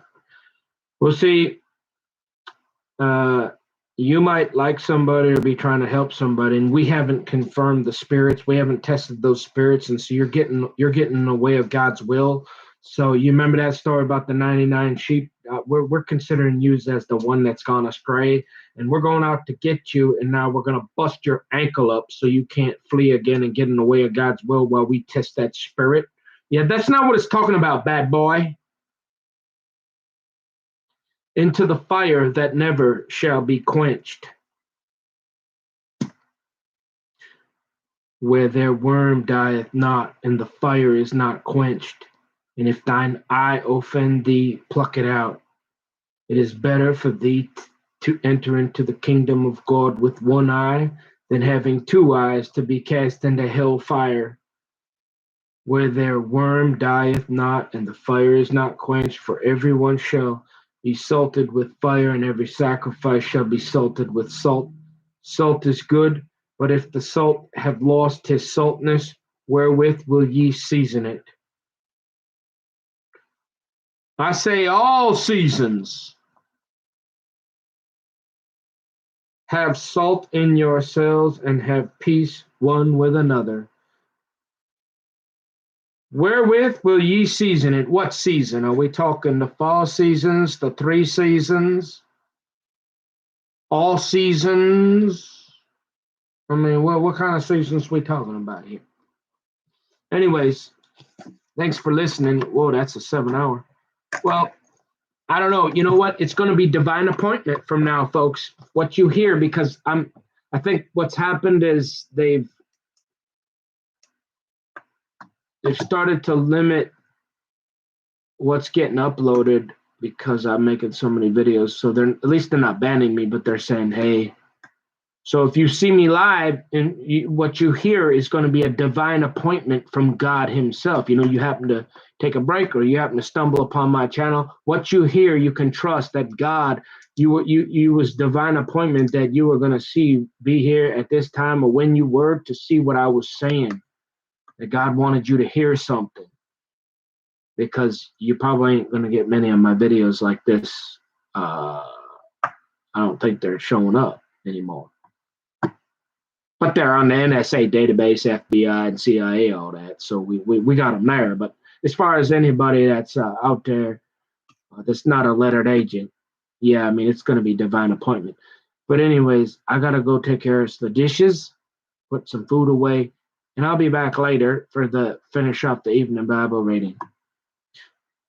Take care. God bless.